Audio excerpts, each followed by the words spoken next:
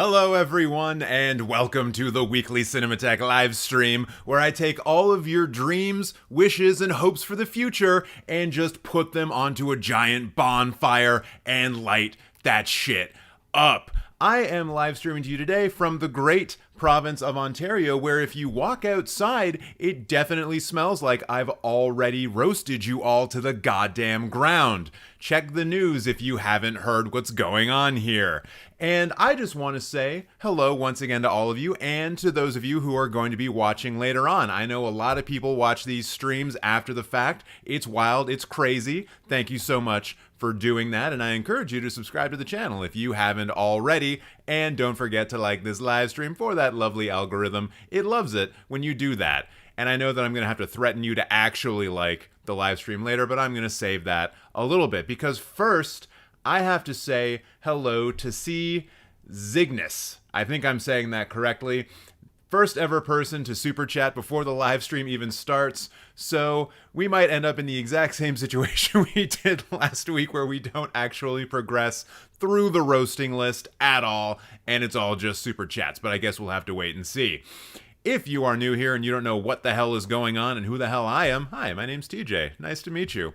And what I'm going to be doing today is looking at your Letterboxd profiles and destroying them. Maybe I'll praise them occasionally, but I'm mostly just going to be punching them in the face repeatedly like they're a Nazi on D-Day. Yes, it's D-Day. Yes, go punch Nazis. I give you permission. And so how this all works is that you must go down into the description box. You must click on the link that takes you to a Letterboxd list, and you just comment on that Letterboxd list. It's called Comment Here If You Want to Get Roasted. And then when you do, you get put on the list, and eventually I will get to roasting you.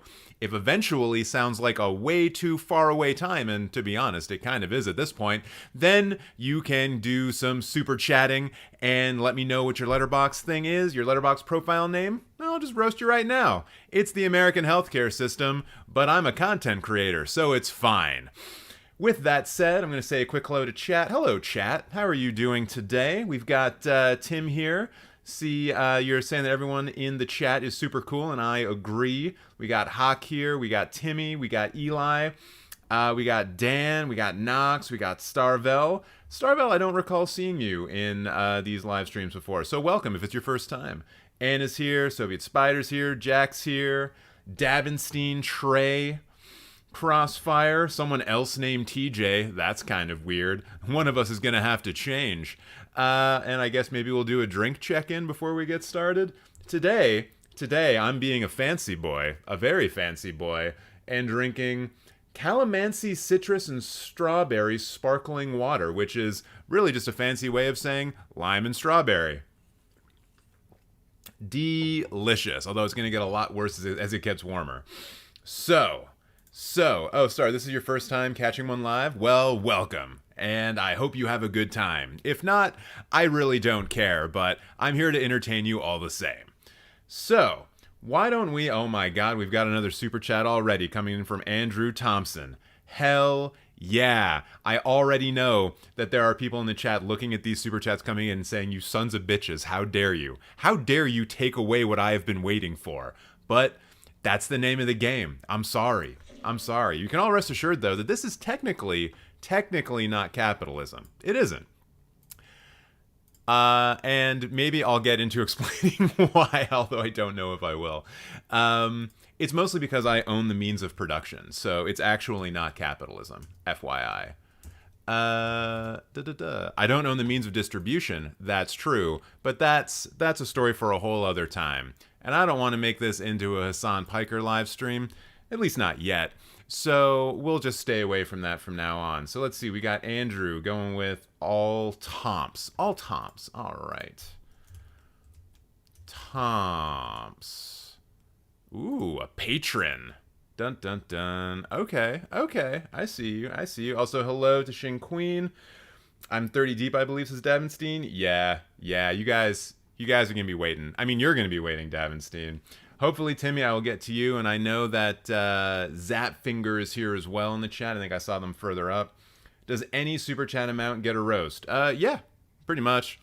That's why this isn't capitalism, because I'm not stacking them based off of monetary value. It's another reason why it's not capitalism.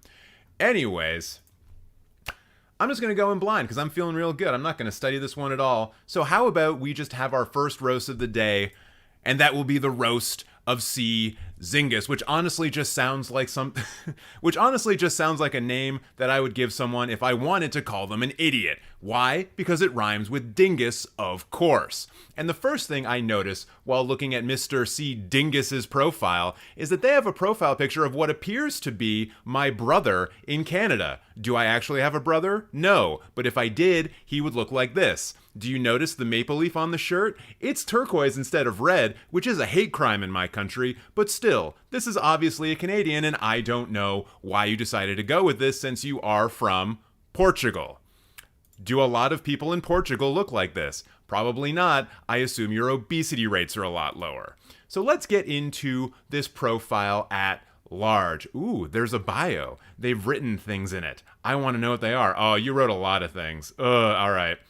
How about you treat this as like a social media website and not the prelude to your fucking novel, for one. And let's just see what's actually in this bio. I have more odds to find love of my life via Letterboxd than Tinder. Oh, you're one of those people that desperately wants Letterboxd to start including DMs, right? So you can like message people based on their top fours. I hope to God, Satan, Christ, and Buddha, all four, that we never fucking get that. I hope you never get your wish. Although I do hope you find love. I'm not a total monster. If you care about movies as much as I do, welcome to my page. What if I care about movies more than you do, though? What happens then? What happens then? Always keep in mind that everything is expectation to my ranking is mostly a reflection of how much a film disappointed or surprised me. Personal taste. Most important thing in a movie is character development. Ah, you're one of those people who excuses shitty Marvel films as long as Iron Man learns something. Wonderful. I bet we're going to have a great time today. The worst thing in a movie is time travel and dream trip movies. How dare you say bad words about Primer like that? Just man, I know you're talking about Endgame because that's probably the only proper time travel film you've seen. But come on, don't do Primer dirty like that. And watch Primer if you haven't. So you got a whole ranking system here.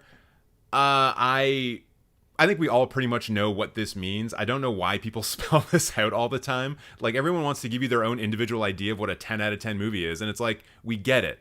It's perfect. It's perfect in your opinion. We know. We get it.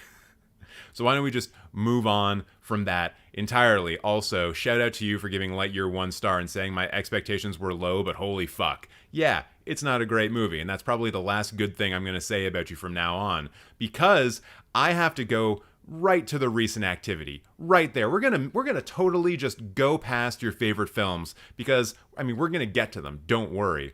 But look at your recent activity. You saw Fast 10 or Fast X, I don't care how you pronounce it, and you gave it a half star. And then you thought to yourself, you know what? I was probably too harsh on Fast 10. I think that very nuanced and very subtle movie maybe has a bit of depth to it, and maybe I need to revisit it a little. And so you went back to it and you watched it again. And after watching it again, you gave it 1 star. What? In this economy, you're going back and rewatching Fast 10 just to give it a half-star increase? Okay, let's just see. There's words attached to these, so I want to see what the review is. The first review is about my first and last experience in 4DX cinema. Yeah, 4DX is a piece of shit. No one should go see it. No one should go see a movie in 4DX. Whoever invented this form of media should be taken to the dark room and beaten. You know what? I think it was actually invented in Canada. We have a weird thing about inventing different ways of watching movies, like IMAX, for example.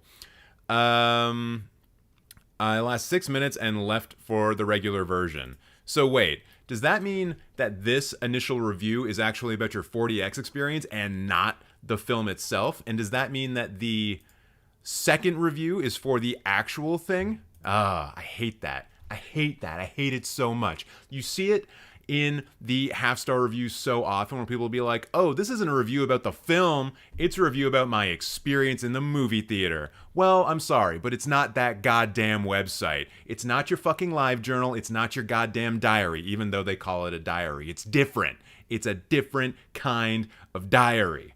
So then, yes, you gave Fast X a half star. That, in and of itself, is not worth looking at, because instead we have favorite films. The favorite films. We have Rush, Os Gatos na Tem Vertigen. Vertigen? I'm sorry, my Portuguese is rusty, by which I mean I can't speak Portuguese. And then you have Only Yesterday, and then World's Greatest Dad. And you know what?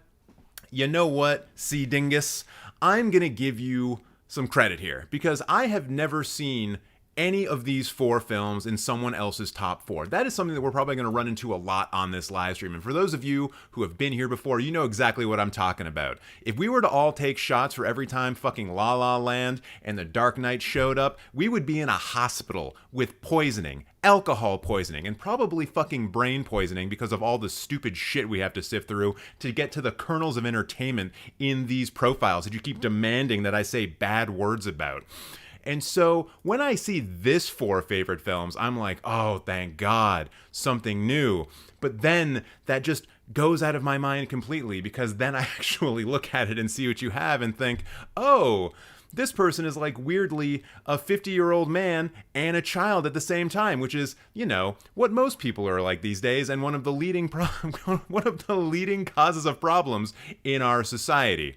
Emotionally immature men is what I'm saying.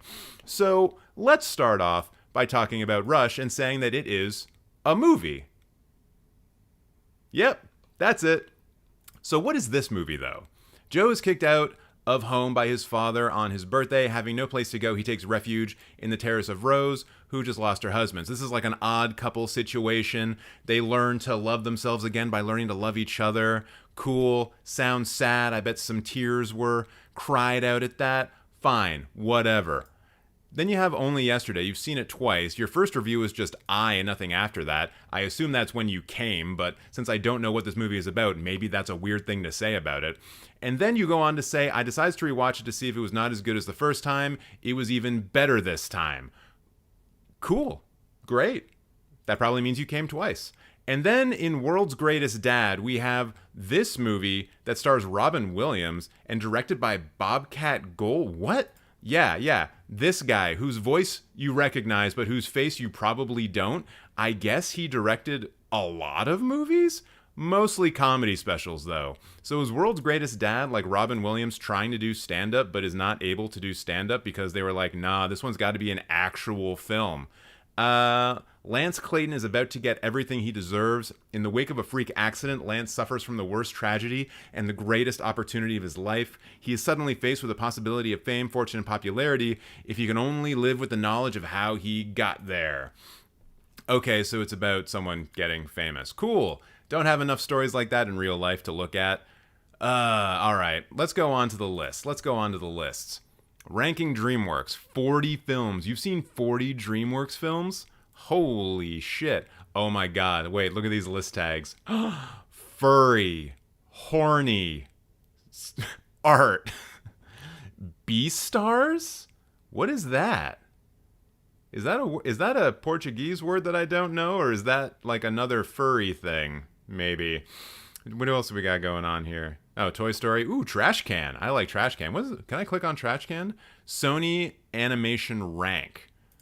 So you use the tag Trash Can for this. Interesting. Also, I don't think Goosebumps is an animated film, dude. It's got real people in it. So you might want to go back and consider whether or not it belongs on the list. Because it's got real people in it. And it's not an animated film. Right? Yeah. Cool. I'm glad we had this talk. What else is going in here? An incomplete illumination rank. This looks like shit to me. I won't see it. So these are the films that you have just declared that you are never going to see because they look like total ass. Chat, let's see if any of these are actually worth seeing or if this person's onto something. All right. First off, First off, you should see The Last Jedi. Don't let the internet tell you to not watch The Last Jedi. Go watch The Last Jedi. The Rise of Skywalker, though, you can put that in your trash can all you want. You should also probably check out Cruella because, like, the production design and costume design are so goddamn good in this movie. Everything else is, like, kind of okay. It's a kind of okay movie, but my God, that production design and costuming, fantastic. 100% real cool. Also, considering you saw Fast 10 twice, it might be to your benefit to see F9. There are things that carry over from that film, I think, anyways. I don't know. All the Fast movies blend together after a while. Ooh. You're totally right about the 355. 100% worst fucking thing I've ever seen. Just legit one of the worst movies I've ever seen. But then, and I see Knox pointing it out, Midsummer. You gotta watch Midsummer, and you gotta watch Us. These two, you take it right out of this list. These are real good movies. Midsummer over Us, but both real good. The rest of the tier, I don't care enough to talk about. You know, I'm sure Terminator Genisys is bad. Oh, wait, no, that's Terminator Dark Fate. Yeah, that's a bad movie. Don't watch that. Also, I will say, I kind of liked this version of Charlie's Angels. I did kind of like it. I did. And I'm not going to apologize for that, because I am the supreme cinephile. We know this. And what I say is rule and law. And we're all law-abiding citizens here. All law-abiding cinephiles, indeed. So what else we got going on here? Top 20. Ooh, Dark Knight in 5th. Or, excuse me, Gran Torino? Your top 20 is different than your top 4. I don't like that. I don't like when people do that. Is this like some ooh shit? Oh my God. Rank a bunch of furry-based media on how hot or horny the characters are. P.S. Quality of the movie doesn't matter. Oh, and there's notes to go along with them too. Apparently we can't see number 1. What are my filters? What am I filtering out? Pornography? Hide short films. Oh, that's the only thing. Yeah, okay, remove the filters. Hellerverboss, no idea what that is. Sing 2, Zuki and Portia are princesses. Are they horny though? Are the characters and the bad guys horny? Like, Space Jam, I kind of get, because Bugs Bunny is, like, always after it, sure. A Goofy movie, okay. I think Max is trying to impress a girl. So, okay, I get that. There's a wedding in Sonic the Hedgehog 2, but it's between the humans. I would say that Puss in Boots: The Last Wish is, like, way hornier than all of these. Really just any movie with Puss in Boots in it. Like, that guy is basically the feline version of an erection, just walking around. So I think there's some reordering here that I would do if I were to create this list. Although I feel like maybe you have more of an in-depth knowledge of this kind of film than I do. Although I have seen most of these.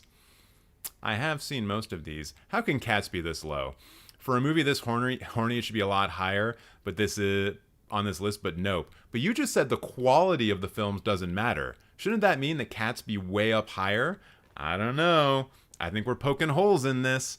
Oh, and I think this is probably the time where I look into the camera directly and say, if you don't like this goddamn live stream, I'm going to reach through this goddamn camera lens and I'm going to squeeze those likes out of you. I am going to throw you around a little bit. This is not real. This is a bit. I am not threatening violence on you, except I am. I am threatening violence, fake violence, not real violence. So you better smash that like button or else I'm going to smash your face like a smash burger, but a vegan one. Once again, no violence here.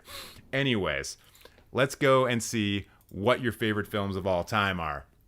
Or at least how you are ranking films. Because I think that's going to let us get to the deep, dark core of CZignis, or Dingus, as I have been calling them.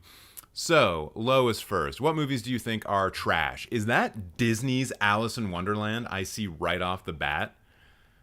This is like most people's first experience with drugs, I'll have you know. Not taking drugs, but just what it would be like to have drugs in our system. I can't imagine shitting on this so hard that you gave it a half star. Really, I can't imagine doing that myself, which is why I think this is wrong. Other stuff we got going on here. Disney's Dumbo at a single star? You're not into the Disney classics, huh? Or at least some of them. Morbius single star? Fair. Don't Look Up 1 star? Incorrect. I would say that goes a bit higher up for sure. Nothing else here standing out. You know, this all seems kind of normal. it all seems fairly normal. Uncut Gems at 1.5 star, actually. That's kind of ridiculous. What did you not like about that movie? Is it too anxiety inducing? You couldn't handle the anxiety? Because I understand that. That movie is made for you to like not feel good while you're watching it. But that's great. Like that's a good thing. Movies should make us feel things, you know? And if one of those things is dread and extreme anxiety, then why not? Why not? Also, Pinocchio, the original Disney, at 1.5 stars, that's ridiculous.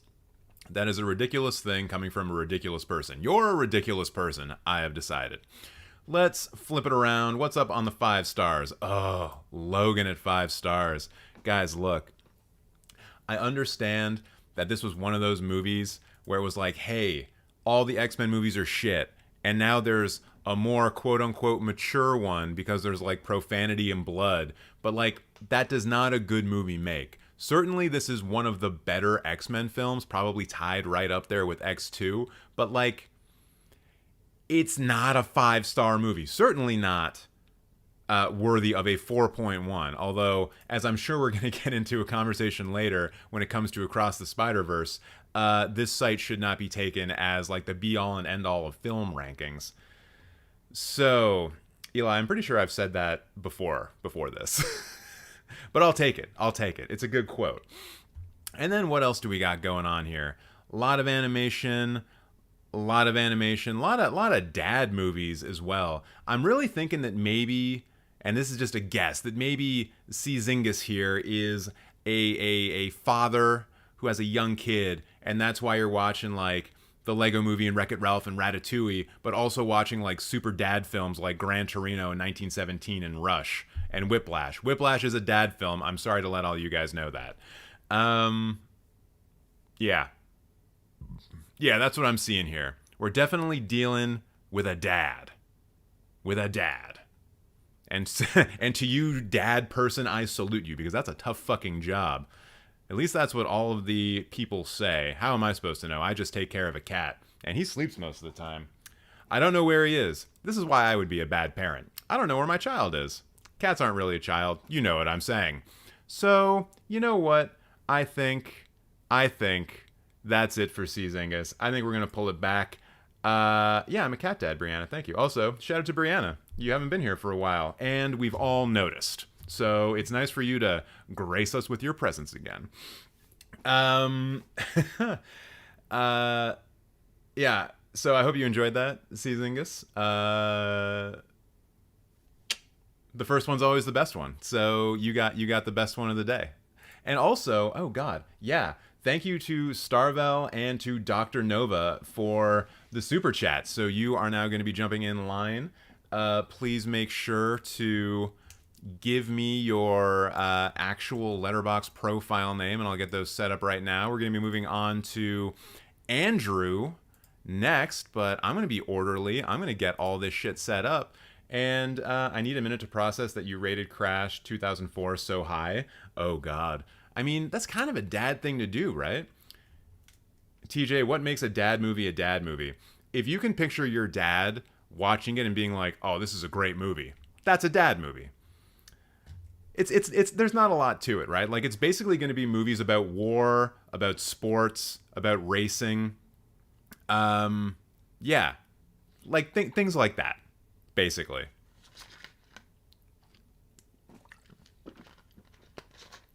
Everyone in the chat, give examples of dad movies and go while I do stuff. Let's see, Starvel. I'm gonna assume. Oh, IceyVTorchy. The hell? I mean, I've already made a joke without even looking at your profile because of that name. So this should be a fun one. Oh yeah. Oh yeah.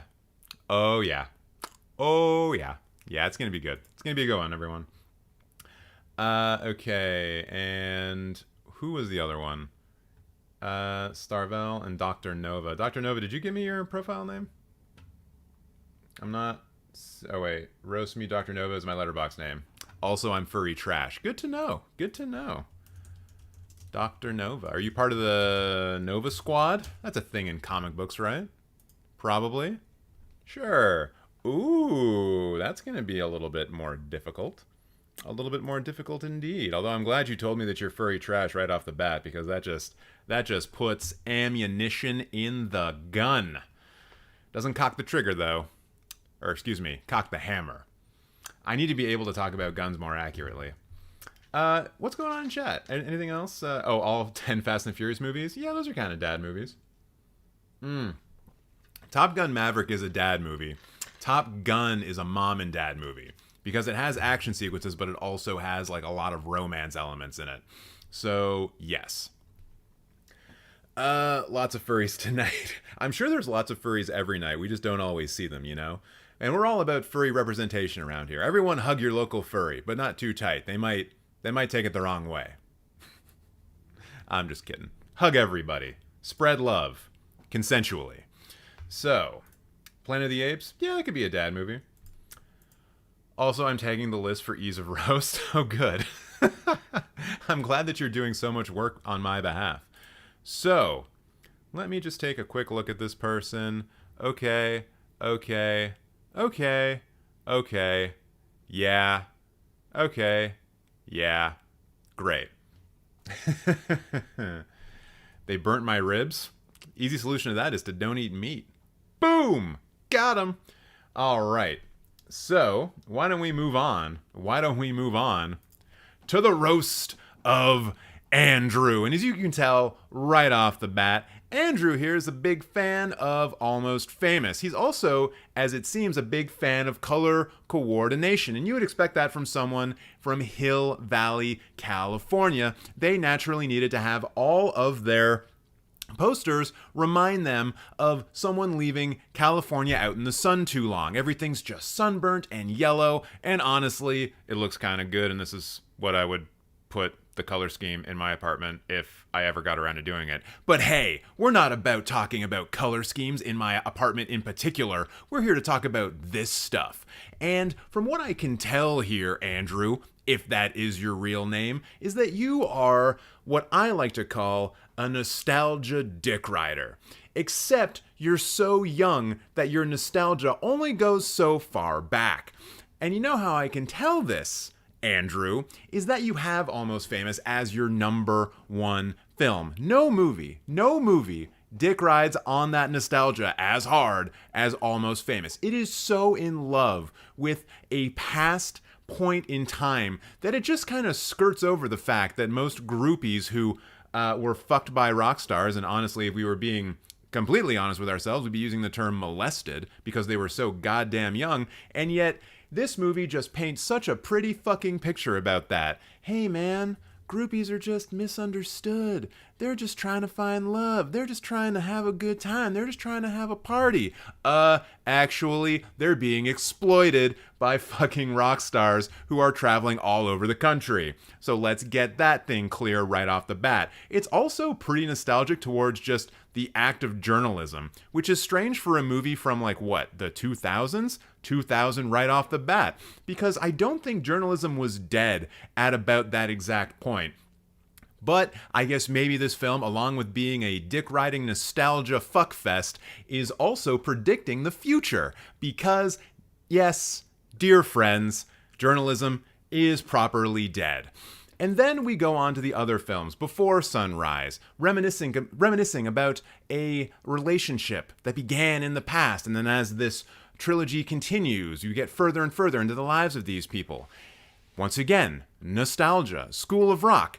Dude literally runs around telling everyone how good Black Sabbath is and basically just like tricks teenagers into liking heavy metal music from the 70s. Nostalgia. And then the most nostalgic movie of them all, 1984 or 1985's Back to the Future, which so many people who don't even remember ever seeing this film are like, oh yeah, oh, that movie's so nostalgic for me, bro. By the way, since you're from California, this is how I assume you sound like, oh, Back to the Future. It's just like one of my favorite movies because it speaks to me on such like a personal level. It's all about, you know, talking to your parents, which I can't do that often because they're both big investors in Facebook. Sorry.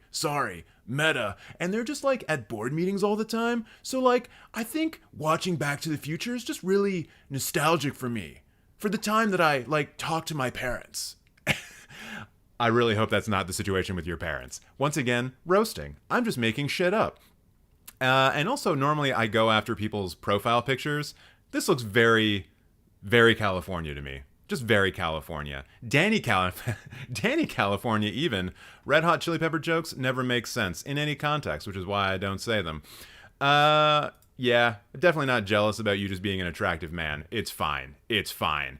So what else do we got going on in this list? Oh, look at that. You gave Paper Moon 5 stars. Dick riding nostalgia confirmed. Am I right? Ooh, The Searchers. You only gave it 3.5 stars? Ooh, maybe I was a little bit wrong. Maybe I was a bit too presumptuous, although I don't think so. Wait. Oh, that's the new White Man Can't Jump. I was about to say, like, hey. The original White Man Can't Jump is actually pretty good. Best use of Jeopardy in a film ever. And if you don't know what I'm talking about, go watch the goddamn thing. Now, I saw someone in chat point this out, and this is probably going to be something that we're going to return to on a couple of these profiles. 468 films this year. We're not even halfway through the year yet. That means, dear Andrew, you're on pace to watch what? 1,000 films this year? 1,000 films this year. I, a professional film watcher, am going to top out around 250. You're going to watch 1,000? Have you seen grass recently? Or is it all sand? I'm not sure how it works in California. In any case, you should touch what is there.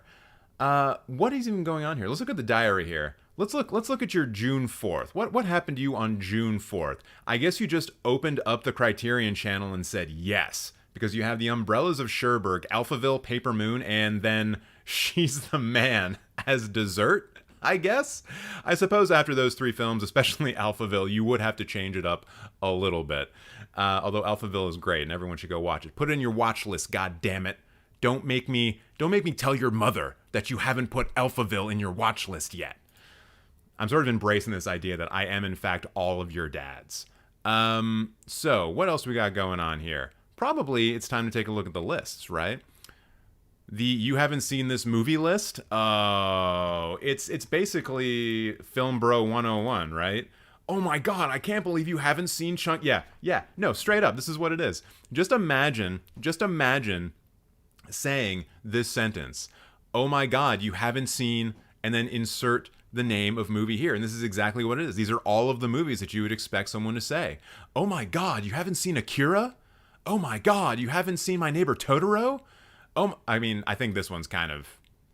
I think filmed stage plays and musicals, they barely count as films, so I don't think anyone's going to be saying, oh my god, you haven't seen Hamilton? I don't think that one's going to be one. Suspiria? Sure. Star Trek II: The Wrath of Khan? A little bit wordy for this example, but I will allow it. Also, you should take The Searchers out of here because you've already seen it. Come on now, keep this shit updated. Also, The Hunt for Red October is like low-key kind of good. I have a thing for like really well-made American films from the early 90s, but that's just me. That's just me being a kid who was born in like the 80s. Best use of color in film. Vertigo, I would agree with. 2001, I would agree with. Schindler's List. Sure, yeah, mostly a black and white film, but I imagine you're talking about that red jacket. What else we got going on here? Anything interesting? Anything fun? Rafiki, sure, cool, like it a lot. Paris, Texas, still need to see it.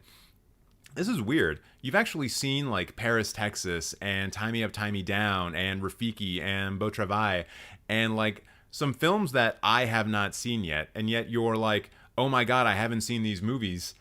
List is like just such basic stuff. You're doing the opposite of what I usually do, which is see the most basic things possible. Just so you guys know, every time that I call someone a basic Criterion bitch, I'm talking about myself. I'm angry at myself all of the time. That's why I do these roasts. I'm basically always making fun of myself. Kind of like how I'm going to make fun of myself by looking at this stupid goddamn Star Wars ranked list, because that's the contract, the social contract that I've signed with all of you. So please hit that like button, because we have a social contract. And you know what? Right off the bat, this isn't that bad. This is actually kind of good. It's not perfect. It's not perfect, but it's one of the best we've seen, in my opinion at least. You got A New Hope #1 and Empire Strikes Back #2, correct. Last Jedi #3, maybe a little bit too high, but hey, not bad, not bad. Return of the Jedi 4, okay, yeah, it's about where it should be, maybe #5. Force Awakens, a little bit high. Rogue One, a little bit low. Revenge of the Sith, a little bit high. Attack of the Clones, probably could be lower. But yeah, this is actually arranged kind of good. You know what? I don't do this very often, but this is pretty not bad. Bang. There you go. That's what you're paying for. One comment. Ooh, I forgot the rule that I made last week where anyone who does a super chat, I also recommend something for them to watch out of their watch list. I'll go back and do CZignis after this. It's only fair. It's only fair. Movies that end with the main character running away from the villain by escaping in the back of a pickup truck. Yes. Yo, can I like this? I want to like this. How do I like lists? I don't know how to use this site. Boom. Texas Chainsaw Massacre and But I'm a Cheerleader. If you don't know, watch both movies. Watch both of them. That's right, you got me complimenting a Star Wars list. Last time it's ever going to happen in the history of the Earth, the universe even. The heat death of the universe will happen before I like another Star Wars list. What else we got going on here? Movies from 2017 that have a George Harrison song. Huh. That's about 2 more than I expected. And then 1 Million Watched Club. That has nothing to do with you. That's not personal. That's just you trying to throw together a list to get likes. Which, as someone who does the exact same thing, that's fine. It looks like you're also cloning lists because there's no way you put together like a 1,200 film list of the 1,001 films you must see before you die. I see you trying to steal that valor, that cinephile valor. I see it happening. I see it a lot, actually. So let's head over here to the films that you have rated. What are your bad takes? Yo, Birth of a Nation half star. Good for you. Good for you. I can't even be angry at you anymore. You've cleared it. You've cleared the fucking bar. Positivity from here on out. Thumb Wars 1 star? Fuck you. How dare you rate this cinematic classic so low? Thumb Wars, The Phantom Cuticle by Steve Odekirk, you son of a bitch. I am going to reach through this camera lens, shove my entire arm down your throat, and rip out your stomach so I can laugh at it for having ever being inside your body. I'm just kidding, though. This movie is probably terrible, and I've never seen it. Like I said, positivity from here on out. Nothing but positivity. Aren't you guys glad, though, that now you know that Thumb Wars, The Phantom Cuticle exists? You live in a world where someone was given money by someone else to create a parody of the Phantom Menace with thumbs. That's the society that you participate in. Kind of puts things in perspective, doesn't it? Anything else here that's kind of out of sorts? I think the Meg that low is a little harsh, but aside from that, oh, hold on. Hold the goddamn phone. Stop the presses. Starship Troopers, 1.5 stars. You don't like brilliant parodies and satires of fascism that also have a lot of great action sequences in it? Come on now. Starship Troopers is a modern fucking classic. Get off of it. Also, Kung Pao, Enter the Fist. I know that this is a bad movie, but I love it to death. It's great. Big fan. Big fan.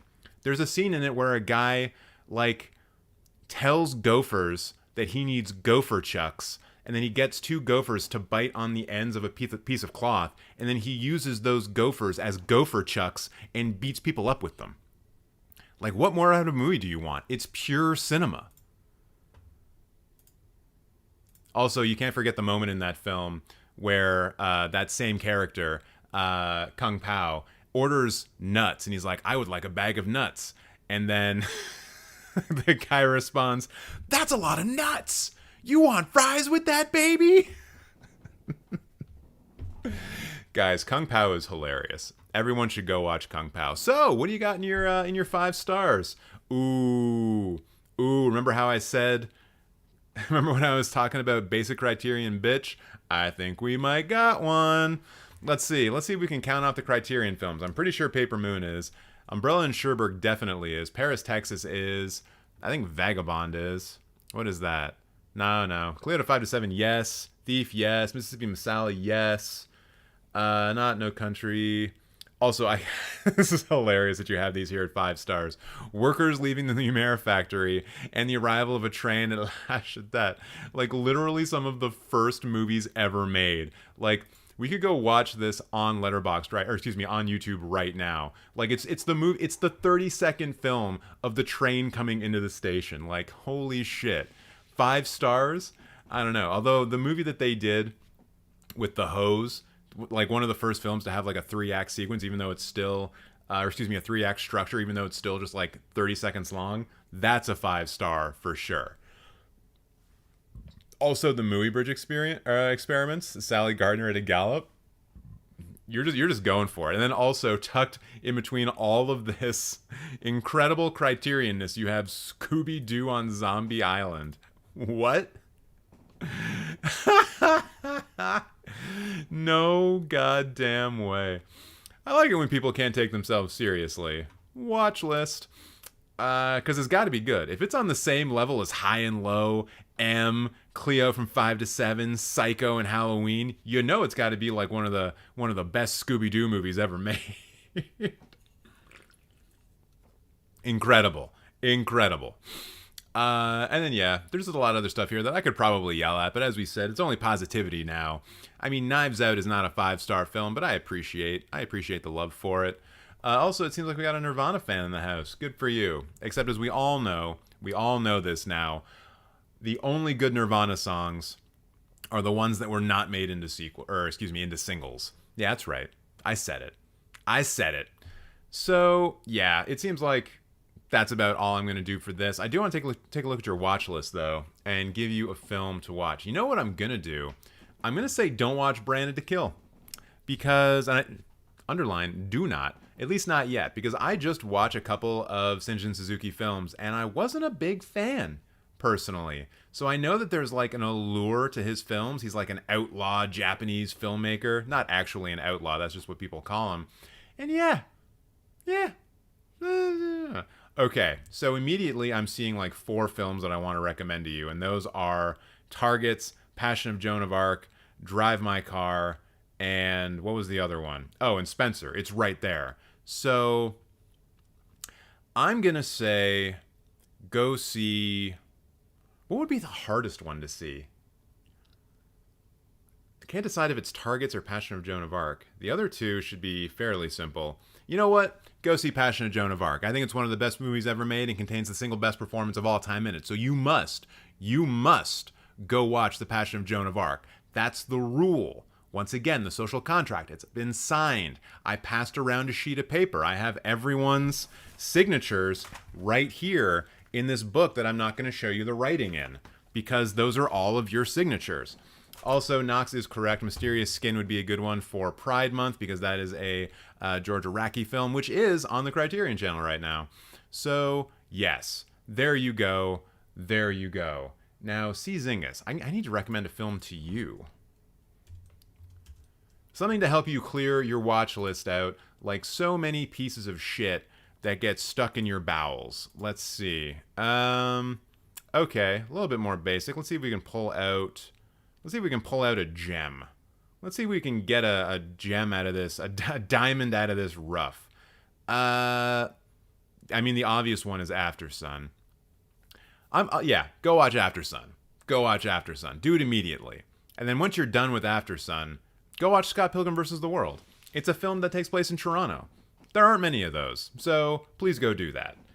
Okay, we're going to bring it back to here for a second. I need to exhale. I need to catch my breath, because there's just another roast coming right after. Oh my god. I haven't seen Past Lives yet, but I intend to soon. I had the opportunity to see an advanced screening at TIFF, but I turned it down because it was too expensive. Starvell, don't be scared. You should be scared. You should be really scared. You should be terrified right now. If I were you, I'd be quaking in your boots. You know what I would do, actually, if I were you? I would put boots on so that I could quake in them. I'm coming for you, kid. And it's not going to be pretty. I'm just kidding. It's all going to be in good fun. Just good fun. What else we got going on in chat? I haven't said much to you guys already. Benji's here. Can you do mine, please? Benji, it goes in order unless you do super chat. So if you're in the list, I'll get to you probably in a couple of months. Maybe longer, depending on how these live streams have been going recently. And thank you once again to everyone who has been super chatting. I greatly appreciate it. It helps me keep thinking that maybe, just maybe, these live streams are good and that you like watching them. So thank you for that. Is anyone throwing hot fire in the chat? Anyone got some like crazy takes that I can respond to? I love that there's the Pinocchio, a true story movie in the watch list too. I think a lot of people put that in their watch list after watching, like, I think it was the Cosmonaut Variety Hour video about it, where he just watched the whole thing and made fun of it the whole time. That's how I found it. That's how I found out about it for the first time. So yeah, it's I think everyone just wants to experience the stupidity for themselves. I cleared out my watch list and made a new one. Yeah, it's probably a good idea. I have a limit on buying steak knives now. TJ ruined my culinary lifestyle. What? I don't understand. Did you go vegan? And that's what you can use steak knives as a vegan. You can use them to dangerously spread peanut butter on bread. That's something that you could do. You could use them to not dangerously cut that bread so you can put peanut butter on it. There's lots of things you can do with steak knives as a vegan.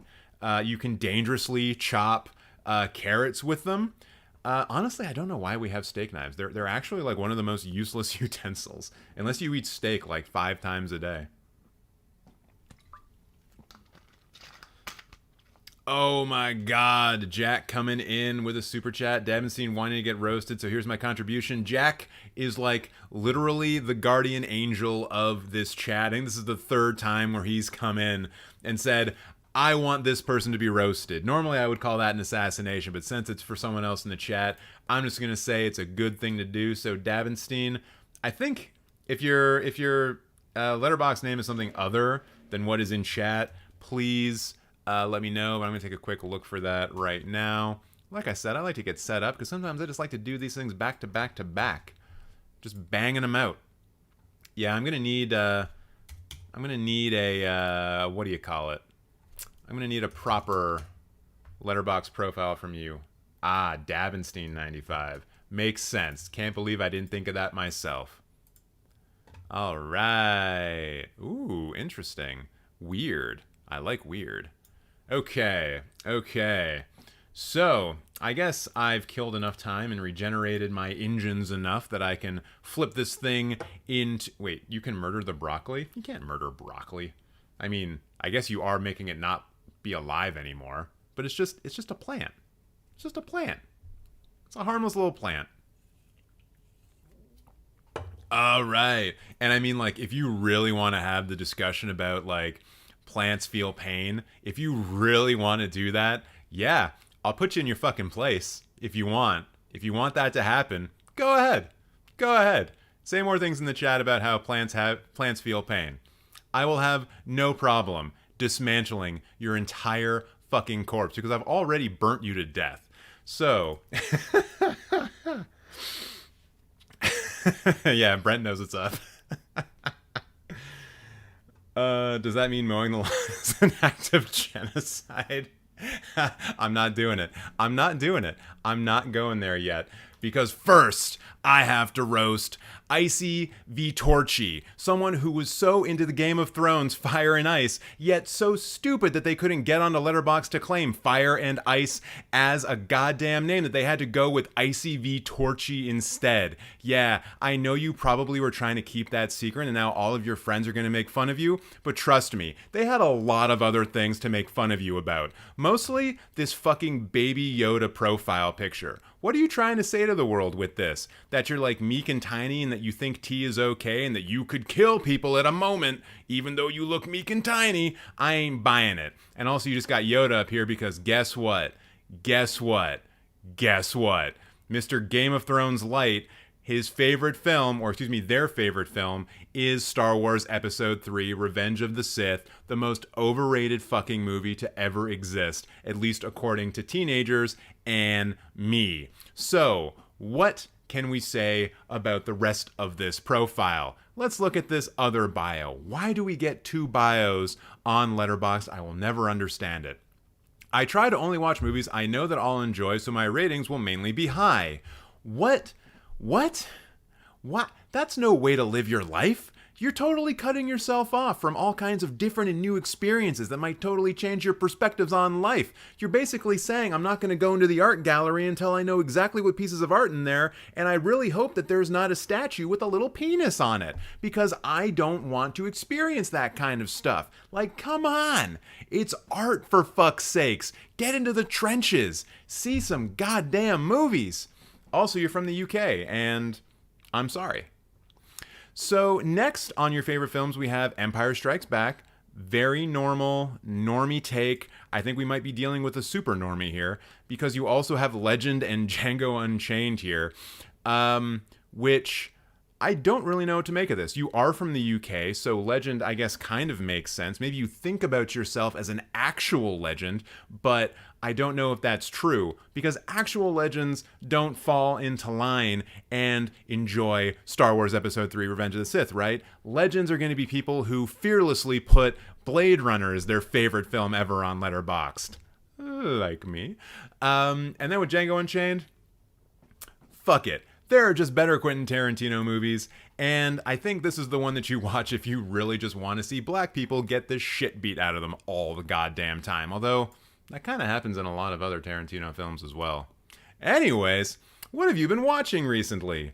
Ooh, you gave Smile 4 stars. I haven't seen that movie. Wait, what did you say about Smile? Almost shit myself on a few occasions. I definitely wouldn't cope with films like Insidious. I wish this was on Where's the Jump?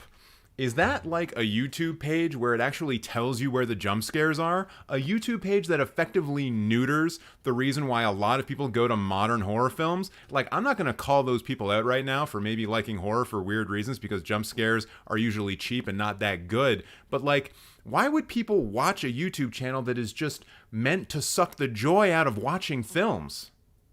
Is that why you guys watch this channel? Because I suck the joy out of watching films?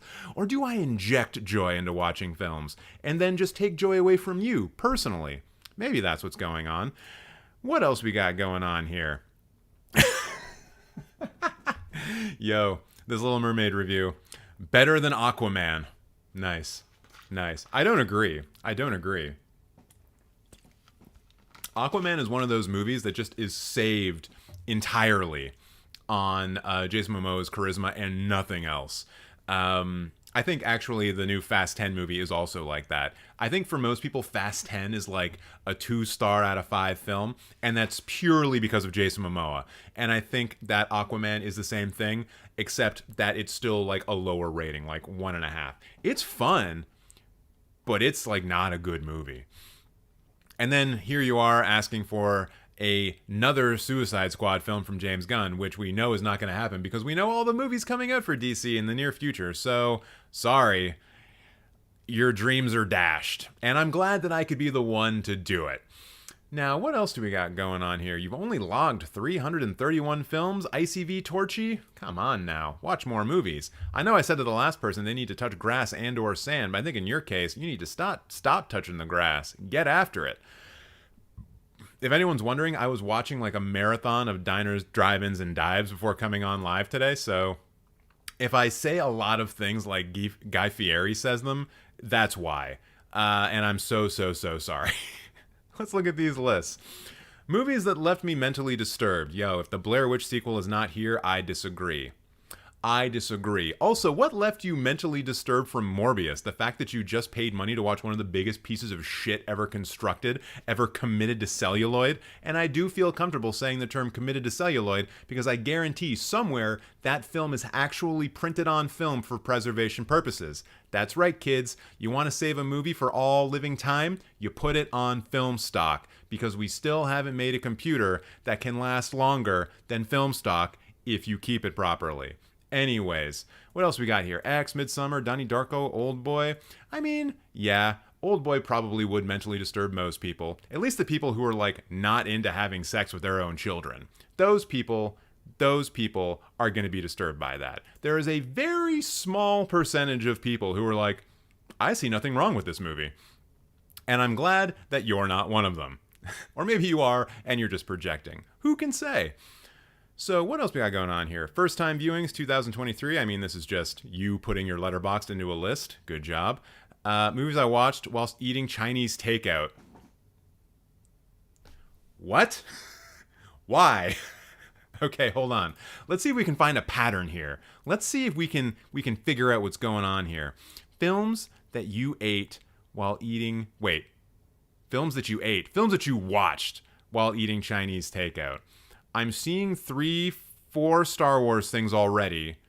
So maybe that's what's going on. Clone Wars, 5.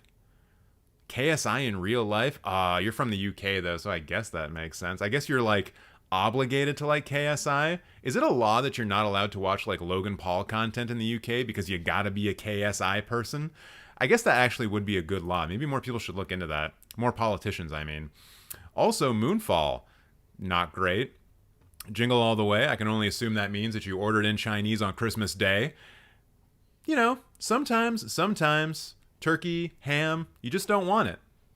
So you get Chinese and you watch Jingle All the Way. It's not a bad Christmas. And then you also watch Suzumi. How did you watch this while eating Chinese takeout? It's still in theaters. Did you take Chinese takeout into theaters? Did you take money away from the poor, starving, independent movie theater near you by bringing Chinese takeout into this film? You thought to yourself, you know what I'm gonna do? I'm gonna get a big fat fucking egg roll and I'm gonna take it into this movie theater that is dying, that is literally dying, and I'm just gonna eat this big fucking egg roll in front of them and say, this is a much better egg roll than your popcorn. Is that what you did? Because you should feel ashamed of yourself if you did do that for multiple reasons. And then you got X-Men 2 here, which is a pretty good movie. Let's move on. Released before I was born. I mean, I'm from the 80s, and most films were made before I was born. So, you know, if everyone were to make this list, it would probably just be most of this website. Disaster movies. There are more disaster movies than that. Hold on. Do you even have, like... You don't even have, like, Independence Day in here. Or any disaster film made before, like, 2001. Wait, what's the oldest disaster film that's listed here? Is it Geostorm? 2017? I think it's Geostorm. Wait a minute. Knock at the Cabin 2023. Oh, Knock at the Cabin. I thought it was Cabin in the Woods. I thought it was a Cabin in the Woods remake. And you know what, Eli? I see you saying that this guy has a lot of lists, but like, it's only 3 pages. We've seen people, we've roasted people who have had like 13 to 15 pages of lists. So I'm not going to say he's going so hard on the lists. But now I want to see the films. I want to see Game of Thrones posers' opinions on films at large. God, isn't this website great that it just allows us to do this? And look at that. We've already got a kind of a hilarious thing. The only film that earns a half star, according to Mr. Hey, wait a minute. I made a joke earlier about Old Boy with father-daughter incest, and I've been making several jokes about Game of Thrones, which has, aunt-nephew incest, I think? Or cousin incest? I mean, it has a lot of sister-brother incest. A lot of incest is what I'm saying. Anyways, Winnie the Pooh, half star, the only one that gets it. Beyond that, we're talking about films like Morbius, although this kind of gets up there. I guess maybe this is only 4 or 5 pages deep, but we're at 3 stars. We're at 3 stars before we even get off the first page, so I guess it's true. You're only putting films in here that you think you're going to like, which then, I guess, brings me to an interesting question. Why did you think you were going to like some of these movies? Like, what was it about the Texas Chainsaw Massacre remake that was universally panned that literally every single person in the world shit on? They just shit on it. There was a day in 2022 where all world governments decreed that everyone needs to write down on a piece of paper Texas Chainsaw Massacre remake and then put it in a toilet and then just shit on it. Everyone had to do it. We all had to do it. You all remember this. And yet you thought to yourself, you know what? That might be a movie that I like. And you went out and you watched it. What? Why? What was it about it that, like, brought you in, that made you think it was going to be good? I don't understand. Now let's flip it around, see what else is going on here. Cross the Spider-Verse, naturally. Guardians of the Galaxy Volume 3, naturally. Someone who really rides on that recency bias. Love to see it. Not really.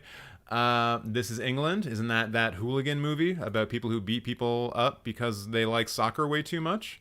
Yeah, I mean, I fucking love soccer, but I wouldn't, like, beat people up because of it. That's a weird thing to do. What else we got going on? What else we got going on here? Yeah, a lot of comic book movies. A lot of more recent movies. Deadpool, you know. The Addams Family, classic MCU film. Django Unchained, Boiling Point, Star Wars. A lot of Black Mirror episodes, but already we're out of the full 5 stars. So at least you're being a little bit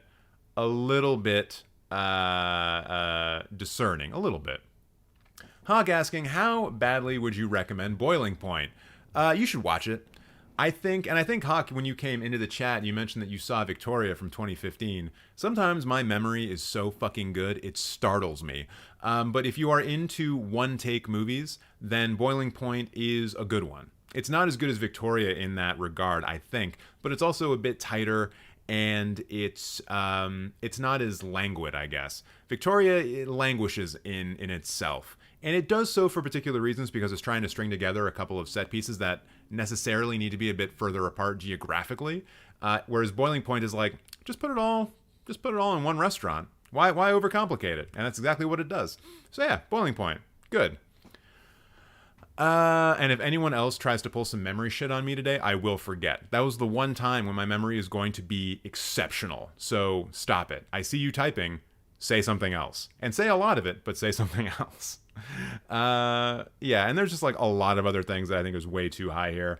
But I think, you know, you're a kid. You're just figuring it out. Props to you for even putting Oldboy at 4.5 stars. But, you know, Deadpool 2, that's like a 2.5, 3-star film. A lot of these are 2.5, 3-star films. And you know what? You're gonna understand that as you grow up, as you get older. And I do see signs of goodness, you know, with Boiling Point, 5 stars. Like, yeah.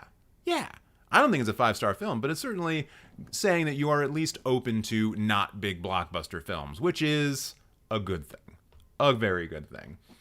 So now I'm going to force you to watch a movie, and I think my eyes just immediately got to here and was like, holy shit, you are like trying to see some of the slasher horror films, huh? Like, I just saw Friday the 13th and then the 2 versions of The Town That Dreaded Sundown, which I'm pretty sure is its own, like, you know, there's a thing in America called, like, sundown towns or something like that, where if you're a black person caught in a town after sundown, you can expect to be murdered by white racists. And I think The Town That Dreaded Sundown is meant to be a kind of critique on that.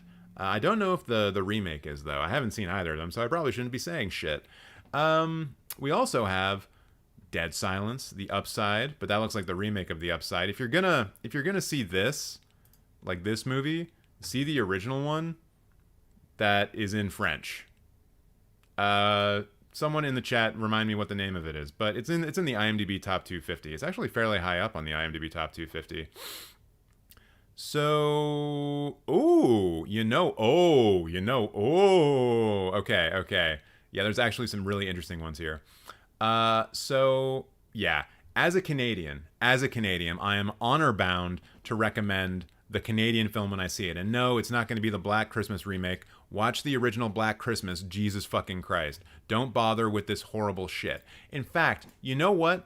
I'm going to say this to chat. I'm going to let all of you guys know about the original Black Christmas remake from 2006.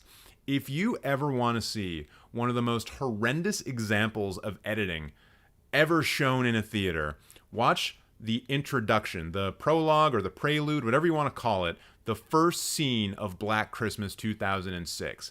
It is horrendous. I do believe that the Hague is investigating it for a crime against humanity. It is remarkably terrible. In a sea of shitty remakes at that time period for horror movies, this one stands on top of the pile of shit, especially with that opening.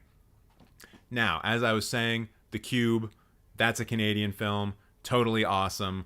It's how low-budget horror films should be. Extraordinarily original. You will never see another concept like it, although now it's basically what escape rooms are. So I guess the escape room movies are kind of like it, but they still don't come anywhere close.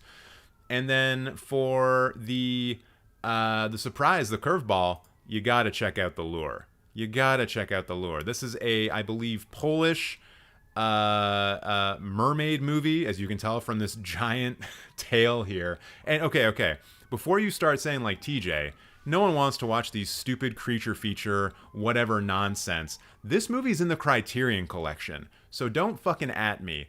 Watch this goddamn film. It's like a horror, musical, sci-fi kind of thing. I guess actually not sci-fi. It's wonderful though. What are its genres? Music, fantasy, and horror. There you go. So yeah, check this one out. That one's a huge curveball. But The Cube. You should watch Cube. Watch Cube. I demand it of you. Go see it right goddamn now. All right.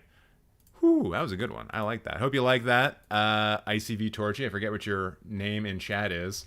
It'd be so much easier if everyone's Letterboxd profile name was just your YouTube name. What's going on? Why not? Why not?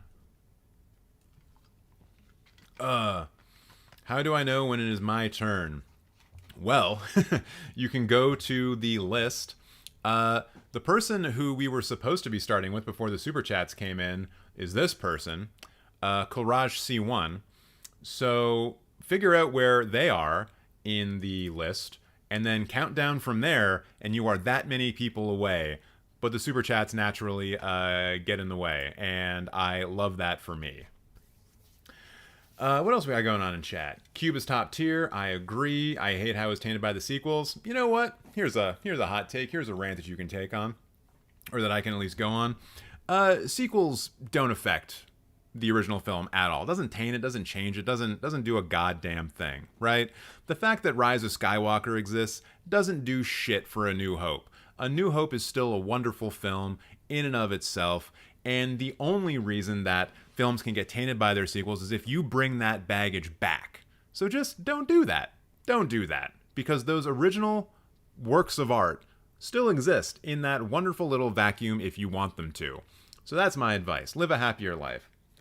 She's the Man is fun, don't demean it. I didn't demean it. I didn't say a thing about it. Brianna, are you really far behind? I haven't mentioned She's All That in She's the Man in an hour. What's your favorite movie of all time? I have a list where I want to watch other people's favorites. You can go to my Letterboxd account to see that. But also, I'll just tell you, it's Blade Runner. Blade Runner's sick. All right, I guess I'm going to watch Cube tonight. Yes, you goddamn will. And shout out to Jordy for getting in with the super chat. And you were actually in the line for today, but I think you noticed that there were already people in front of you, and you were like, I gotta go. I gotta go today. So I'm just going to move you up. Yeah, this is definitely you. There's no way there's two people in the world with the username JordyWatches. So yeah, you're now third from the front.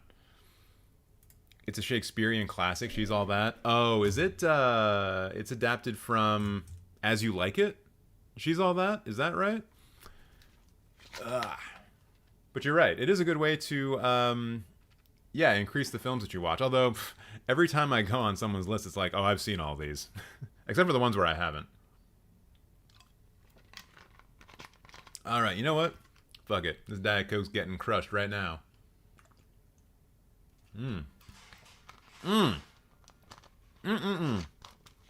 Nothing like lukewarm Diet Coke to really get you in the mood to hate things. After I finish watching Raiders of the Lost Ark, I'll watch Blade Runner. Hell yeah. Just make sure you watch either the director's cut or the final cut. You're probably only going to be able to find the final cut, but don't watch anything other than those two. Hello, Graham. Thank you for joining us. And thank you, anyone out there who is just joining in right now. Yes, we are roasting Letterboxd profiles. If you want to get in the list to have your Letterboxd profile roasted, head on over to the description. There's a list link there, a Letterboxd list. Go to that list and comment. If you don't want to wait potentially months to get roasted because there's so many people for me still to get to, then you can super chat and you can jump the line. Doesn't matter what you donate, you just go to the front of the line or near the front of the line. You will definitely get roasted today if you super chat. And there's some other things you can do here on Cinemateq if you would like to support the channel. liking videos, watching videos, commenting on videos. Engagement is the most important thing. Subscribers, really doesn't matter. It's a nice vanity stat for me, but like just watch shit and that will allow the channel to grow on its own. You can also become a channel member if you want. Costs $1 Canadian. I don't know what it costs wherever you guys are living, but once you do, you get access to the channel emotes. And no, I haven't made an Octussie one yet. I checked. I don't have the room. We need way more people to sign up to get one more emote slot. So if you want an Octussie emote, that's how you get it. That's the carrot I'm gonna dangle in front. I'm gonna dangle in front of all of you. You want an Octussie emote? Become a channel member. There you go. That's how it works. And also there's a Patreon you can join, which you can check out, link in the description box below. I'm going to move on from that though, because I see the concurrent viewer numbers dropping because you guys want to see a goddamn roast. So let's get into it. The Roast of Dr. Nova. And I can only imagine that you are not an actual real doctor because you have the taste of a child. That's actually not true. These favorite films do not denote a child at all. I don't know why I said that. I leaned into the joke too quickly before realizing my surroundings.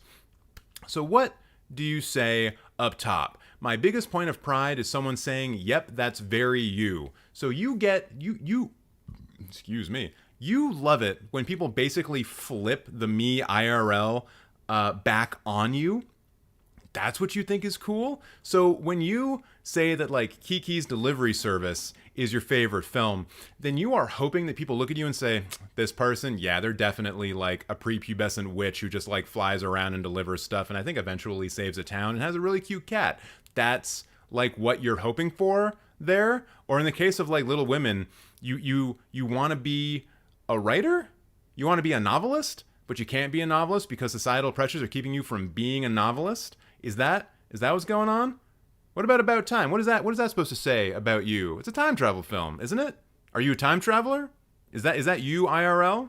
Is that what you hope people say is very you?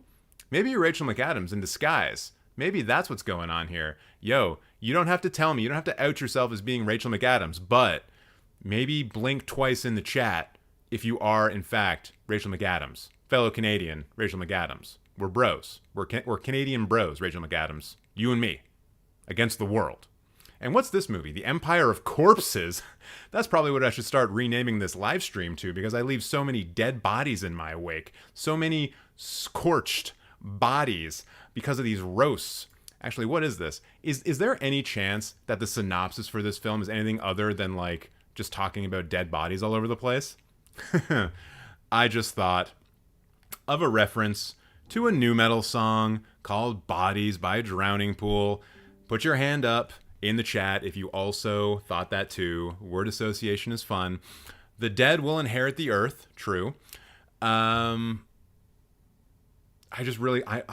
almost like got brain stuck on the on the tagline from Night of the Living Dead. You know, when there's no more room in hell, the dead will walk the earth. For a split second, I was like, when there's no more room in hell, the dead will inherit the earth. No, that's not right. Anyways, the story takes place in 19th century Europe and revolves around John Watson. He is scouted by the government to become a secret agent. However, Watson lives in a world where Frankensteins, human corpses that are repurposed with a false soul in order to use them as laborers, are used to improve industrial development. Holy shit. Is this actually like an anti-capitalist film? Like, they're reducing the bodies of laborers down to like these individual pieces they can just stitch together and set to work. Like, that's what's going on here. This is like a Marxist film. Someone made a Marxist anime, and it's called The Empire of Corpses. If I were to go and buy this in a Sunrise Records, would they also give me the Communist Manifesto? This is awesome. Good. And I bet this person over on the right, I bet she's like the bourgeois fucking queen, right? Yeah, she's definitely the person. And I mean, this guy over here on the left, like, he doesn't give a shit about workers' rights. I don't care that he's wearing red. That guy does not give a shit about workers' rights at all. But I bet she's the owner. I bet she's the owner class who's like getting all these Frankensteins to like, I don't know, dig for coal or something like that. Something 19th century Europe. Maybe, yeah, no, they had coal in 19th century Europe. That was a good reference to start with. So what else do we got going on in here? Looks like someone thankfully, my God, it's like no one in this chat, no one on these live streams, no one who gets roasted is ever watching older films. And then what do we see in recent activity? A Death Note movie, which, sure, you obviously like anime, but then The Woman in Green, The Scarlet Claw, and The Pearl of Death? What is the average age of these films? 1945, 1944, and 1944. Oh my God. Someone who is actually watching films before Hitler was dead. Incredible. Incredible. Or excuse me, movies from before the time when Hitler was dead. Oh, it's so cool that Hitler's dead, right? Like, it's kind of great that Hitler fucking died because the Nazis lost the war so hard. God, that's a cool thing. This is not sarcasm. I fucking love that. I fucking love that Nazis lost. And I love that anti-fascists won. Anti-fascists. Remember that. So, what else we got going on here? Lesbian Vampire Killers, 1 star. Oh, someone who is perhaps... Oh, wait, this is not a Roman Polanski film. I was thinking of something else. Lesbian Vampire Killers is a testament to why we need a comma in titles. I thought it was lesbians that killed vampires, but no, it's James Corden. Oh, James Corden is in the film. I should give it 1 star for false advertising. Well, I mean, you did give it 1 star for false advertising, so there you go. There's no should. You just did it. Congratulations. You gave 302 stars? Man, I remember when this film was so hype. I was in university when this came out. Everyone wanted to see it. Everyone wanted to see it. You want to know why? Do you want to know why? Let me give you guys a little hint. Because the 9 Inch Nails song that was in the trailer, so fucking good. Anyways, back to roasting. I have seen gay movies. I have seen homophobic movies. This is the first movie to be both gay and homophobic. Zack Snyder, I hate you. God damn, 360 likes. You got more likes on a review than I ever have. Maybe you should be hosting these roasts. Although you have only seen 1,500 films, which pales in comparison to my strong 3,700 plus. And I have more followers than you, but I mean, like, no one's keeping count of these things. Am I right? So, what else is going on here? What else is going on here? We gotta take a look at the lists. We gotta take a look at the lists. What's going on in these lists? Anything but Holmes and Watson, a Sherlock Holmes fan list. I mean, that's just a lot of movies. And that's fine. That's fine. I like how you have The Great Mouse Detective. Well, this doesn't look like it's ranked, right? Oh, it is a ranked film. So wait, The Empire of Corpses is the number 3 film in this ranked list, but is your 3rd or 4th favorite film of all time? Why isn't The Great Mouse Detective and Without a Clue in your top 4 of all time? I can see here that you gave this one 4 stars and this one 4 stars and this is a 5 star. So like automatically, this rank system doesn't make any sense. What are you doing? Why are you doing this? But once again, you do have a lot of older films here. So there's only so mad I can get. And Enola Holmes being that far down is correct. And also, big announcement for me, Enola Holmes 2 is no longer my most liked review on Letterboxd. Yay! I'm cool now. Uh-oh. Furry trash. Furry trash. That means that the trash was left out too long in the sun. That's why it became furry. It grew moss, and it became disgusting. Although I'm sure that this is referring to something else.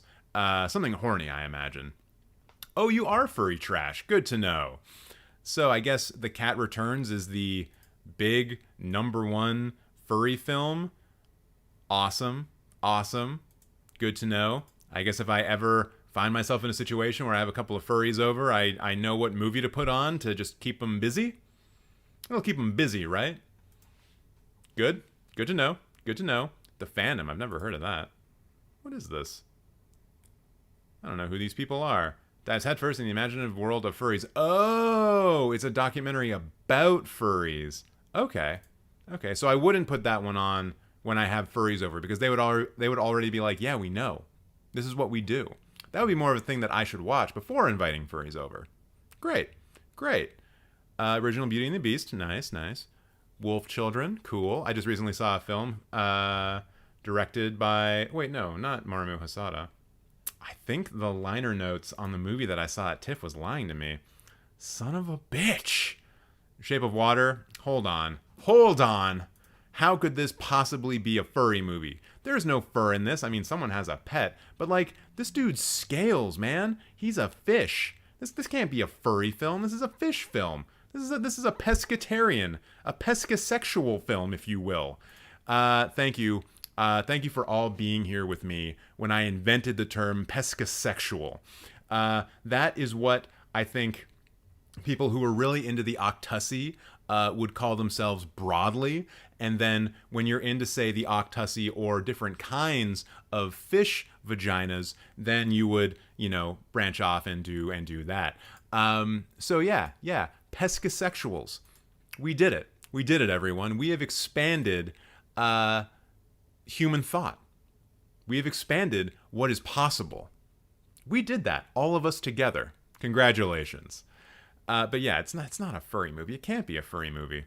Cats, even furries hate the Cats movies. If you think Lola Bunny is hot, you're a furry. Man, you just outed like my entire generation. How dare you? How dare you do that to us? Oh, man. What else we got going on in here? All my lists are lies. Yeah, and everything I say about every single one of these profiles is a lie, too. Don't you guys get that? I'm not a serious person. You're just putting all of these things. Yeah, this is a boring list. Because this is just your films. This is just your films. No one needs to see that. No one needs to see that. Although I do like this.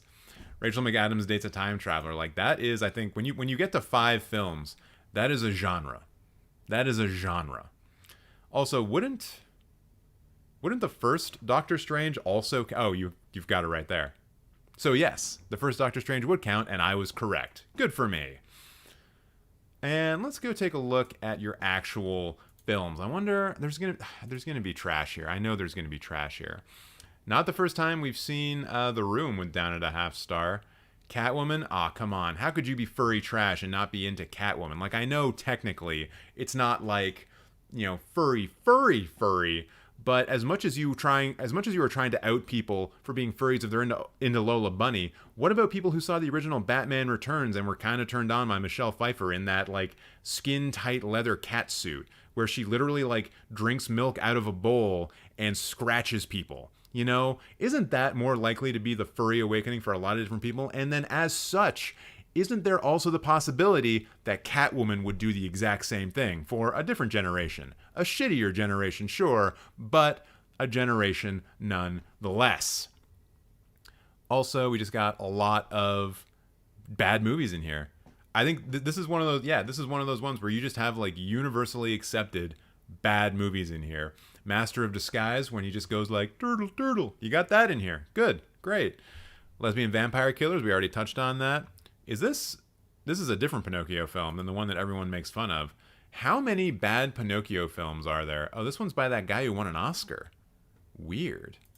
Okay. And then we got what? Daddy Daycare. We're Back. What? A Dinosaur Story. I kind of doubt that's a dinosaur's actual story. You love these Pinocchio films, right? Maybe you're not a furry at all. Like, I don't think you're a pescasexual, but maybe you're more into wood. Well, what's the name for someone who's into wood? And not like, don't think about it in a gross sexual way. Think about it in a different gross sexual way. What's the name for someone who's really into wood? Someone who's really into getting splinters. Sorry. A carbon sexual. Interesting. It's not right. Lumberjack. Oh, the crossover potential is incredible. Queen of the Damned rules if you're into nu metal. I mean, there's been a discussion in the Cinemateq Discord about Queen of the Damned recently, and join the Discord if you haven't already. Link in the description box below. And yeah, it's not a good movie, although it does have some fun pseudo corn songs, I guess. But yeah, since it's Pride Month, we've basically been talking about how it's a dumb film because they made the lead character straight, they made him straight, and that's bad, and you shouldn't do that. Don't straight wash films, am I right? All right. Oh wait, is that the Rocky Horror Picture Show? Oh wait, no, it's something else. Oh, it's just people doing it again?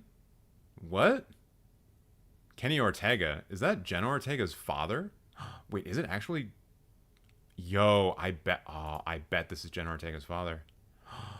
Is she a Nepo baby? I had no idea. We should confirm this. Hold on. We need to confirm this. Kenneth John Ortega. I'm sorry. I got to pause the roasting. I need to know this. I need to know this. Is this Jenna Ortega's father? Ah, he's got nothing. He's got nothing listed. Personal life. Ortega is gay. Could still have a daughter, though. Could still have a daughter. Okay, nothing listed. Nothing listed. Oh my god, Victorious. What is Victorious? Was that a thing that you just saw? Ooh, wait. Gotta get rid of that. Is there a movie here called Victorious? I don't see it. I don't see it. I Don't Dance? Ah, okay. Nickelodeon show. Gotcha. Gotcha. Is that RuPaul? I know I'm a terrible ally for not knowing that, but like, is that RuPaul?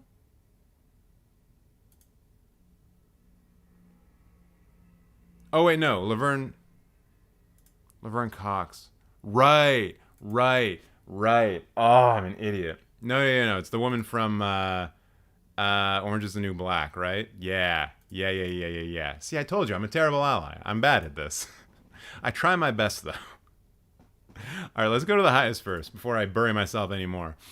Ooh, The Witch 5 stars. Black Phillip agrees. The Black Phillip on my arm that I have tattooed there. Because I do like living deliciously. Thank you very much. That's why I eat peanut butter sandwiches, because they are delicious. We also got, what is that? Grave of the Fireflies, Last Duel.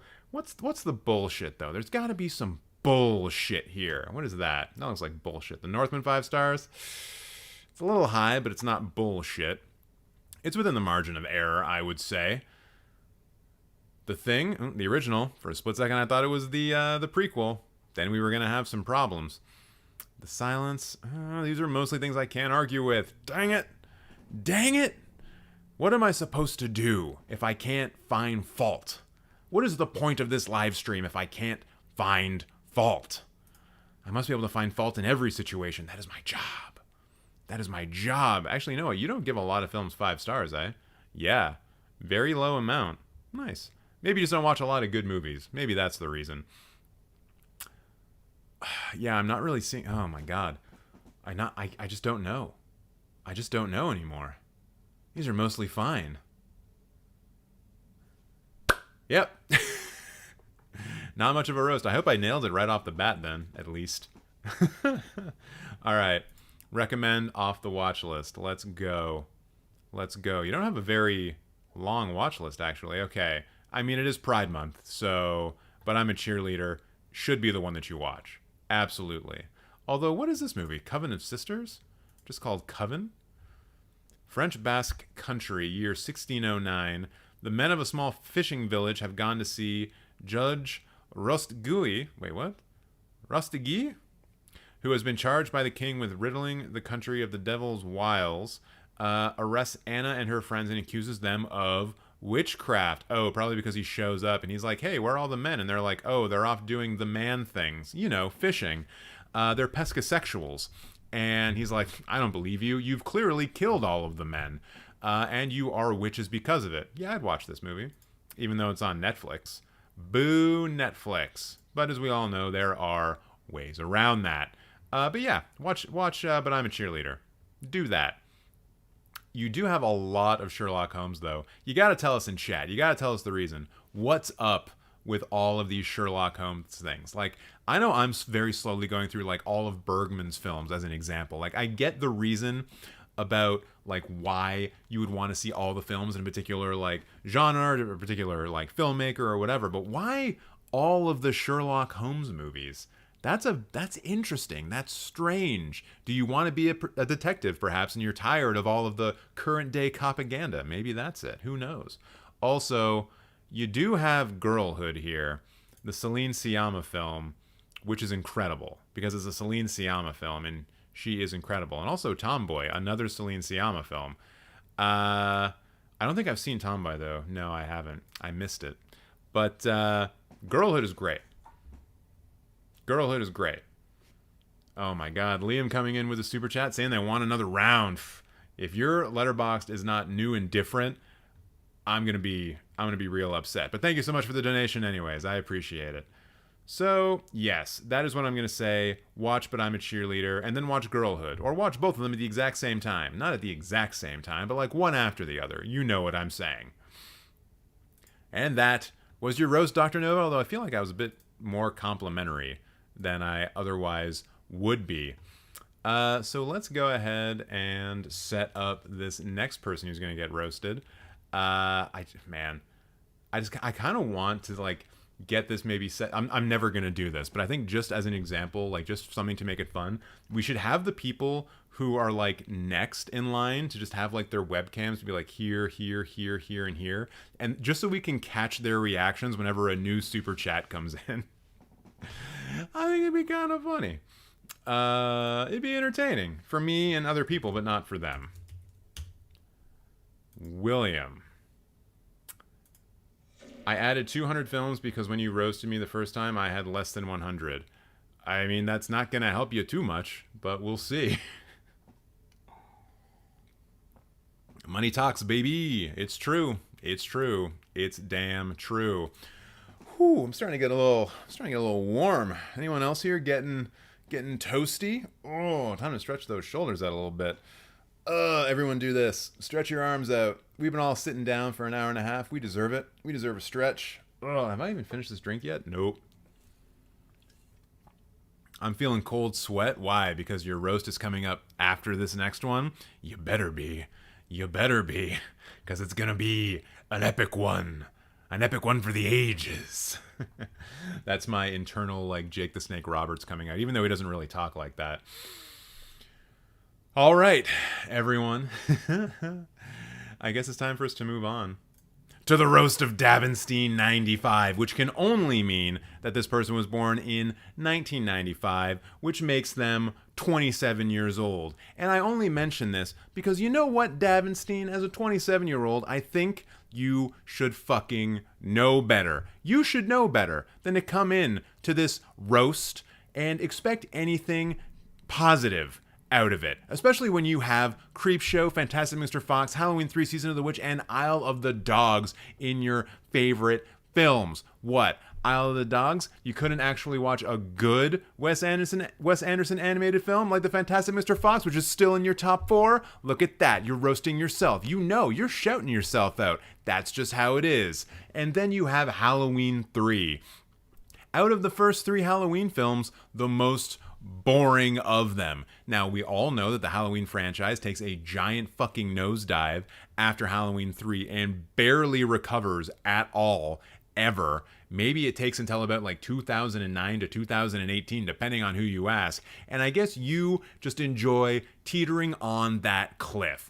But what can we say that's positive about Halloween 3 Season of the Witch? The fact that it doesn't have Mike Myers in it, and so it's barely a Halloween film at all. The fact that it has, actually the best opening credit sequence for any Halloween film ever, has the best version of the Halloween theme in it. You know what? I'm saying too many nice things about this movie. What I think we do need to be talking about is how not once ever in this film do they show you an actual witch. Like, I've seen this film a couple of times. I do not recall, show me the big version of the goddamn poster. I do not recall seeing this demonic figure right here. I don't think this person is in the film because most of the evil in this film is just done with televisions. And so, yeah, I don't remember there being something like that. And you know what? I'm going to take that as a knock against the film because if your main villain is not memorable enough for me to remember that person after I've seen the film at least 3 times, you done fucked up, kid. Just like you done fucked up, Dabbenstein95. I don't care that you're coming to us live from the 51st state of the 74th dimension, a place that doesn't actually exist. Or that you have the face that only a mother could love, and my God, that mother would have to be blind to do that. But then we can just move on to the rest of your profile. And what do we have going on here in your bio here? Oh, you're just watching films and vibing out. What does that mean, 27-year-old person desperately trying to sound like they're 18? Please, give us the definition of vibing out. I know that I occasionally in my reviews will refer to a film as saying, hey, this one's got immaculate vibes, but I'm not trying to be cool. I'm just talking about the cinematography being kind of nice and the film being kind of chill. And that's what I think that word means. So when you're vibing out, when you're turning that word into a verb, describing yourself, so I guess it's an ad noun or some bullshit like that, I don't know how English works.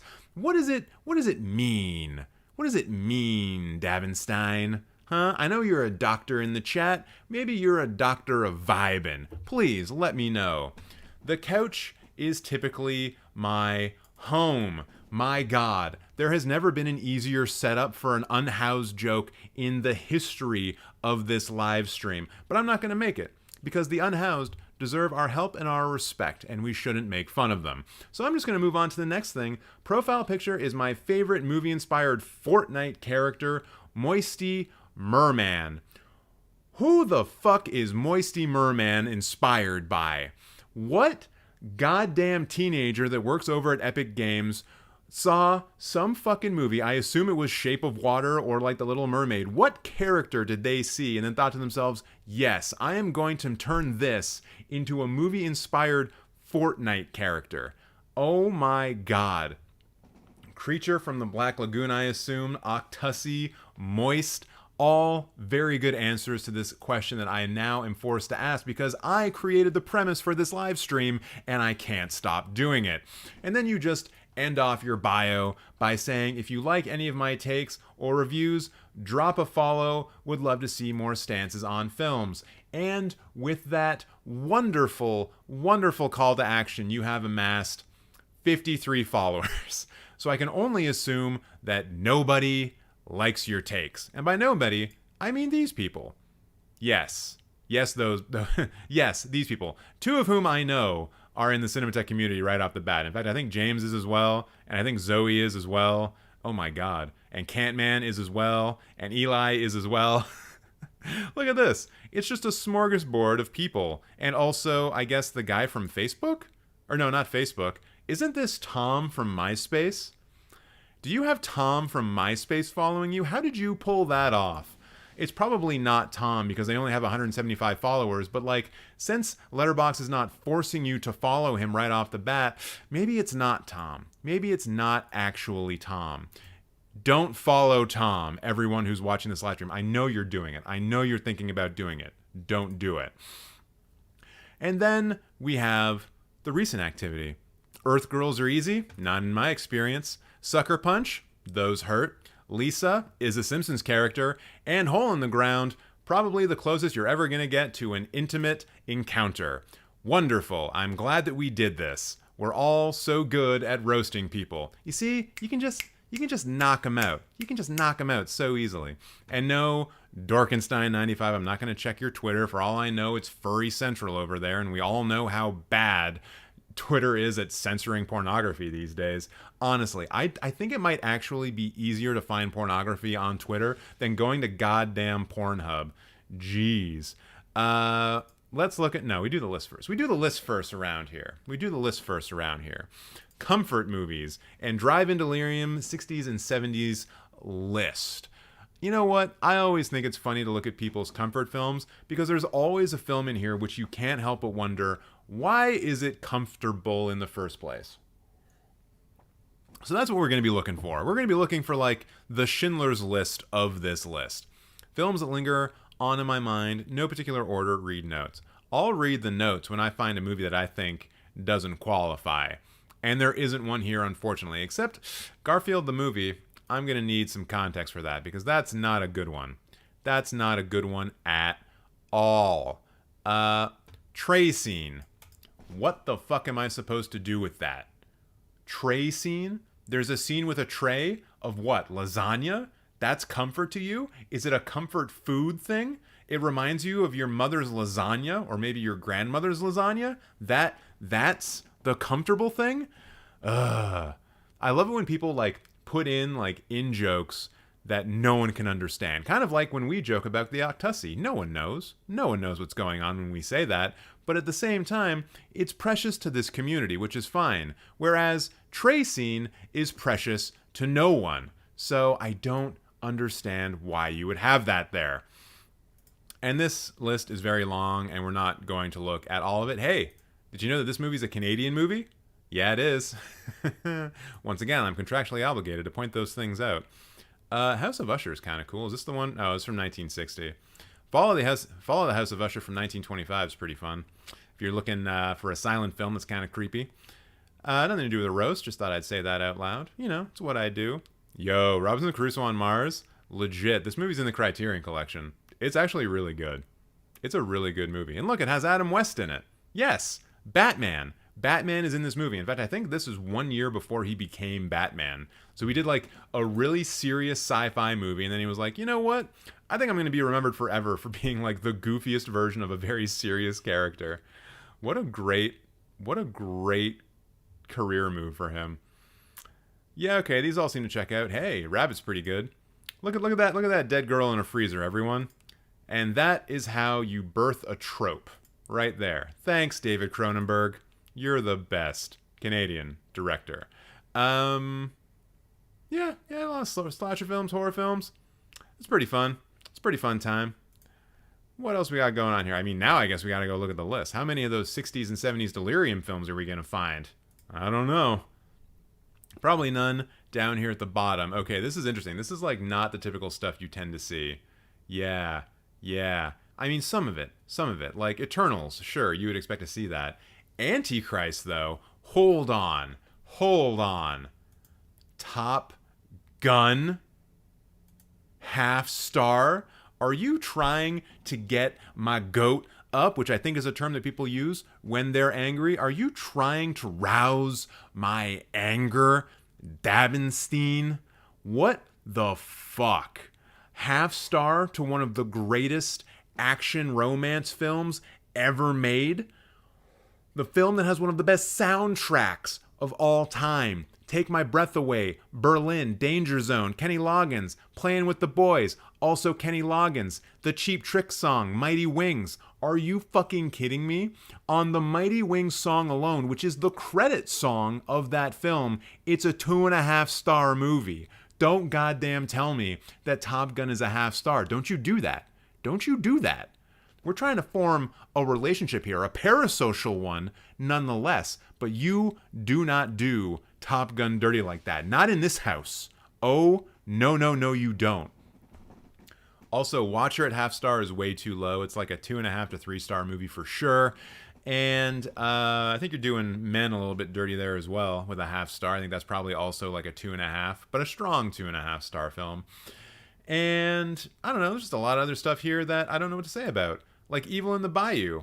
I just kind of look at this and say, you know what? I can masturbate to other things. And I move on with my life.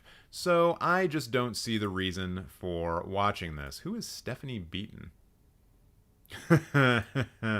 I just made a pun in my mind using her name. And I assume it's an accurate one, considering she's in such films as Eyes of the Werewolf, Witchcraft, 10 and 9, and 9 again. Oh, wait, no, sorry. 9 and 11. Excuse me. I screwed up my Roman numerals. The Terror Inside, Abomination. Ooh, wait. Abomination, The Evil Maker 2. Where's The Evil Maker 1? Oh, there it is. Man, look at this poster. This is not what posters in the early 2000s were supposed to look like. What is going on here? Stephanie beating them off. You saw right into my stupid juvenile brain and pulled out exactly what I was thinking. But it looks like she's been in more movies than I'll ever be in, so props to her. Just doesn't look good as a bottle ginger, you know?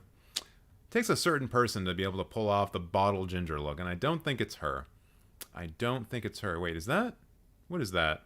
What keeps you alive? It's not what I thought it was going to be, so I'm not going to talk about it. But yeah, this is mostly fine, except for the aforementioned The Men and Top Gun and Watcher. How dare you? Also, Bodies, half star? No.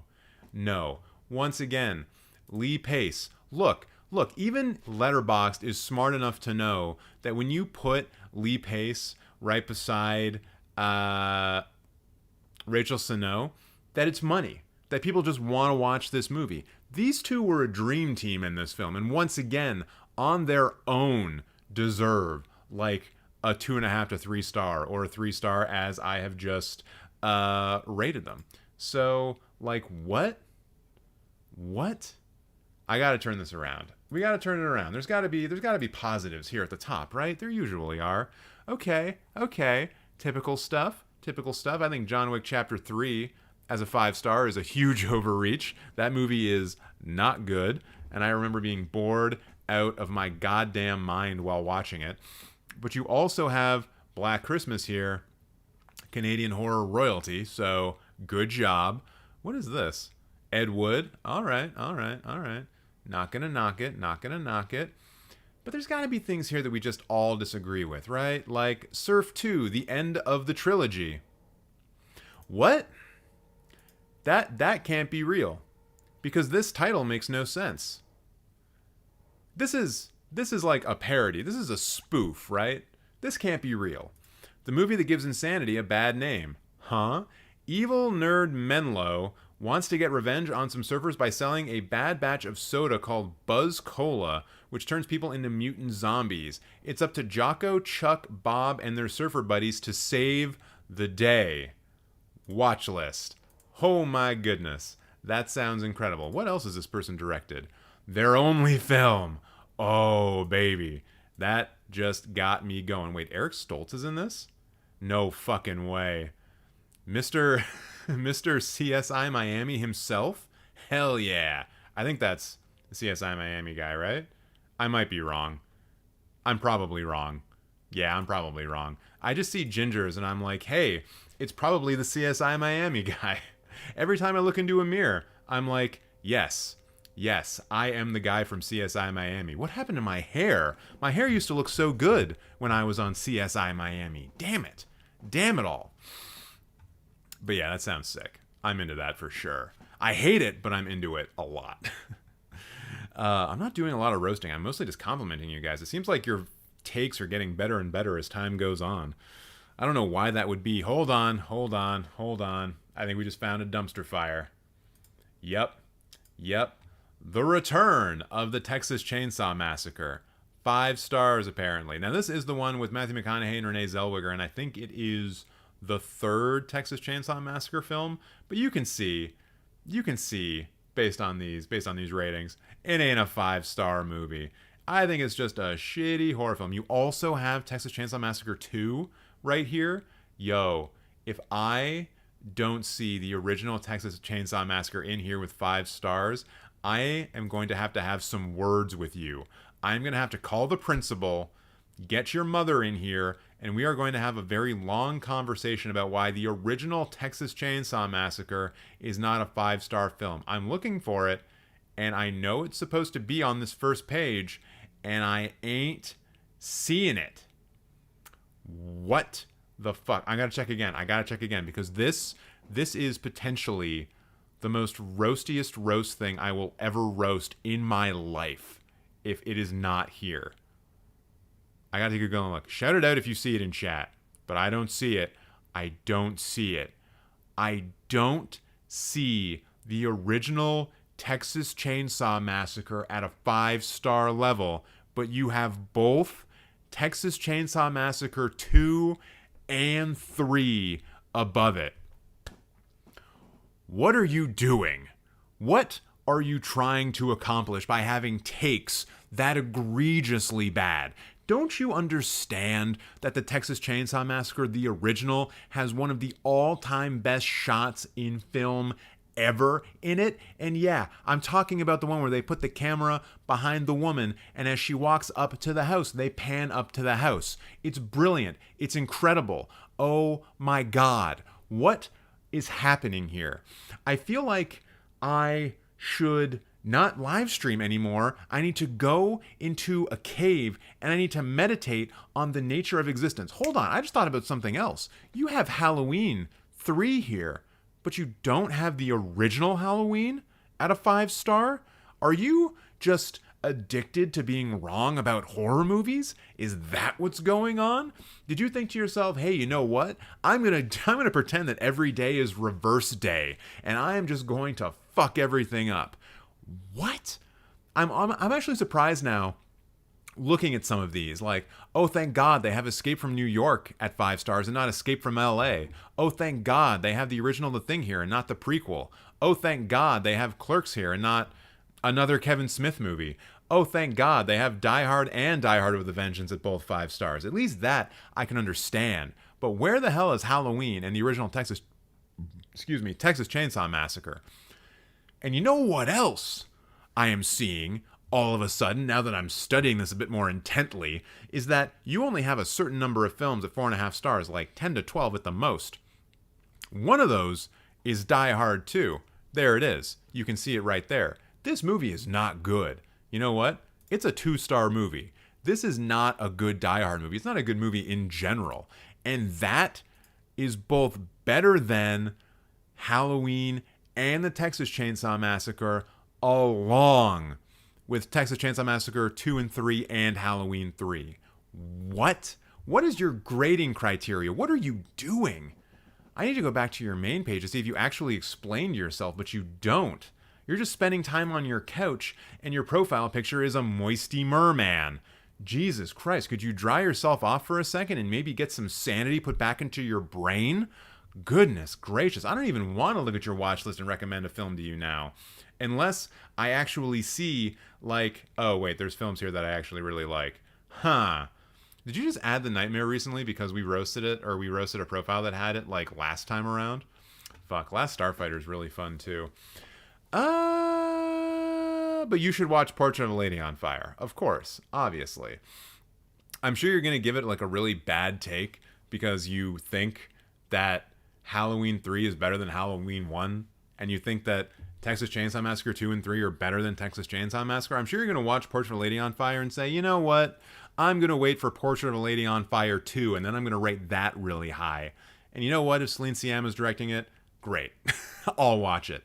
But still, come on, man.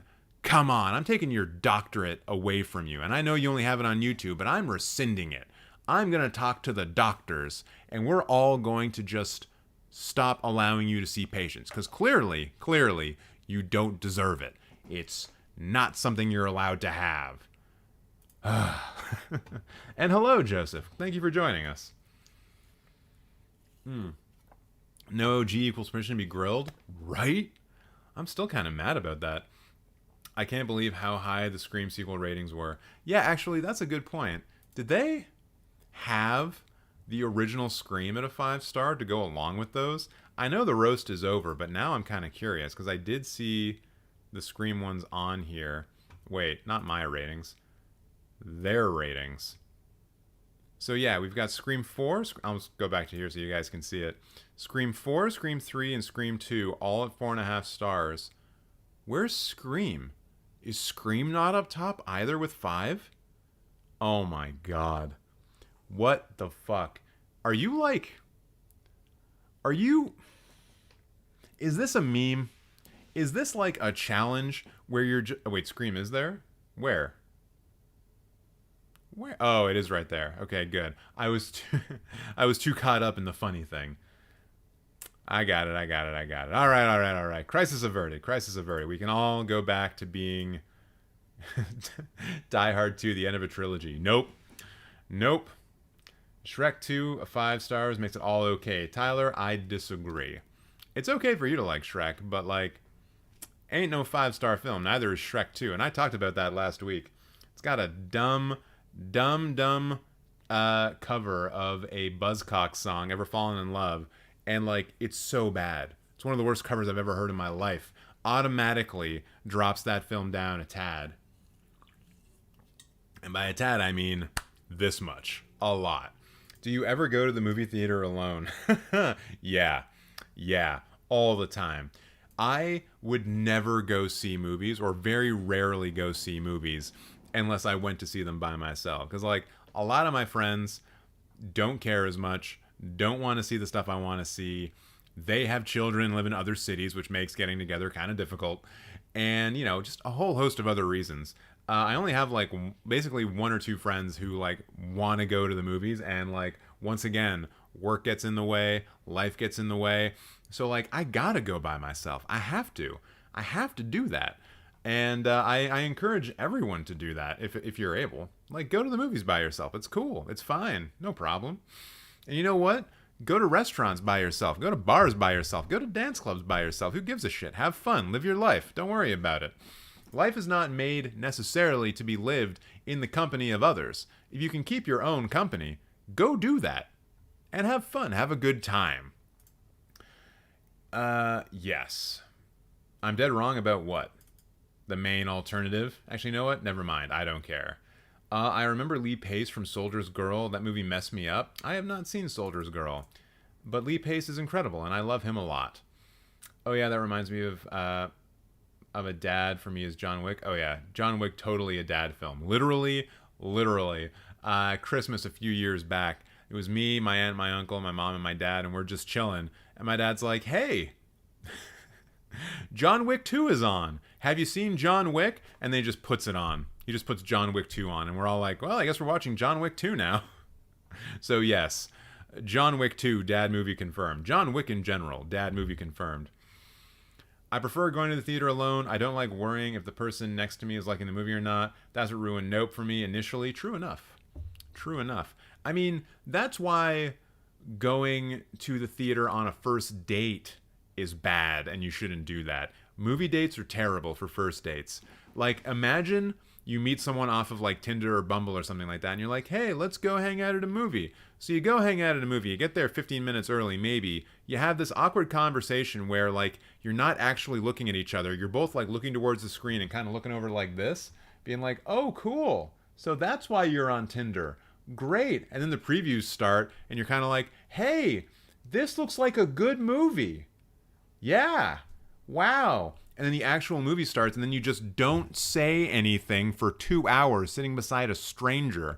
And you're the one who picked the movie. So you're wondering to yourself, oh my God, is this person hating this? Because if not, they might not kiss me later.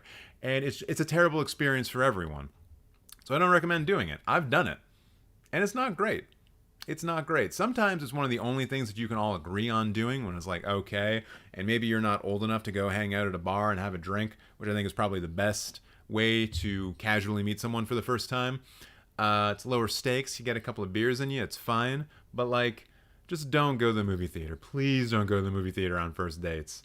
That's my advice for this week for you guys. Don't go to movies. Don't go to the movies on the first date. Wait until like the fourth or fifth date if you can manage it. I always go to theater by myself when I go because I give a lecture about the lower leagues of Danish football. The second after after they greet me, I scare them away. Oh, you mean like it's like you're when you're meeting people in real life, you just start talking about the lower leagues of Danish football? Yeah. Even me as like a soccer fan would probably run away at that point. Like, what can I say? What can I say about the lower leagues of Danish football? I don't know shit.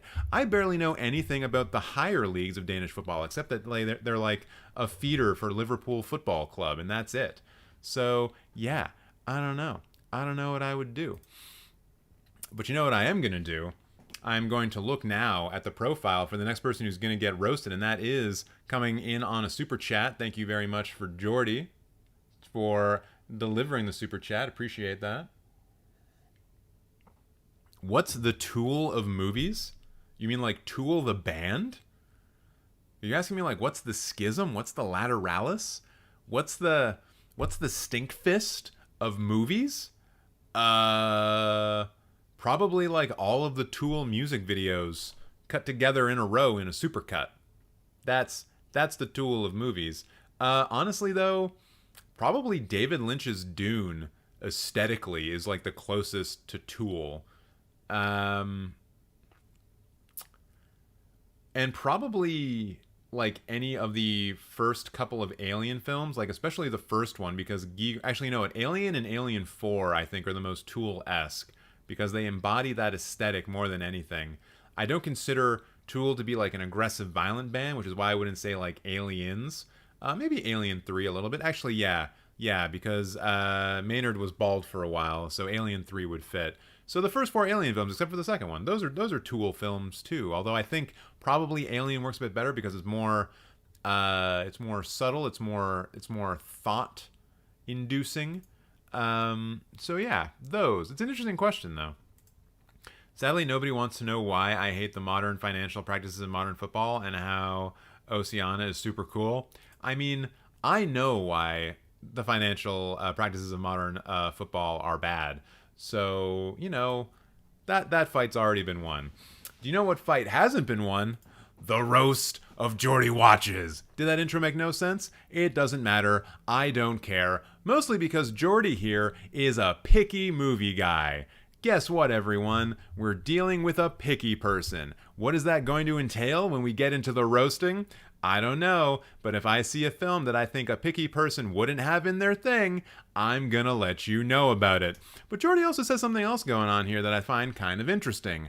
Non-horror and animation movies are listed, not logged.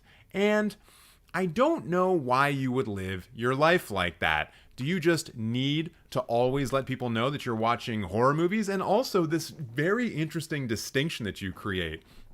Non-horror and animation. So literally, you could have just said horror movies, and that would have been it. Horror movies are listed, and nothing else is. And yet you have to do it in the complicated way. Probably because you're a Duplass Brothers fan, and I know that you are, because not only do you have Mark Duplass, I think that's Mark Duplass, right there as your profile picture, I know that you are not actually him, but you also have Creep as your second favorite film of all time. Oh no. Someone who was into elevated horror before elevated horror was actually a thing. Shoot me now. What are we going to discover on our way down this particular rabbit hole? Hopefully not the creatures in The Descent. So what else do we got going on here in these feature films? The Vanishing Creep, The Stepfather, and The Blair Witch Project. And I've only seen 2 of these films. I have not actually seen the original Vanishing. I assume this is the original Vanishing. Yes, it is. Wait, have I seen this? Does this have Stellan Skarsgård in it? Nope, it looks like it's a French movie. Cool. Rex and Saskia are enjoying a biking holiday in France when, stopping at a gas station, Saskia disappears. Oh, wait, this was remade into an American film in the 90s, which I think I have seen. And, there's some gaslighting in it? Yeah, it's an interesting premise, actually. But I'm sure it's a terrible, pretentious French film, because that's exactly the kind of thing that I expect one of the Duplass brothers to be super into. Do people mumble a lot in this film en français?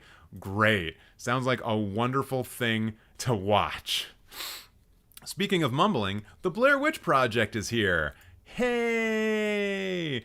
A vomit-inducing film that people literally needed to be warned about before they went into the movie theater about how it could give you motion sickness. And this is the kind of thing that you like watching over and over and over again. A movie that makes you want to throw up.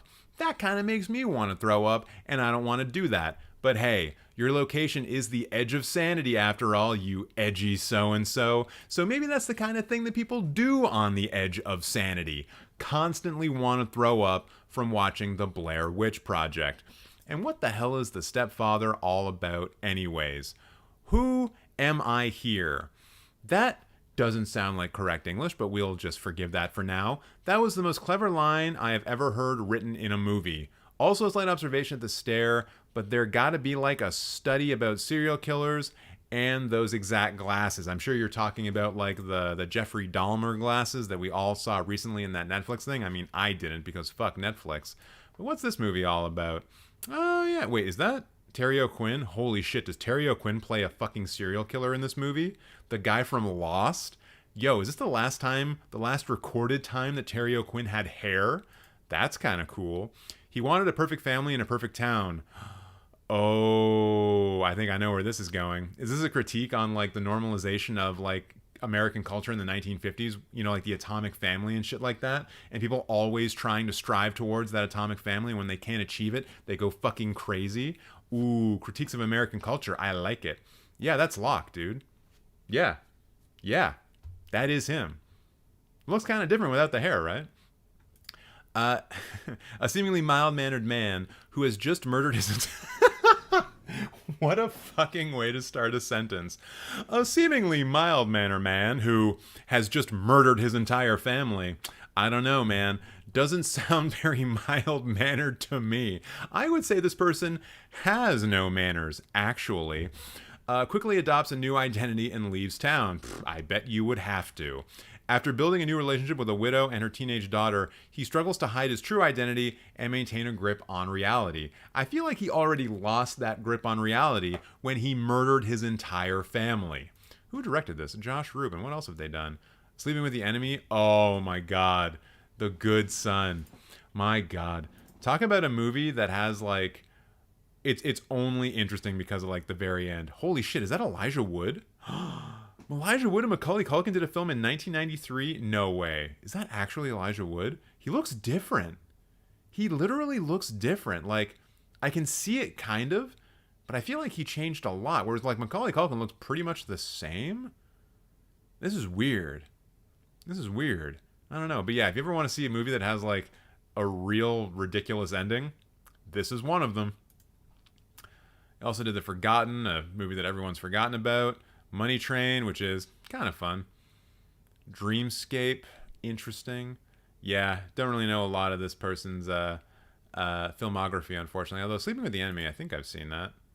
Nope, never mind. Although it's a Julia Roberts film, so it's probably fun. Anyways, back to the roast. How deep did we go there? Let's get back. And Creep. I feel like this is just the only good horror movie on Netflix at any given time, so I'm never surprised when I see it show up on a top list. But, you know, there's better things out there. Yeah, I gave Stepfather a 7 out of 10. It's good. All right. What else do we got going on here? It looks like you are not above watching really terrible movies, which is why I don't understand why you're just like, oh, I'm only going to log the horror movies that aren't animated, because I need people to know my opinions on cinematic classics like Evidence, Entity, The Tutor, and Last Sentinel. Like, if we add all of this up, 2, 4, 5.5 divided by 8, yeah, this is like less than a 2-star average rating. Good thing you're not doing things like, I don't know, rating and putting in your diary the Banshees of Inisherin. People might get the wrong idea about you. Uh-oh, hey, hold on a second.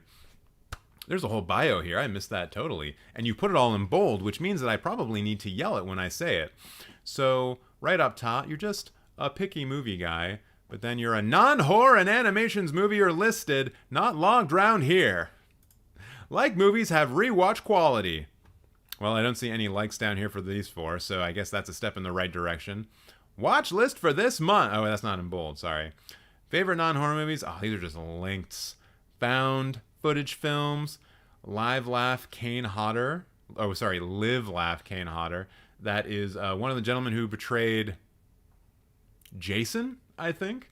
Stephen King, My Beloved, and Foreign Favorites. So since you're from the edge of sanity, is that just all of the films that are not horror related? Because those would be the foreign ones, right? Right? Ooh, I just caught you. I just caught you in a logical fallacy, didn't I? And now you're reconsidering your existence. It's okay. I do this to everyone. I do this professionally. So what do we got going on here for lists? For June, favorite non-horror movies. Ooh, okay, here we go. Here's the good stuff. Rambo's kind of a horror movie. Because, you know, he can't turn it off. Y'all know what I'm talking about. He can't turn it off. He can't turn off the need to kill.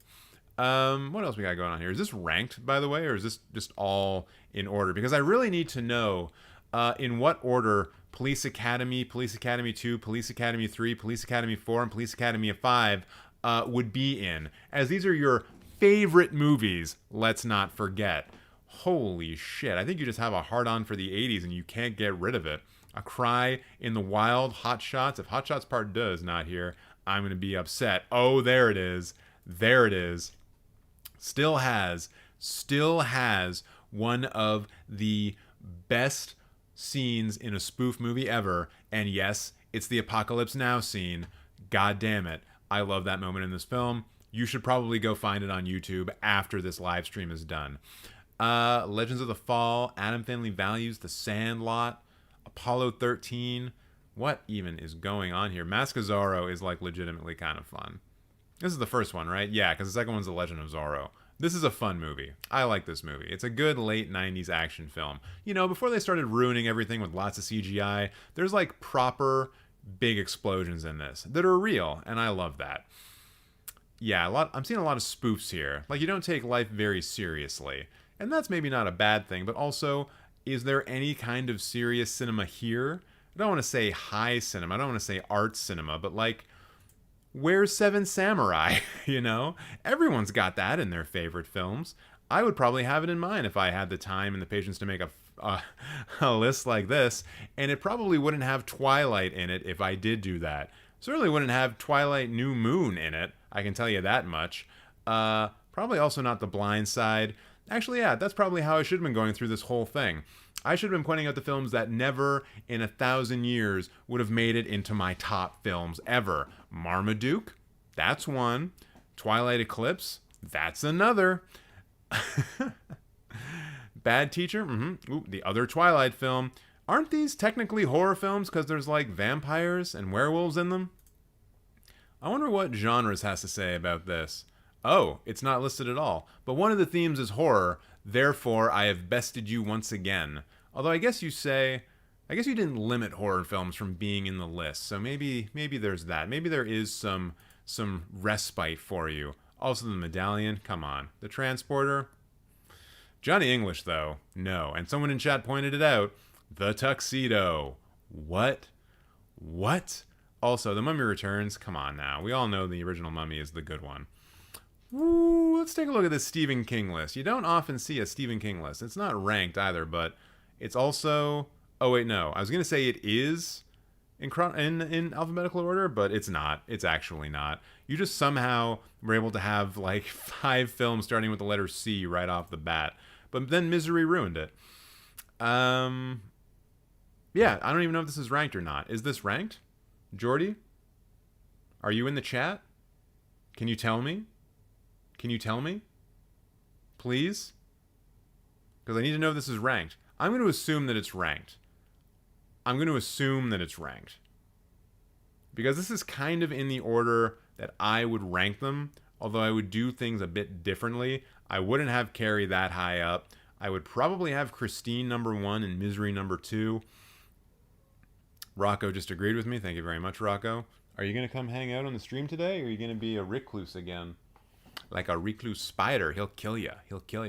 But yeah, I would have this sorted a bit differently. But it's not bad. Nice to see that you love Stephen King. The Mist should be higher. Of course it should be. That ending alone should get it like a lot higher.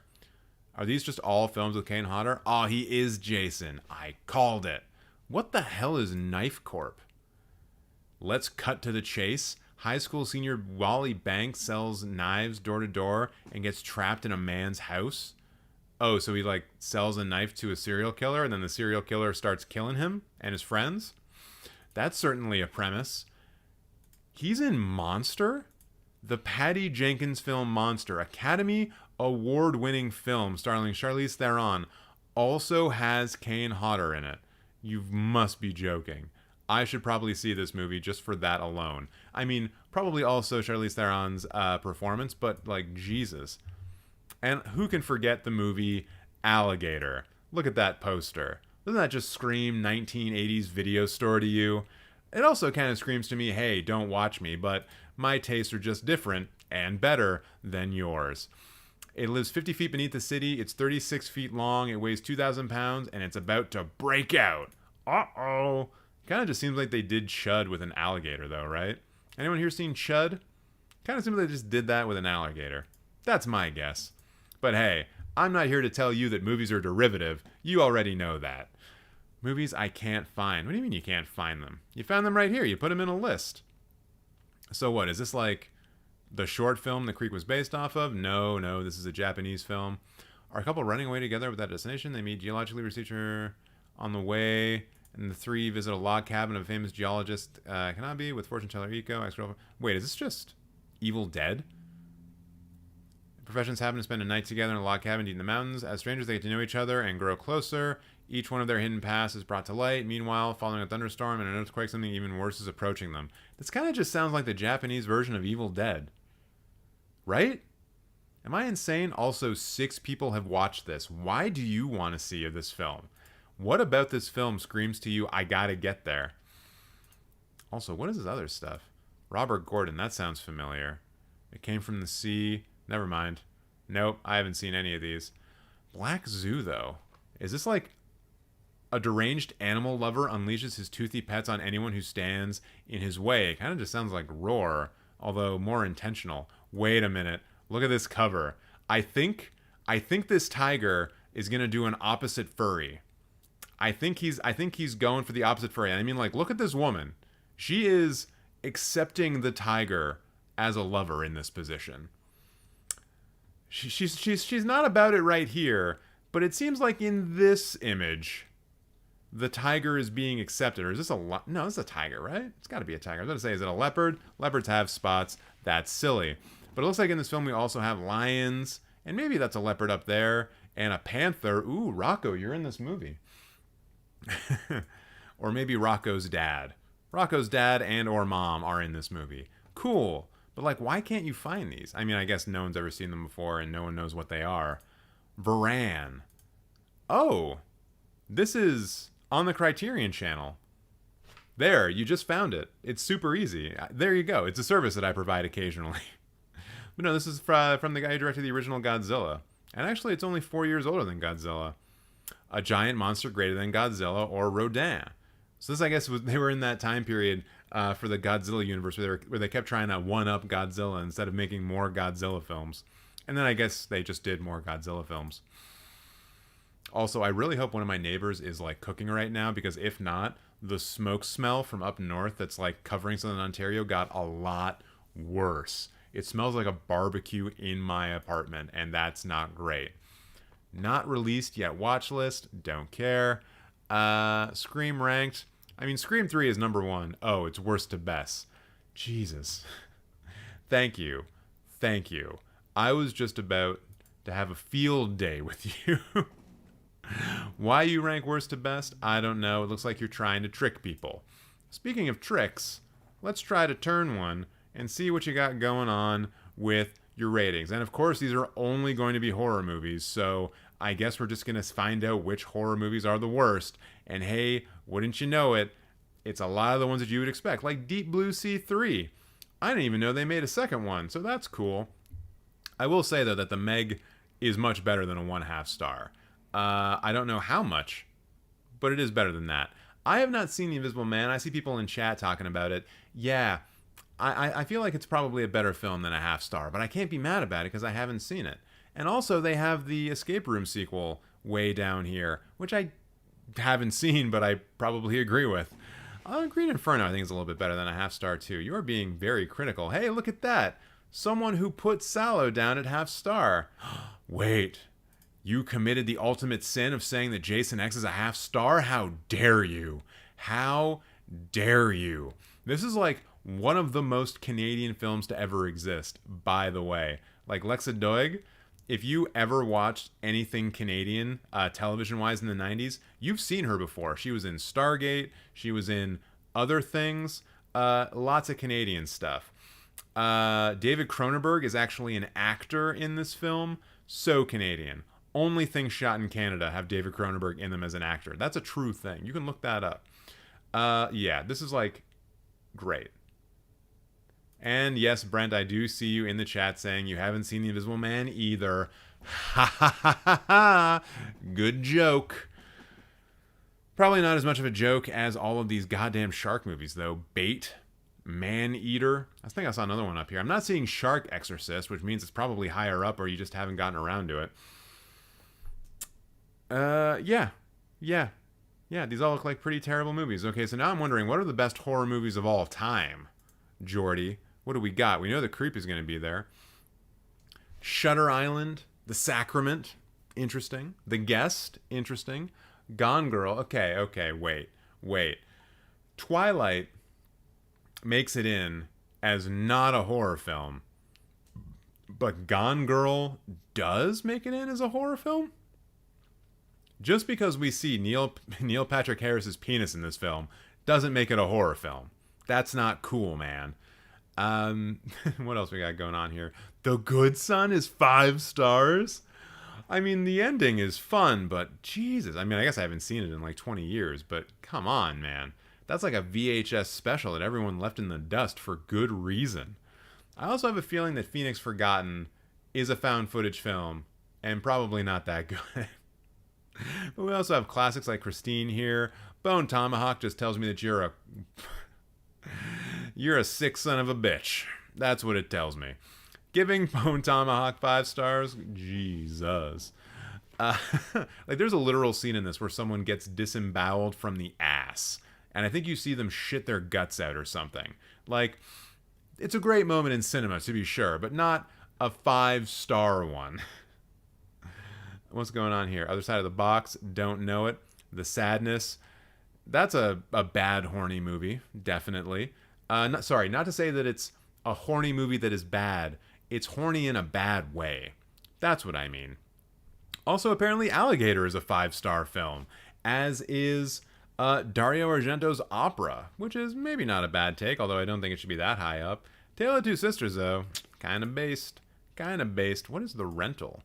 Dave Franco directed a film with Alison Brie? What? And why are they an upside-down world? Strange.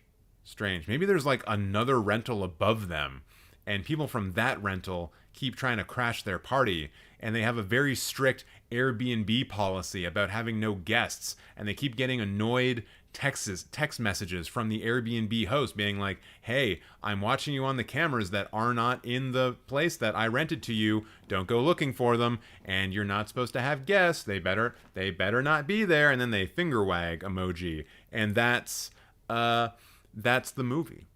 Speak No Evil 5. There's 5 Speak No Evil movies. We should probably just expect this out of like all horror movies, right? Like eventually Nope. There's going to be like 5 sequels to Nope. Even though Jordan Peele is not going to have anything to do with them except maybe getting a paycheck, there's probably going to end up being 5 more Nope movies. And it's going to turn into this whole kaiju thing, but it's going to be super cheap kaiju shit, and it's going to look terrible and be bad. But there's probably going to be 5 of them.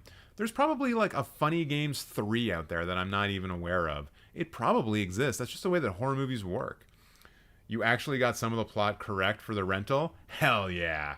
Ooh, this is going to be that moment in the live stream where I say to myself, I should write a screenplay because clearly I'm very good at movies. And I know every single one of you out there has said that exact same thing to yourself. And let me tell you what, you can't. Screenplays are hard. Writing stories are hard. And you're probably not going to write a good script until like your 10th one after doing it for a long time. So even though some movies are not that well written, don't come about it from the standpoint of even I could have written something better, because I bet you couldn't. You should try though, but I bet you'll fail. But you should still try.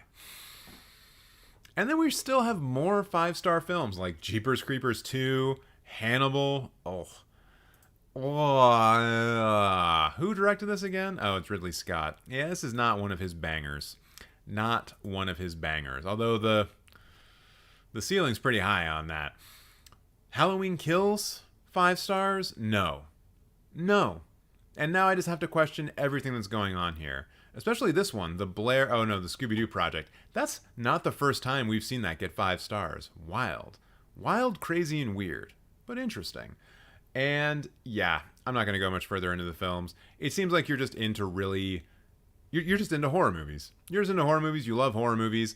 And you sometimes rank bad horror movies higher than they should be. You're probably not the first horror person to do that. In fact, I think it's actually something that you need to do to be considered a horror fan, is to just vastly overestimate how good they are.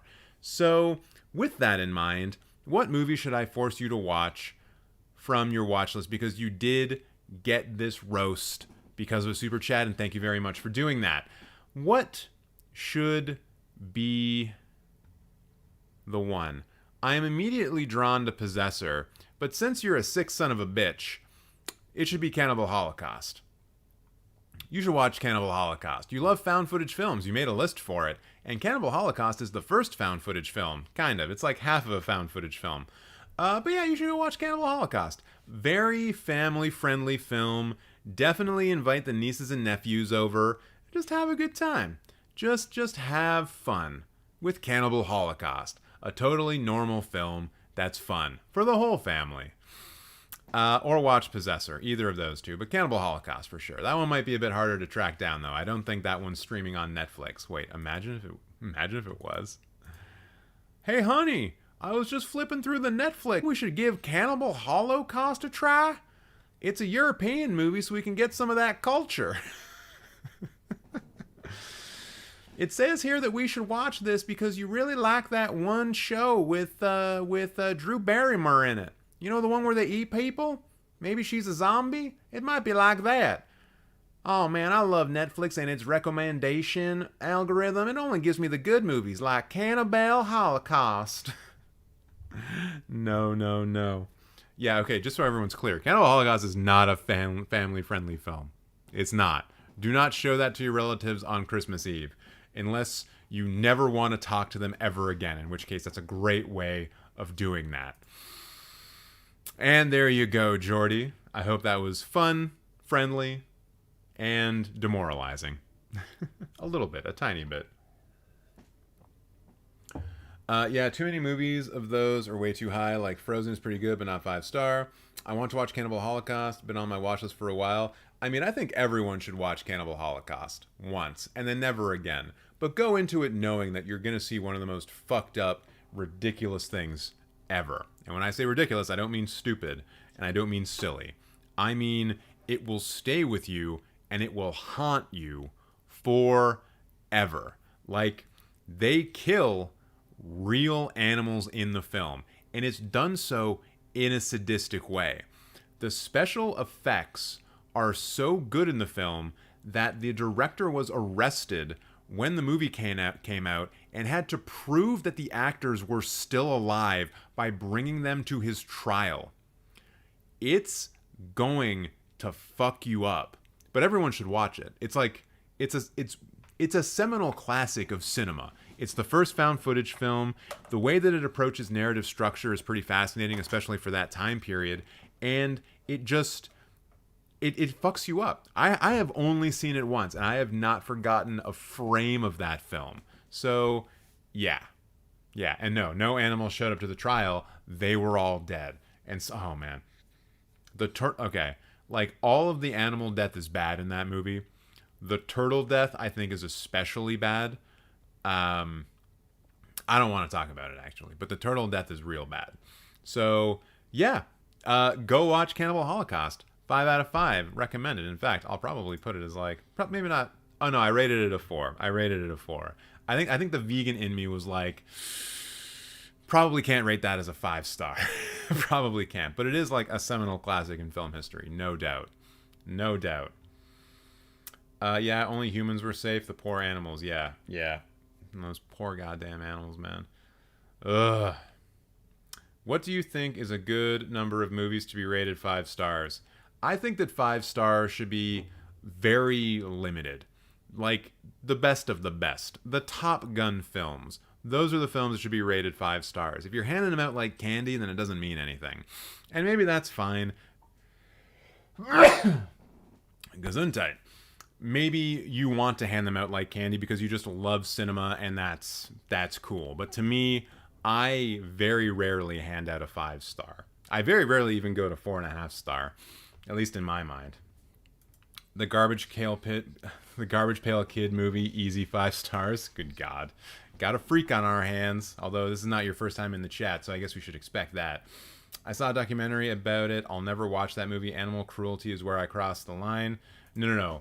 It's where you don't cross the line. Because if you were to cross the line, then you would say animal cruelty is where I get on board, is what you're saying when you say that. So, what's your example of a 5-star movie? Something that's awesome. I can show you, actually. I guess I just go to my profile.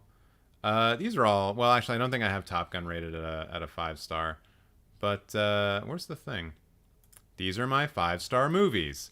As an example, Night and Fog, Twin Peaks, Brink of Life, Cold War, The Witch, Raiders of the Lost Ark, The Conformist, Playtime, All That Jazz, Memories of a Murder, Perfect Blue. None of you guys can see this. Whoopsies. What did I miss? I knocked out. Just a roast jack, and now someone asked me what I think 5-star films are, and it's these ones. And I'm sure there's some more that I just haven't gotten around to, but yeah, these are the 5-star movies that exist in the world. Dead Ringers, Y Tu Mamá Tambien, Videodrome, Sans Soleil, Alien, The Thing, The Shining, Once Upon a Time in the West, The Exorcist, 2001, Life of Oharu, Eyes Wide Shut, Zed, Apocalypse Now, Portrait of a Lady on Fire, Blade Runner, and Everything Everywhere All at Once. And honestly, this might be too many films for my taste. I might need to knock a couple of these down to 4.5. Is it harder for you to rate films 5 stars or half stars? It's really hard to rate a film a half star because usually you can see a certain amount of effort going in. And when you see, or at least when I see a filmmaker putting effort into the movie, I tend to give them the benefit of the doubt and just be like, okay, 1 star, 1.5 star, whatever. The half star films are the ones where I just feel like no one gave a shit and no one cared. And they just decided to make a movie anyways, and it was boring and bad and shit. What if you only watch 5-star movies? You don't. No one only watches 5-star films. That is a run of luck that you will just never, ever get on. The only way that that could ever be true is if you watched like one movie and it was the best movie ever. And I don't know what that is. You can have that debate, whether it's like Across the Spider-Verse or Jean Dalmont or fucking Blade Runner or Apocalypse Now. But like, the only way you are only ever going to see a 5-star film is if you watch one film and then stop. And yeah, you do have to blend the garbage in often. Otherwise, you're not going to know what is good and what is bad. This is something that you see a lot, I think, in people's profiles when you're looking at all of the films that they've given a 5-star to. Usually, there are so many films up there in the 5 stars that you, or that I would say are not 5-star films because they haven't watched enough shit yet. They haven't seen how bad cinema can get. And they haven't seen how good cinema can get. They're still sort of on that part of their character arc where they're really obsessed with the MCU and they haven't really started branching out much into like world cinema or older cinema or even just stuff that plays at film festivals and gets nominated for Oscars and shit like that. Not to say that all Oscar-nominated films are good. I'm not saying that. But like, there's a very clear, I think, through line to when you start, branching out and seeing different stuff that you then start to be able to properly assess films like, the MCU movies. Like, if you've never seen All That Jazz, Playtime, and The Conformist, I don't care about your reviews, your 4.5-star, 5-star reviews of like Endgame and shit like that, because you haven't seen some of the best movies of all time, And like, once you do start seeing some of these movies, then you can be like, oh yeah, I think I understand, and I think I know what's up. So maybe I should change my thoughts a little bit. And that's fine. That's all part of growth. The older you get, you see more stuff, your tastes change, and eventually your tastes mature. And then you start thinking like me, the correct way. See, this is the thing that you guys haven't realized yet. This whole channel is just mass indoctrination. It's not like mass at the level that I want it to be yet. But, when we start getting 500, 1,000 people in here watching these roasts, I am going to be just changing the conversation about popular cinema in North America and around the world. And I will be your benevolent film overlord, the supreme cinephile, as I have said earlier in the live stream. That's my evil plan. That's what I'm going to do. I'm going to force you to watch better movies. And I know that is very presumptuous of me because some of you actually do have better film taste than I do, but I'm still going to change your life. Don't forget me when you become famous, TJ. Look, anyone who's in here at this level, at this point in time, like, I remember seeing a lot of you in the chat, seeing you in the Discord. I'm not going to forget about the people who are here, especially people who are here from like day one or not long after day one. So don't worry about that. Y'all are in the Hall of Fame as far as I'm concerned. If you're in the chat right now and you're chatting and you're saying hello, you're in the Hall of Fame. Automatically. That's how this works. So, why don't I try to spin that into an interesting... Nope, I already lost it. Can't do a transition. Never mind. Hey, Brent's in the Hall of Fame. Good for you. Yeah, look at that. Hall of Fame. Jarpcarp, Hall of Fame. Woo! Everyone's an inductee. Hawk, I don't know why you're a cat in a box, but I hope you're a happy cat in a box. I mean, of course you are. You're a cat in a box. No problem, no problem. All right. What's up? Well, guess what, AQ Ethan? You're in the Hall of Fame. You did it. There are people probably joining in right now being like, wait, I'm in the Hall of Fame? What did I do? What did I do to deserve this? You're literally just watching and hopefully liking this live stream. Please like the live stream, or else I'm going to slap you so hard in the face, your spit will go around the world and hit you in the face again from the exact same side that I slapped your face from initially. So you're going to be hurting twice, except you're going to be a little bit wet, and it's going to be your own fault because you didn't like the live stream. So like the live stream, please and thank you. So let's see. What can we do about a guy named William? William, the roast of William. The roast you've all been waiting for, or at least the roast that William's been waiting for. Except if I am reading this super chat correctly, this is William's second time around. And oh yes, the last time we roasted William, he only had like 100 movies in his watch list. Or excuse me, not his watch list, the films that he had actually seen. And now, now they've added 200 more. So I guess we need to take the opinion of someone who has 310 films under their belt seriously. Actually, no we don't. Because right off the bat, you can see that they're just very into flavor of the minute films. That's right, I'm talking about you, Across the Spider-Verse stands. The movie's really good. Is it 5 stars? No. But why, oh why, would you want to embody this movie just right there in your profile page? It's like you're desperately trying to be picked first, but you have no idea how to hit the goddamn baseball, so no one's going to be picking you for the team. And also, I'm very sorry that you are from the terrible state of Georgia. I am assuming that there are lots of racists who live around you, and hopefully they are not infecting your brain with terribly racist ideas. So let's see what's going on in the bio here. I have very base takes, I think. Oh yes, oh yes. The person who has seen 300 movies definitely has lots of base takes about cinema.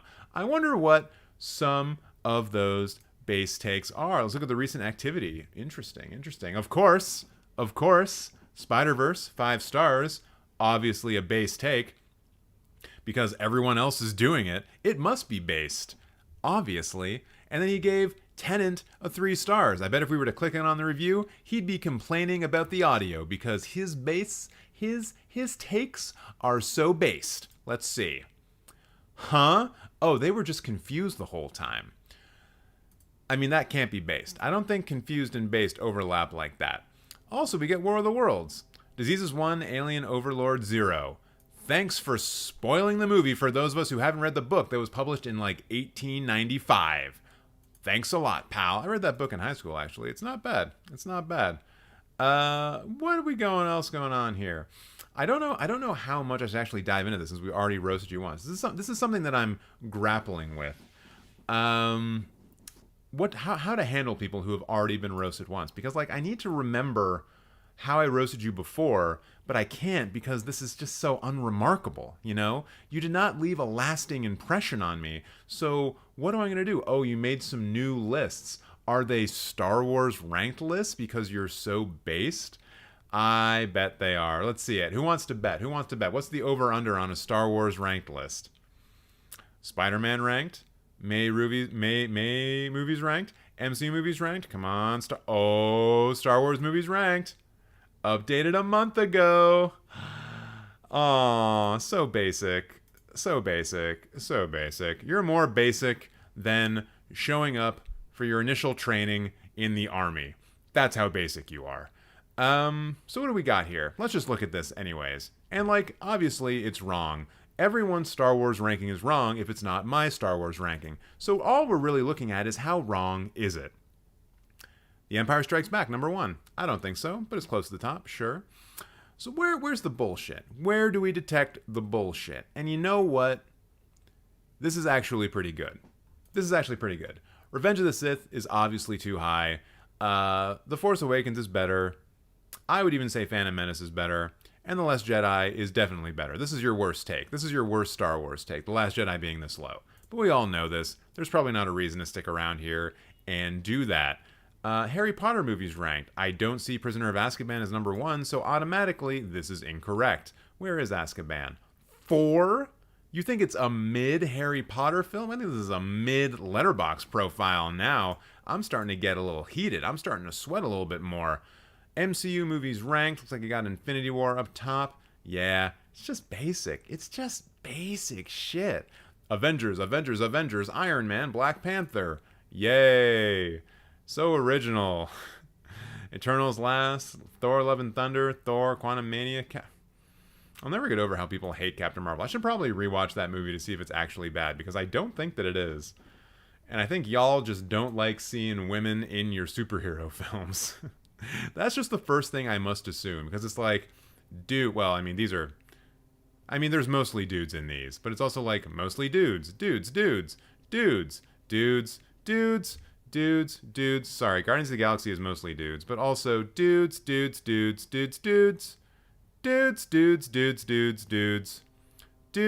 Well, mostly dudes.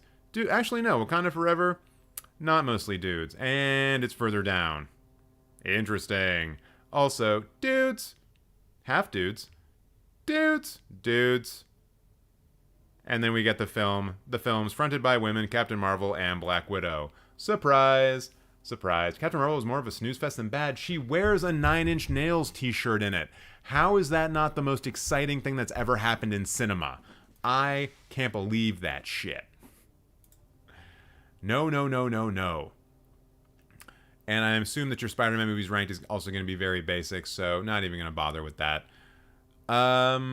Yeah, come on. You got to give me better. You got to give me better shit than this. What are your top 10 movies ranked? Published 2 hours ago. Ooh, goody.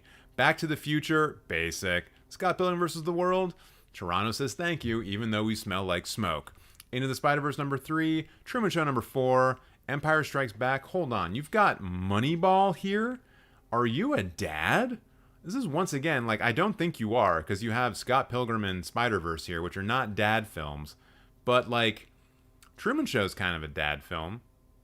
Matrix is kind of a dad film. You know, like, if you're like, actually, no, excuse me. Matrix is a daddy film. Pardon me. Raiders of the Lost Ark, that's a dad film. You're kind of like half dad. You're on the way to daddom. You are super psyched that dad bods are in style right now, are in favor. You see that future for yourself. You're like, yeah, I'm going to have a dad bod in the future, and that's going to be fucking sick. And then you're going to be like sitting in your, what I can only assume, you're going to eventually move from Georgia to Florida, I'm assuming. And you're going to be kicking up on the patio. You're going to have your feet in some Crocs. You're going to have a Corona with some fucking lime in it, because of course there are just beers in the world that taste bad on their own, and they need limes to make them better, because limes do make everything better. And you're just going to be sitting in your Florida patio, and you're probably going to be watching Moneyball on an iPad, thinking to yourself, yes, I've made it. I am a dad. Congratulations to me. Why did I decide to move to such a shitty state like Florida? I don't know. But I am here now, and this is my life, and I like it. What constitutes a daddy film, TJ? It's a dad film that has a lot of leather in it. Basically. Yeah. Which is The Matrix to a T. So any film that you would look at and say, that's a dad film, but there's lots of leather. And potentially Rob Zombie in the soundtrack. Hot, steamy action. There you go. Now we're talking. Now we're all on the same page. We're probably not all on the same page. What else is going on? You've added 200 films. Have you rated 200 films? And also, how did you watch that many films? Or did you just like add a bunch of stuff from your past and were rating it? I wonder. Let's see what's going on. Has this improved? Does anyone remember me roasting this kid the first time around, and like and the things that I said?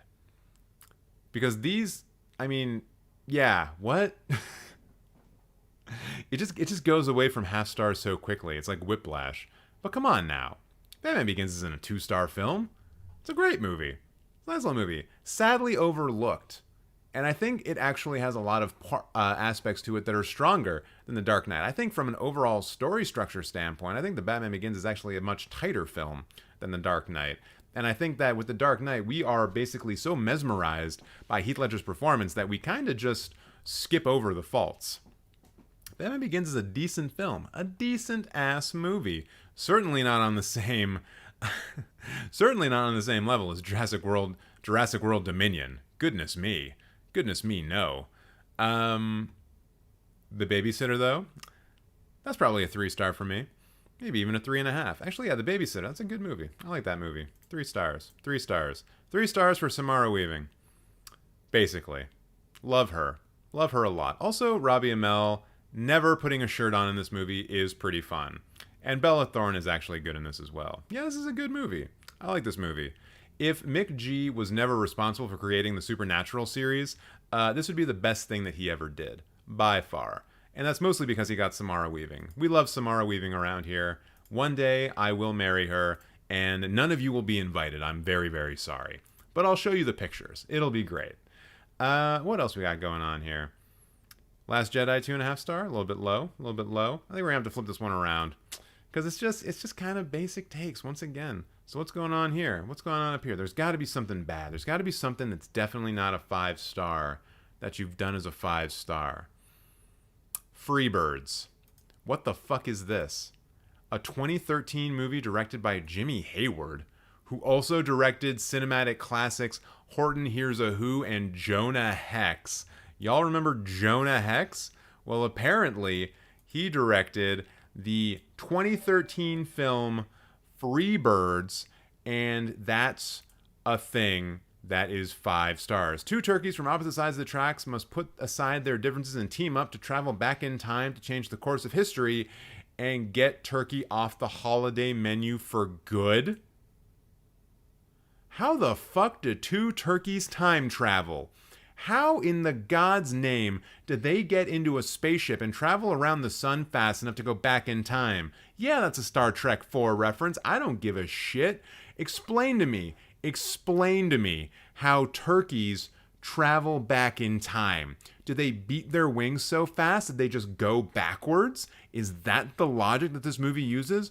Or is there no logic? That seems like it's more plausible to me. What is this? I am rewatching this movie every Thanksgiving for the rest of my life? What? This is a piece of history? Turkeys? My favorite part was when they went back in time to get turkey off the menu. What is going on here? I remember watching this and not being able to make it through the opening scene. They did more than beat their wings. Hopefully they didn't debased themselves. Boom. Oh yeah. I'm on 5th gear, baby. Maybe I'll move it up into 6th. But yeah, I don't know what this movie is. I've never heard about it before. I have trouble believing it's a 5 out of 5. Like like this movie. I know this is a Roman Polanski movie, and fuck Roman Polanski. I've already said why. But this is like, you know, a well-regarded film. It's got a 4.3 on Letterboxd. But it's just not quite as good as Freebirds. Huh? Sometimes I see shit on this site that just breaks my brain, and that's one of them. The brain is broken. It's all done now. It's all over with. Jesus H. Christ. I don't know what to say beyond that. Queen's Gambit. Stop putting miniseries on Letterboxd. There's like 10 episodes to this thing. Should not be here. Wait, it's only 400 minutes? Yeah, it's like 8 to 10 episodes. No, get it out of here. I don't care if Anya Taylor-Joy is in it. It's not a movie. It's not a movie. Don't put it on there. Don't do it. Don't do it. Do what I do, and don't do that. Yeah. What are we gonna recommend? What are you gonna recommend? We gotta remember that William here is new to the cinemas. Hasn't seen a lot of movies. What's a movie that's gonna blow their little mind? And I'm also like hesitant to recommend films to you because I think maybe you're a child. And so like I would love to say to you, just go watch Apocalypse Now. But like I'm not gonna go tell a 12-year-old to watch Apocalypse Now, even though I probably watched it when I was 12 and I turned out fine. It should probably be a movie that's out, so it can't be Killers of the Flower Moon or Oppenheimer. I don't know, man. I guess The Prestige? The Prestige? Dude, I know you're in chat. You are Liam Murphy, I believe, in chat. Like, Are you older than 18? Don't tell me your age, but are you older than 18? Because then I can at least recommend a proper movie to you and not what I think you are. You are older than 18. Hey-o, all right, Apocalypse Now. Do it. You're doing Apocalypse Now. I'm demanding it of you. You are going to go see one of the greatest American war films ever made. I feel so happy for you. Watch the shit out of that movie. You learn so much from filmmaking from that movie. Like how it's always better to do things real. For real. You know what? Fuck CGI. Apocalypse Now is a movie that just loudly shouts to the entire world CGI is unnecessary and stupid, and if you can plan well enough, you don't need it. So just go watch Apocalypse Now. And of course, everyone else in here saying like Drive My Car and Old Boy, all correct. They're all correct. But Apocalypse Now is the most correct thing. So go watch that, please. What if I don't like zombie movies? Then still watch Apocalypse Now. What are you talking about? None of these are zombie movies. Who needs fake tigers? I agree. Fake tigers are lame and shouldn't exist. I assume that's like an RRR dig, right? I don't know for sure. But there you go, young William. There's your roast. I hope I did better the second time than the first time, although, like I said many times before, I don't care because you've already paid for it. See, this is the weird thing. My jerk persona and my normal persona are starting to like merge a little bit too much, and I don't know if I like it. I would rather there be like a clear dividing line where I'm like over here being like, fuck you and fuck all of your opinions, they're stupid and they suck and I hate you, and I think the town that you live in sucks and your bio is stupid and all the films that you like are actually bad movies and all the films that you don't like are actually good movies and you have terrible opinions about everything. I think there should be like a greater divide between that and like, hey everyone, how you doing? Do you want me to recommend some movies for you to watch that'll maybe broaden your experience of humanity and the cinematic arts as a whole? Let's have deep and honest discussions about how we feel about this art form that we all love. And then, I make a couple of jokes that are funny. I need that better dividing line, I think. Or maybe this is just me. He roasted himself with that turkey movie, to be honest. You could say that he roasted himself in the oven because he is a turkey. I didn't think that joke through well enough. I'm sorry, everyone. I fucked up. They go back in time to the very first Thanksgiving. So wait, does that movie like try to solidify the history of like pilgrims showing up at Plymouth Rock and being like, oh no, we're an oppressed religious minority and we have nothing to eat, and then like the Native Americans just show up and are like, hey, here's some turkeys, Thanksgiving. Like, I'm pretty sure that has been debunked, right? Like, that's just whitewashing the genocide of Native Americans in the United States, right? No, they are the bad guys. Who's the bad guys? Recommend me something, Dad. You don't have to roast me again, but my account is Deidre. Thank you so much, Jack. I appreciate that super chat, and I absolutely will recommend films to you for the price of $5. I will recommend many films for you, and I might not even do it out of your watch list. I might just use your watch list as a guide. The Pilgrims are the bad guys. Well, that's good. That's good. What superhero movie do you think is the best? I was about to say Batman Returns. Showing my age. Yeah, Jack, for that $5, I recommend that you go watch Freebirds. And at the same time, you need to be listening to the song Free Bird. It's a whole experience very similar to watching The Wizard of Oz and Pink Floyd at the same time, but I think a better experience. So that's my gift to you. Please go watch Freebirds while listening to Freebirds. All right, let's take a look at what Jack's going on. This is not a roast. We are recommending films to Jack. And he's got Beau Travail, David Lynch, Everything Everywhere All at Once, and After Sun. So you like kind of weird films and kind of emotional films and perhaps films about immigrant stories. Interesting. Also, shout out to JJ who just subscribed. I don't know if you're here, but I appreciate it. Batman Returns is in fact the best superhero movie. TJ, you're not wrong. Yes. I always see. I love getting external validation.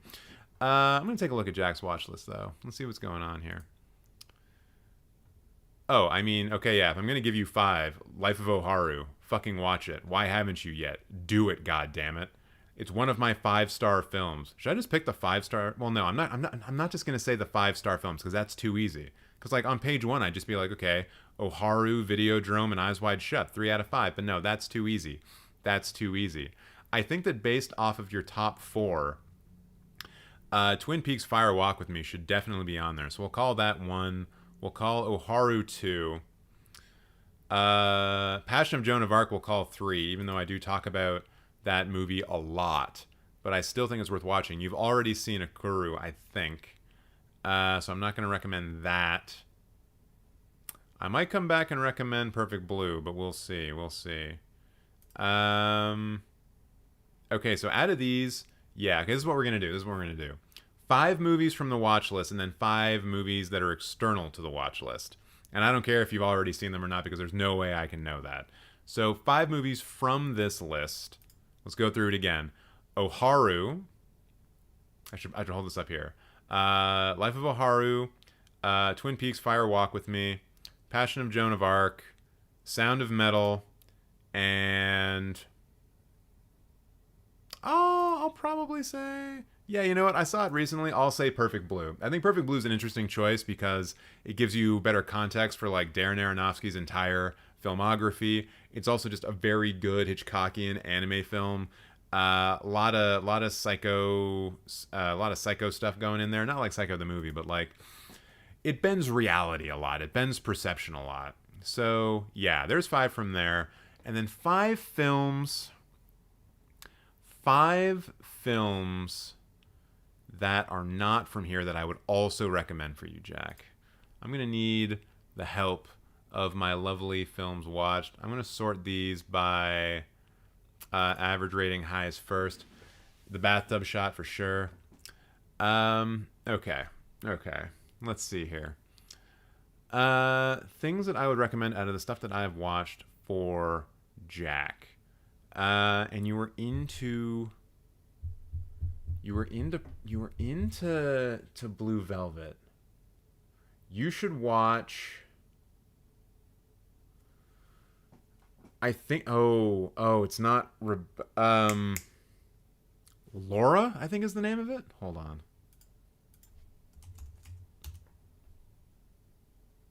If you've never seen Laura, this film. This is a film that I think went on to influence David Lynch. So you should watch this film. There's one. I was about to say Rebecca, but I always get Laura and Rebecca confused for obvious reasons. You should watch probably. Ooh, wait, no, I should throw an Ozu film in here, or do I? I don't know. Hold on. Oh, you should watch Devi. This is not Devi here, but it's a Satyajit Ray film. Devi, here it is. You should watch Devi. So there's 2. You should watch The Battle of Algiers if you haven't yet. Like an all-time revolutionary cinema classic. You should watch Sans Soleil, the documentary made by Chris Marker that is, in my opinion, the best documentary ever made. And you should watch. I want another fucked up one. I mean, I assume you've seen All That Jazz, so I'm not going to count it. But maybe that'll be like a quiet number 6. Go see All That Jazz if you haven't. Oh, I mean, Zed. Go watch Zed if you haven't seen Zed. I'll recommend that every goddamn day of the week. Such a good goddamn movie, and may one day make it into my own personal top 4. You should absolutely go watch that film. So there's 10 film recommendations for you, Jack. And if you want more, just ask. You've already donated $5. It's very nice of you, very kind. If you perhaps want recommendations for a particular genre, I can do that as well. But I do need to get back onto the roasting, because guess what, everyone? Guess what we're about to do? We're about to chip away at the actual list. This person has been waiting to be roasted for like 2 weeks. And so you know what? Someone right now has the opportunity to do the funniest thing ever, which would be to super chat right now and block this person from going. But I'm just going to be here like this. I'm going to hold my hands up like this for the count of 5. And if there's no super chat, we're just going with it. 1 1,000, 2 1,000, 3 1,000, 4 1,000, 5 1,000. It's time for the roast of Courage C1, who is probably named that because they couldn't get Courage C4. I assume that they're into explosives. I don't know why. It was the first thing that came to my head. You think that with 2 weeks lead time, I could come up with better material. But as it so happens, I don't need better material because this person is a Martin Scorsese fan. That's cool. But then they give us this profile picture. Hey, look, it's emo Batman and Robert De Niro from Taxi Driver. Great. They probably have very normal taste in music. They probably have very normal taste in movies. And by normal, I mean they watch movies directed by men and nothing else. He's a film bro, is what I'm saying. And something that I do also want to point out about Coolraj C1 is that they just love following the most amount of people possible. 17,000 followed. What do you do? What do you do with that number? What does your activity look like? This is what mine looks like. Not much. Not much going on. You know, my friend Rob posts some stuff. Amanda the Jedi posts some stuff. Jay Stoobs from TikTok posts some stuff. Real easy, normal stuff. But then, you have 17,000. What does your activity look like? Following.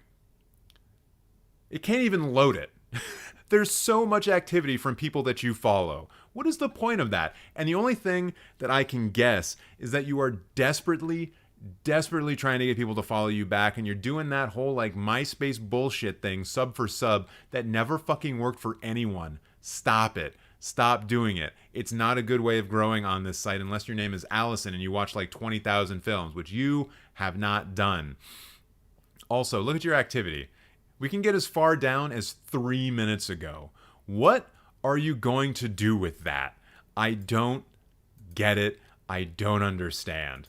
Also, something that I'm going to have to bring up about you, Mr. Coolraj or Mrs. Coolraj, or NB Coolraj C1, is the fact that you have a particular film in your top 4. You said that Martin Scorsese is your favorite director, and you have Raging Bull here as your second favorite film of all time. Okay, I've heard Harry Carey's an excellent film.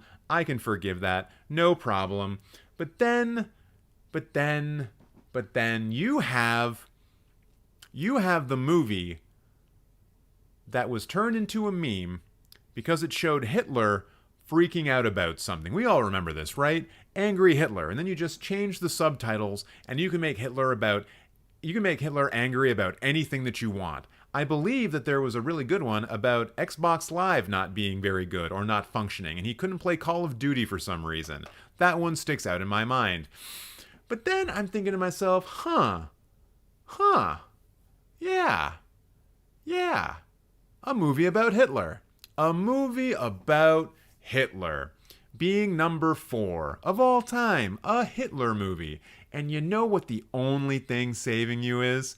The fact that the movie is, I think, critical. I've never actually seen the movie. I think it's critical of Hitler. I think it shows him to be a shitty, sad person, which is what Hitler was. In order to do the things that you do, you don't do that with a lot of self-confidence and swagger. You are an insecure little bitch. You heard it here first.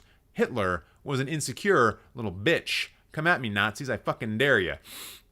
And so, yeah, I don't like ever seeing his stupid face anywhere, especially not in someone's top 4. So I'm gonna leave it alone. I just want you to know that you're on notice.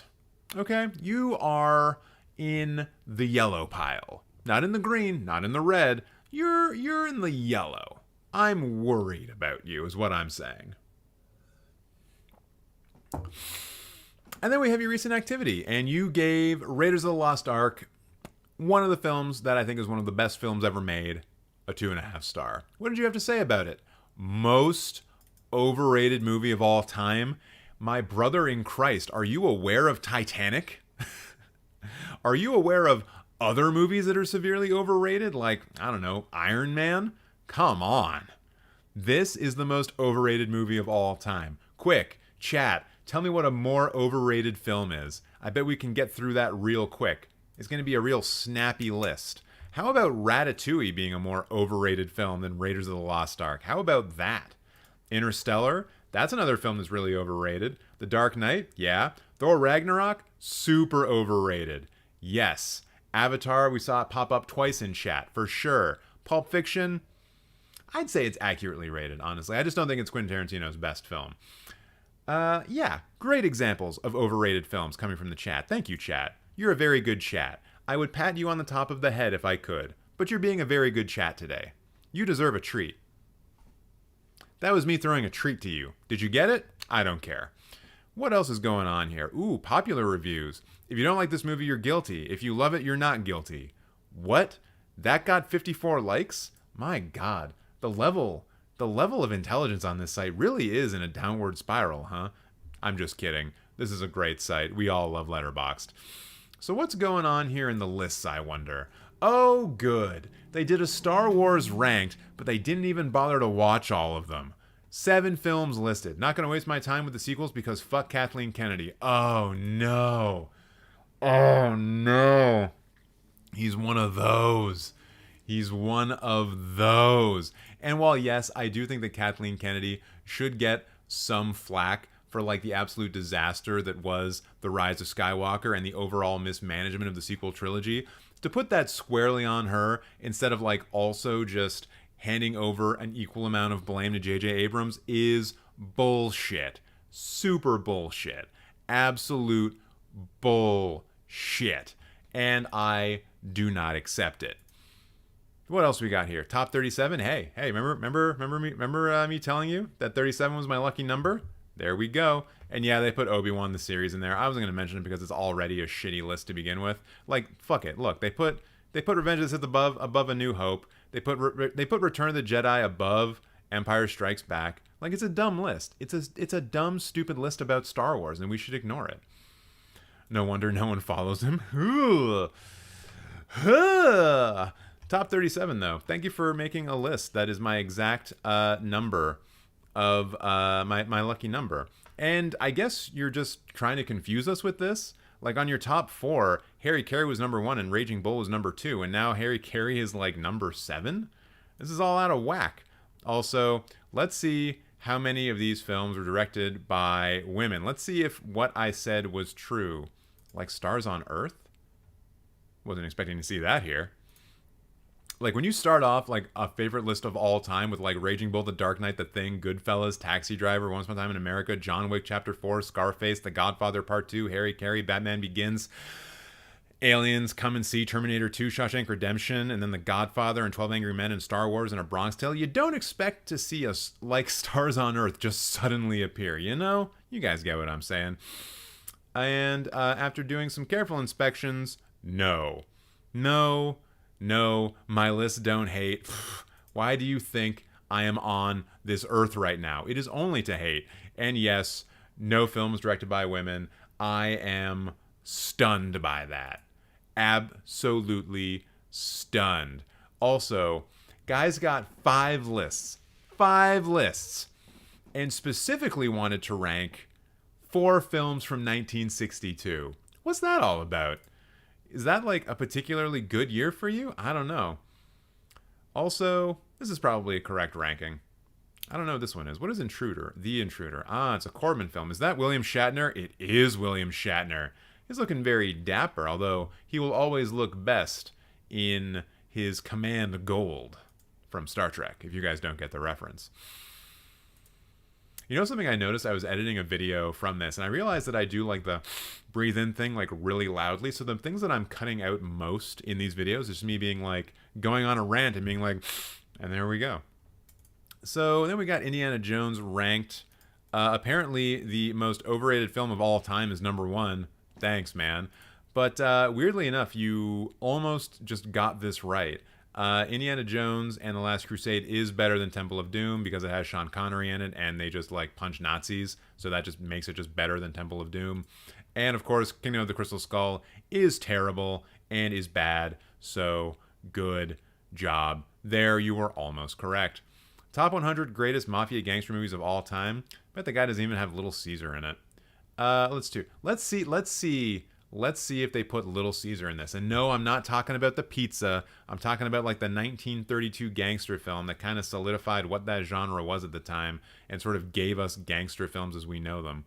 So let's see. What a surprise. What a surprise. No Little Caesar. In fact, I'm a fugitive from a chain gang. I'm kind of surprised to see that here because I didn't think they could actually go back that far in time.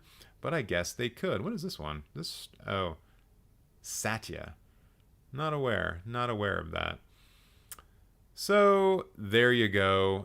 Also, is it kind of confusing for a lot of people to have like Rafifi and Rafiki being like two films that have very similar names? I wonder if anyone's like gone into a video store, not that those exist, and been like, hello, I would like a copy of Rafifi, please. And then they get handed a copy of Rafiki and they're like, yeah, this is probably right. And then they go home and it's like, ooh, this is a very different film. You should do a compilation vid of you just hard sniffing. No, I will not do that. And not because I don't think it would be funny. When you're on this stupid site known as YouTube, you have to be very deliberate about the content you put out. And like, if you deviate from your niche, you can get fucked by the algorithm, which is why you will notice if you go back far enough, you will see that like basically all my videos from the last 2 to 3 to 4 years are just not here anymore. It's roasting and nothing but roasting. There's probably gonna be some recent shorts that come down too. So if you really like them, watch them now because they're gonna be gone soon. What movies make you cry the most, TJ? For me, it's Moonlight. I don't cry during movies. I ain't no bitch. That was roasting TJ talking, but I actually don't cry at movies. I have a problem known as knowing how movies are made, and so they can't make me cry because I can never turn that part of my brain off. I'm a dummy. It's sad for me, I know. Next time you're crying for a movie, cry extra hard for me to balance it out. I would appreciate that. So what are we going to find in this person's films, do you think? Are all the top 5 going to be like total dude films? I'm going to guess so. But what do we got down at the bottom? Jurassic Park 3? Immediately my mind just goes to a velociraptor going, Alan!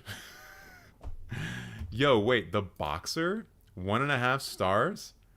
The goddamn Daniel Day-Lewis movie? As a half star? That's weird. You don't often see a Daniel Day-Lewis film with a half star. I haven't seen it, so I can't see too much about it. Hold on. Gangs of New York, 1 star? Do you hate production design? Look at the way... Look at Daniel Day-Lewis's coat. That's a 2-star right there. And I mean, for me, that's like a 3... What is this movie for me? Maybe 3.5 star? Probably? Maybe up to a 4. I'd have to rewatch it. But I'll play a conservative and say it's a 3.5. What else we got going on here? Ooh, Scooby-Doo WrestleMania Mystery. I bet John Cena can't be seen in that movie. Ha ha ha, it's a joke about John Cena and the thing that he always says. And of course, Captain Marvel is low. Who could have thought? Godzilla? Is that? Oh, that's King of Monsters. Yeah, it's not very good. The sequel's not very good. The only good Godzilla movie of the new films is the first one. The original Fly. Sorry, I shouldn't say the original Fly. This is a remake of a film from the 50s. The David Cronenberg Fly as 1.5 stars, though. That's a bad take. That's an absolutely horrendously bad take. This is one of David Cronenberg's best films and is therefore one of the best Canadian films ever and is therefore one of the best films ever. Like, I would not be mad at a top 250 or a top 500 list that had The Fly in it. So, come on. Wait, Predator's on here too? No way. The original Predator, the first Predator, is low. I'm not seeing it, but it takes me a little while to find these sometimes. Iron Man 2? Yeah, that's not a very good movie. Alien 3, though, is kind of good. I think that's actually underrated. The Mask is 1.5 star. I do not agree with that. Contagion, a 2 star. I already yelled at Karsten for that. Predator is definitely, I'll just say it. Predator is like a 4-star movie, easy. Like, fucking classic action film. Incredible work in that film. Love that movie. That's a good goddamn movie. Fantastic Planet, I will also say that's a 4-star film. So the fact that you gave it 2 stars is stupid. How can you not like that movie? It has such a unique animation style, tells a very interesting story, a fantastic story, you could say. And like, I used to own the soundtrack for that movie on vinyl. Definitely better than 2-star. And we're not going to talk about Leon. I've talked about pedophiles enough in the past. I don't want to have to talk about it again, or at least every single time I do one of these live streams. There's got to be at least one where we don't talk about pedophiles. And maybe it'll be this one, even though I kind of just talked about pedophiles. So now we're going to look at the 5-star films, of which, to this person's credit, there are not many. But also, they're all dude films, directed by dudes, for dudes. Although maybe that's not entirely true. Although maybe it is true. We'll go through it a bit more in depth. But what do we got here? Does anything stand out here as being something that's just like egregiously not 5 stars? I mean, Revenge of the Sith, of course. Fuck that movie. Get that movie out of the discourse. I hate it. John Wick Chapter 4 is 4.5 stars is not true. No, what did I rate it? 3.5? 3. Ooh, I should probably go back and re-rate some things if that's a 3. But it is a film that, and I hate this criticism when everyone else does it, but it's too long. It is too long. And it's like one of those films that's too long and like you can just like actually cut. Like you could just yell cut to the editor when the scene should have ended, and they just went on for like 10 extra minutes. I hate that. It's also something that I noticed in the third Matrix film when we're doing the whole Trinity dying scene at the end. There's literally a moment when they could have just cut to her like dying, and it would have made that scene so much better and so much more compact. But instead, they just let her continue to say things on her deathbed. And it's like, why are we doing this? We know what's going to happen. We don't need this extra emotional shit. You're actually making the scene worse. And I think John Wick Chapter 4 has a lot of that in it too. But it's more so with the action scenes being too long. Specifically the Osaka scene at the very beginning. It's too much. It's too much. What else have we got going on here? I haven't seen these presumably films from India. I'm always hesitant to call them Bollywood films now because there's many different industries in India, and Bollywood is but one of them. Inception 4-star. I wouldn't rate it like that, but sure. For Russia to Love is like the best Sean Connery James Bond film. I would probably give it a 3.5. Maybe a 3. Maybe a 3. Yeah. It's real good, though. I like that one. And see, that's me giving 3 to a movie that I think is real good. That's how I think ratings should be done. You got to be super critical all the time. You can never have fun. Mask of the Phantasm.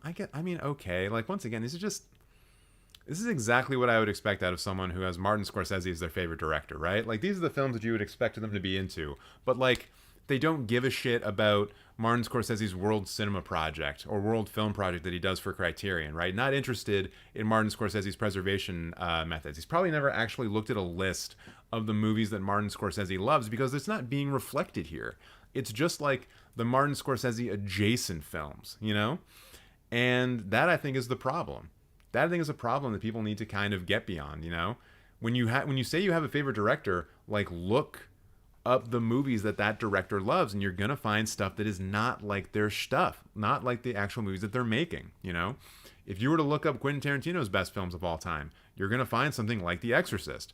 Quentin Tarantino has not made a movie like The Exorcist. But if you're always just looking for other films that look like Quentin Tarantino films, you're never gonna find that interesting, good shit. And so, like, branch out, man. Branch out. You don't need to, like, stay a Martin Scorsese stan and then only watch gangster films, right? Martin Scorsese put so much work just to repair the Red Shoes Diary. It's amazing. Yo, I'll say this out loud, and we'll call that roast done. I hope you enjoyed it. But Martin Scorsese, and I've probably said this on the channel before, Martin Scorsese should be like the patron saint of cinema. If cinema is a religion, if cinema is a church, then I nominate Martin Scorsese as the first saint of cinema. The man has done so much for the preservation of cinema, and you know I'm serious because I'm wagging a pen around. The man has done so much for cinema preservation out of just a love for it, for the medium, for the texture, for everything.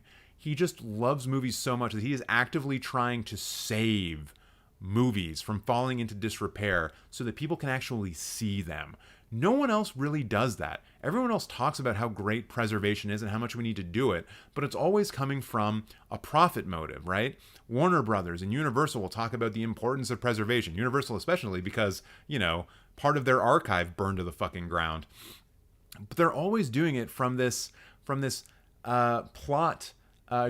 profit motivation. Whereas Martin Scorsese is just like, this is a good goddamn movie, and people need to see it, and we need to save it, and we just must do this. It's our imperative. It's a thing that must happen. And he's great for that. That's how I'm always going to remember him.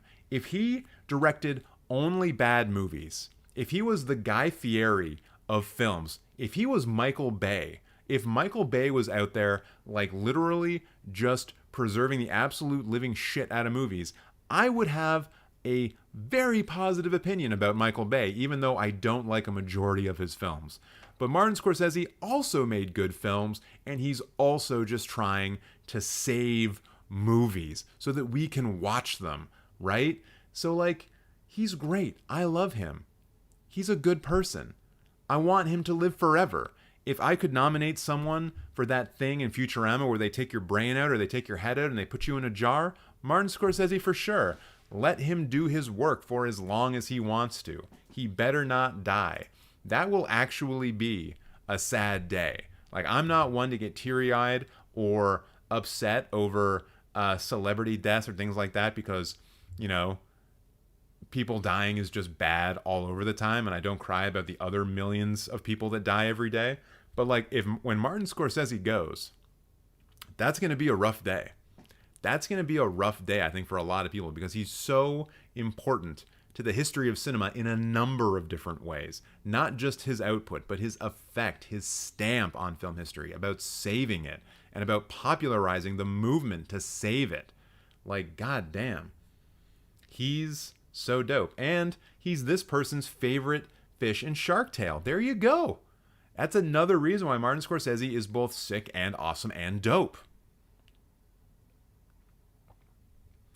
What do you think about Martin Scorsese's next movie? I'm pretty sure it's going to win all the Oscars. I haven't seen it, haven't heard a thing about it. I'm definitely going to go see it. I don't know, I got a feeling it's going to win all the Oscars. We'll see, though.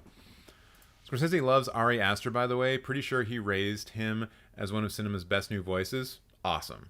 My dad supports independent companies that restore films. That's fucking sick. Also, how does your dad do that? Like, how? I want to know how to do that. He wanted to roast and got death. I mean, I hope it wasn't that bad. Hello, TJ. Is it my turn soon? I don't see you in the list for the things that I've got going for today. But we'll see. I mean, you're definitely not going today, Victor. I'm so sorry. Scorsese put so much work. Oh yeah, just Red Shoes. I already looked at that. All right.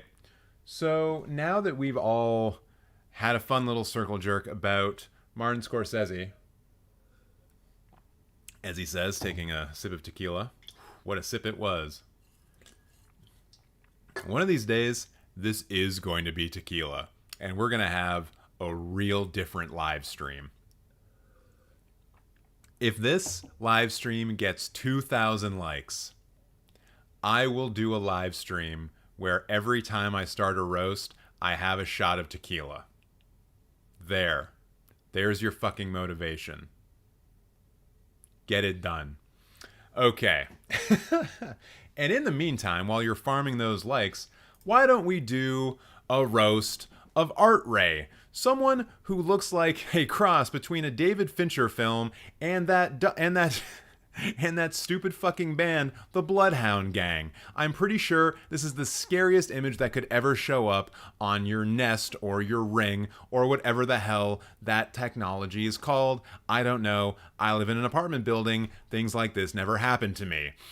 And what do we know about Artray aside from the fact that they are from New Zealand? Well, they watch the movies that you've never heard of. And I know you've never heard of them because out of these 3 films or 4 films, I've only heard about El Topo. And if I've only heard about one of them, you've definitely not heard about any of them because I'm the Cinephile Supreme. We've covered this. So what even are these movies? What is Dig?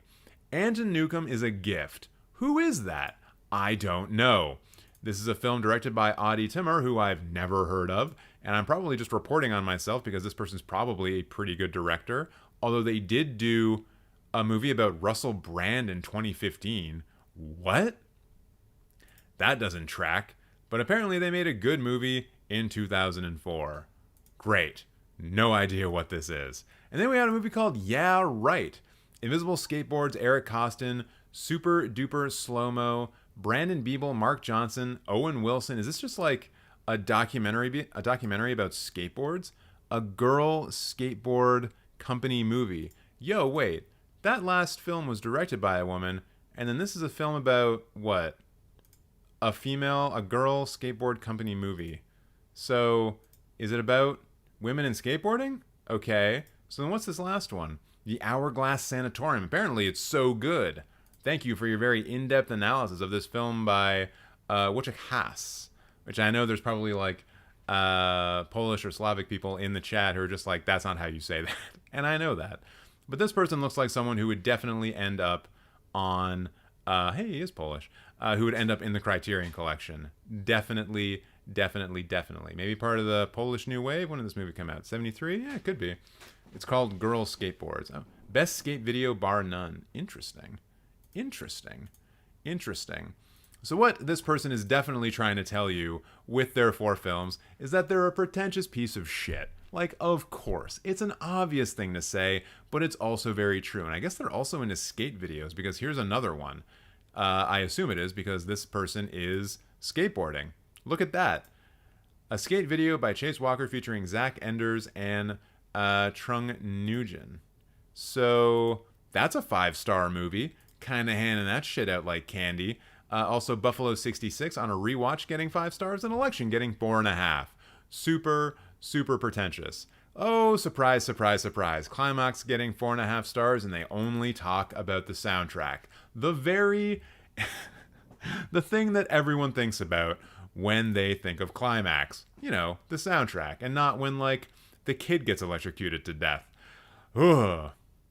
Or just like all of the acid trips that happens in that movie. I can't even imagine what this person's film thing is going to be like. But we're going to look at the list first. Because we got a top 20 that includes You Were Never Really Here, the Lynn Ramsey film. Very good. They've ranked all of the David Robert Mitchell films. They've ranked all of the Robert Eggert films, all of the Quentin Tarantino films, and all of the PTA films. They've all been ranked. Weird how this person keeps bringing up movies directed by women and then can't do a rank for any woman director. That's too bad. You were on such a good run of me not hating you.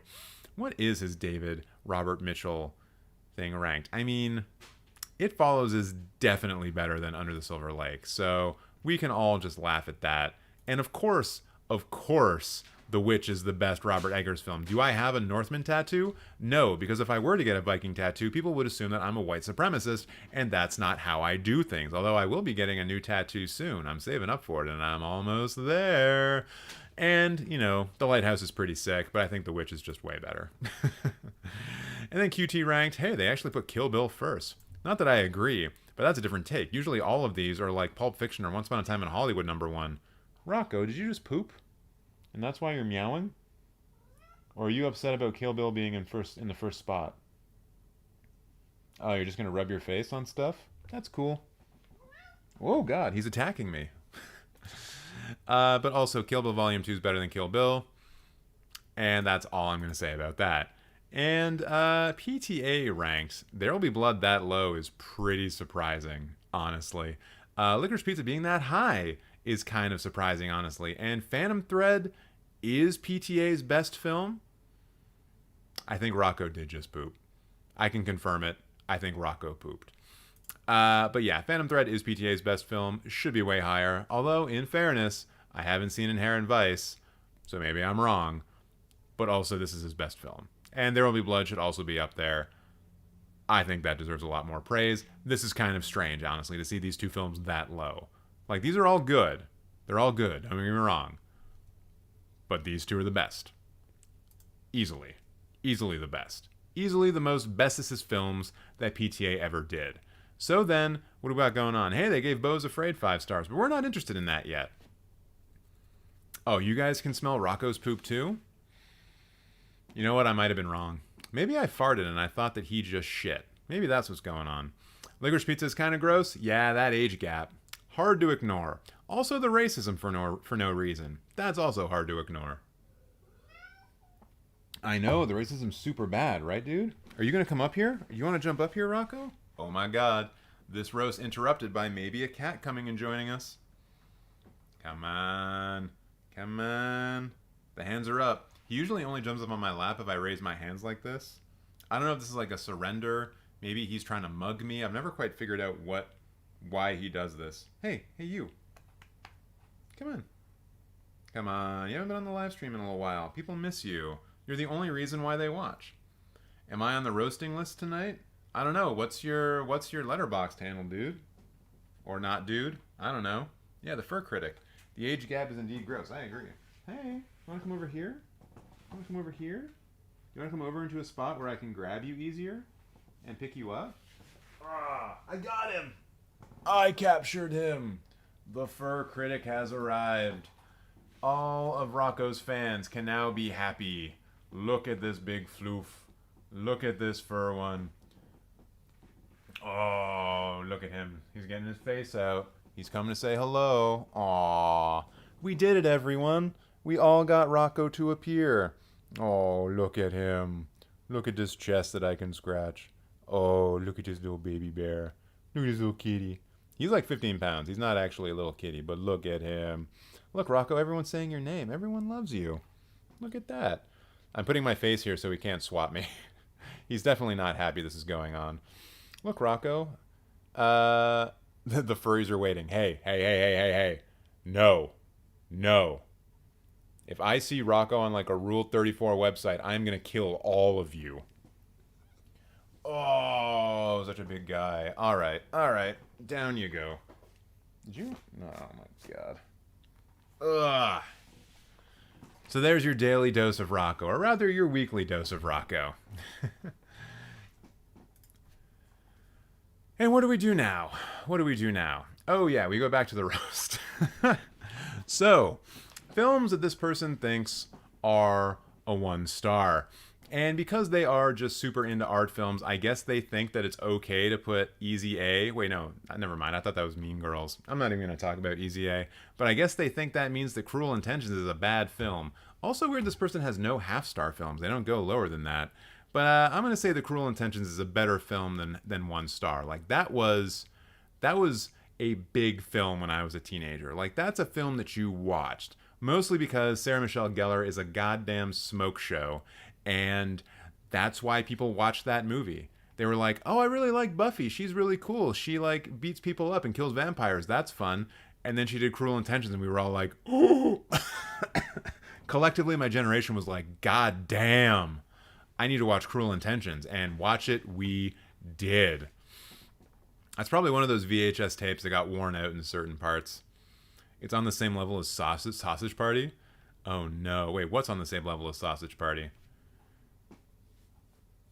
Not Cruel Intentions. And only Easy A in like a couple of other films are 1.5 star. I mean, like, I don't think anyone's going to die on this hill, but Easy A is a better film than Thor Love and Thunder. Come on now. The Town, I think that's a little bit low at 2 stars. It's probably more of a 2.5 to 3. Nothing to get mad about, though. Nothing to get angry about. All these How to Train Your Dragon movies, I'm sure there's some people in the chat seething about that. I know some of you are really into DreamWorks stuff. Don't try to deny it. The Pacific Rim sequel, okay, I don't think anyone watched that, so no big deal there. I think The Gift, 2.5, that might actually be a good rating for that. I might go to 3 on it. Still, nothing to get angry at. Jurassic Park being the same rating as Sausage Party, I think that's something that we can notify the police about. I think we should probably try to SWAT this person. And when we call 911 and let them know, and they're going to be like, sir, I don't think this is an emergency. And I'll say, no, you don't understand. They rated Jurassic Park and Sausage Party both 2.5 stars. And they'll be like, we completely understand. We will take care of this for you. Also, ACAB. And then there's just other stuff here that I'm kind of like, I just disagree with it. Like Sinister. It's one of the best horror movies of the last, 20 years. It's not a 2.5 star. I would go so far as to say that's a 3.5 star, which is, once again, high praise from me. The Void is actually, once again, kind of good and Canadian. I must point out that it's Canadian. Hey, Aaron Poole. I drove this guy around in a car once. We worked on a movie together way back in the day. Actually, wait, that movie's probably listed here. Hey, do you guys want to learn about a movie that I worked on? There it is. Small Town Murder Songs. I worked on this movie. Yep. I hung out with Peter Stormare and Martha Plimpton and Jill Hennessy. Not so much Ari Cohen. He wasn't on set that much. Jackie Burroughs I met. That was pretty cool. Stephen McIntyre. He's in a lot of Canadian stuff. You probably recognize him from stuff. Alexander Benoit. I don't remember her. Also weird that Aaron Poole is way down here when he's the third or fourth billed character in this. So this is wrong. This is wrong. This is probably just going by fame or something like that. But yeah. What did I do? I was the production coordinator on this film. Yep. So I made sure that everything that needed to happen happened. But what else is going down here? Man, From Dusk Till Dawn, that's better than 2.5 stars. That's like a 3.5. That's almost a 4-star film. This might be a 4-star film. I might have to think about that one a little bit, though. Is this the Thing prequel? Oh, this is what I hate. It's when you start comparing the films that are at this level, right? From Dusk Till Dawn is better than the Thing prequel by a lot. It's better than Battleship by a lot. Mary Poppins at 2.5 stars, that's just fucking weird. But yeah, From Dusk Till Dawn, it's better than Minions by a lot. It's better than Get Hard by a lot. It's better than Daddy's Home and Peter Rabbit and The Croods. What? No, this is wrong. There are wrong things here. And you'd think that this person, since they're so into art cinema, according to them, that they'd maybe have a bit of a better perspective about how these films all rank and stack together. And it appears, though, that they don't. So let's see what skate movies they've decided to rank as 5 stars. And yeah, we've already checked out that one. Is Blessed? Is this a skate movie? Supreme presents Blessed, a full-length video directed by Yep. So there you go. 2 skate movies right there. And then also this movie that features an on-fire unicorn, which is once again a skate movie. Who is this person? I can imagine this person just skating around New York City and going to all of the small independent theaters and just watching all of the wildest shit all the time. They probably think back to the days when Grindhouse and really small cinemas were still around, before New York got cleaned up and before it got super corporatized. They're probably oh, that was the best, because you could just skate around and go watch Cannibal Holocaust on a random Tuesday afternoon. Man, it was wild. What else we got here for 5 stars? Holy Mountain, yeah, makes sense for what they do. Revenge is a 5-star. That's kind of, I didn't expect that. I don't expect that at all out of this person. Mysterious Skin, all right. Utomo Tenbien, all right. Back to the Future, that's just so normie. I don't expect it. If you're going to give Jurassic Park 2.5 star, then surely Back to the Future must also be 2.5 star. Right? That's got to be true. That's got to be real. That has to be a true thing, even though I just made it up. The Last Movie, 1971. What is that? Oh, Dennis Hopper film. Right. Welcome to Candyland. Bet it's a skate video. Yep, it is. I mean, I assume. I know Supreme is more of a fashion brand now, but I think it started off as a skate brand. Also, if you've never seen this movie, do yourself a favor. Go see You Were Never Really Here. Not roasting, being serious. Joaquin Phoenix is great in this. It's the art film version, sort of Taken. And that kind of film where you got a grizzled assassin, basically, who has to do a thing and save a kid and whatever, and they go against their code. But it's super, super good. This is a 4-star film. Easy. I should probably start ranking films half-star and 1-star more, because I keep just going after for the ones that I love, Gotta stop doing that. In fact, let's try to do that with some of the ones that he rated super low, or that they rated super low. Tall Girl I haven't seen. Shit. Okay, now I need to find ones that I haven't seen. Yeah, Thor: Love and Thunder. Oh, I've already rated that. God damn it. What else have I seen here that's bad that I've actually seen? I can't. Oh, I'm not. Wait, is this Kingdom of the Crystal Skull? Yeah, God damn it! I've already rated it. God damn it. God damn it. I don't know. Okay, we're not going to do this now. This is boring content. We're not going to do that. So yeah, I don't know. I think that person has been roasted somewhat, or we've at least talked about them. But yeah, mostly Criterion bullshit on here. Most of these films you can watch on the Criterion channel right now, including the Doom Generation, which just got released and which I intend on watching. Oh, I was literally looking through the cast list for Small Town Murder Song on Letterboxd, expecting to find TJ, and forgot to click on crew.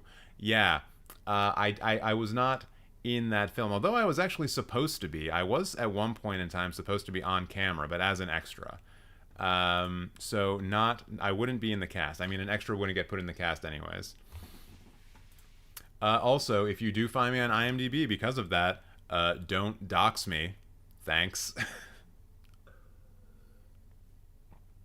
Man, I should probably change my IMDb name to like my full government name. That might be a good idea.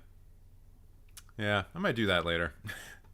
Although the people who find me there now, like, you will know my actual, well, you will know part of my government name. Just don't do anything stupid with it. That's all that I ask. Let's see, what else? Hey, Blue Ruin's a pretty good movie. Yeah, that's about it. Alright, this person's boring me now. Let's get out of here. Dusk Till Dawn 2 stars. He gives a Salma Hayek with a snake. He definitely hates fun. True. Why did you stop working with films, TJ? The life of someone who works on set is real tough, and it takes a particular person to do that. Like on Small Town Murder Songs, or whatever it was called, I was working on average like 16 to 18 hour days, and I think there was one week in particular where I worked over 100 hours, which, you know, over a 5-day period would be 20-hour days. I think I worked 16-hour days. Hey, look, it's the cat. Again.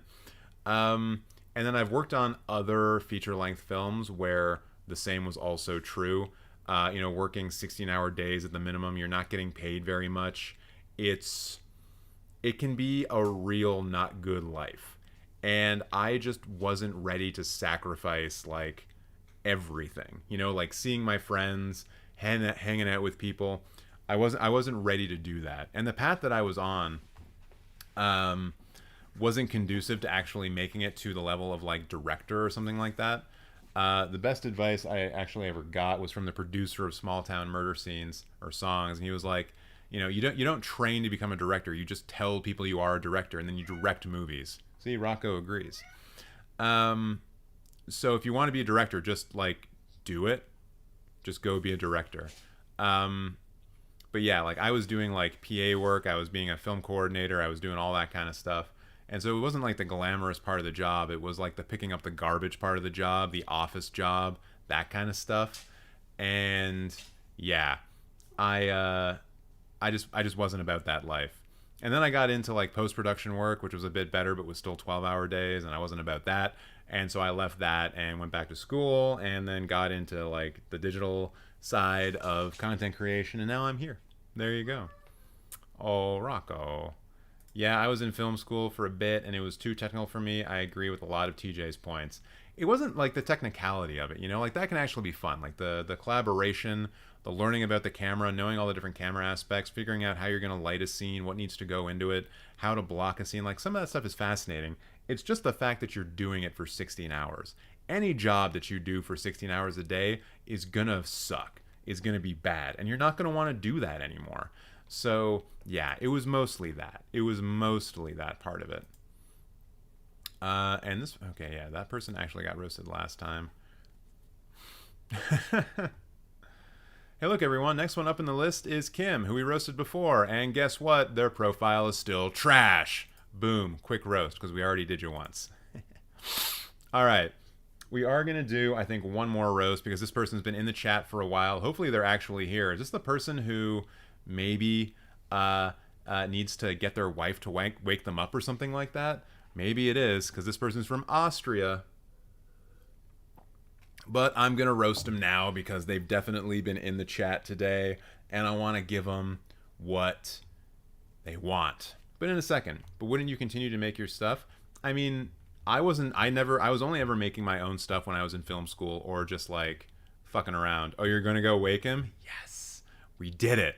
We made it. We made someone happy. They're going to be woken up happy by their wife, which has never happened before in the history of the world. Roast me, I'm from Brazil. It will be interesting. You got to get in line, friend. Link in the description box if you want to get roasted. And if you haven't already, please like this live stream, join us in the Discord, and subscribe to this channel. Watch all the stuff I put out. That's the best way you can support this channel. Just keep watching stuff. So, I don't know. Should we wait for the all clear from Zapfinger to see if he's actually awake? Is it kind of weird that like his wife is watching on his YouTube account and just like waiting? Like, I know there's a good reason for it, but also it's a little strange, right? I know these live streams are 4 hours and you're never like guaranteed to get roasted, but like I don't know. Maybe what I'm trying to get at is like the wife finds me to be entertaining enough to just hang out with and to be paying attention. So maybe I'm going to steal this guy's wife. Oh, you're here. Great. Let's continue with the roast then. Timed that perfectly.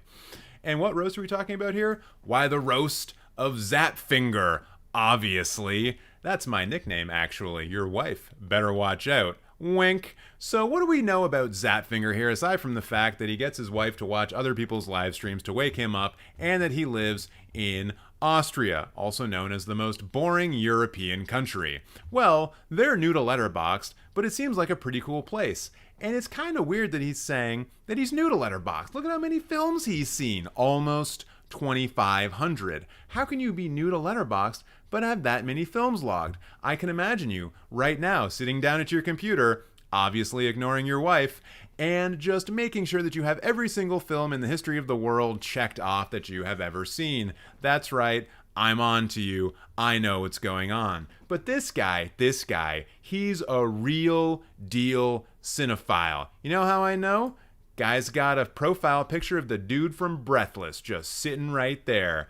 Kind of looks like he's masturbating a little bit, or like maybe someone's masturbating him and he's like, ooh, yes, I am French and I enjoy this. I don't know why it's happening on like the stone streets. I've seen Breathless. I should probably know what scene this is from. But to me, this just looks like someone who's having a good time, a happy ending, you could say. And so up here on the favorite films, we see that this person is in fact a real deal cinephile. Or are they? Ooh, let's find out. Because they've got Breathless, City of God, Daisies, and La Haine. And like, I know, it's so easy. Just call him a classic Criterion bitch, TJ, or a basic Criterion bitch. It's so simple. That is what these live streams are all about, right? Just hitting those notes over and over and over again. It's a symphony. It's a cycle. It's a circle. But maybe we don't need to do that. Maybe we can just ignore the favorite films and go somewhere else. Oh, look at that. He gave a Mel Gibson movie 1 star. That's good. Other films I haven't seen. Oh, God damn it. I've lost this entirely. Drive, I'm probably overrating this, but I can't help loving it. I bet you watch Drive and you think to yourself, yeah, I'm Ryan Gosling from Drive. I bet, have you done some, let's call it cosplay with you and the wife? You're Ryan Gosling, you've got that nice little scorpion jacket on, and then she's Christina Hendricks or Carey Mulligan, or both, you know. You could probably do like a two-face thing, split right down the middle. That would be wild and interesting and weird and different. I have gotten way too fixated on the sex lives of this couple. So naturally, I'm then going to turn to his Old Boy review and see what he says there. A beautifully scored masterpiece that makes me think of summer for some reason. Huh. I guess you could say there's a belle de jour in it. Oh, no. I'd probably get banned for that one. And not even in the worst way imaginable. It's the worst fucking way imaginable based on what I just said. Even though I don't like summer. What? I mean, do you guys even get summer in Austria? Is that a season you experience? I just imagine that it's ski season for like 9 months and then occasionally it rains.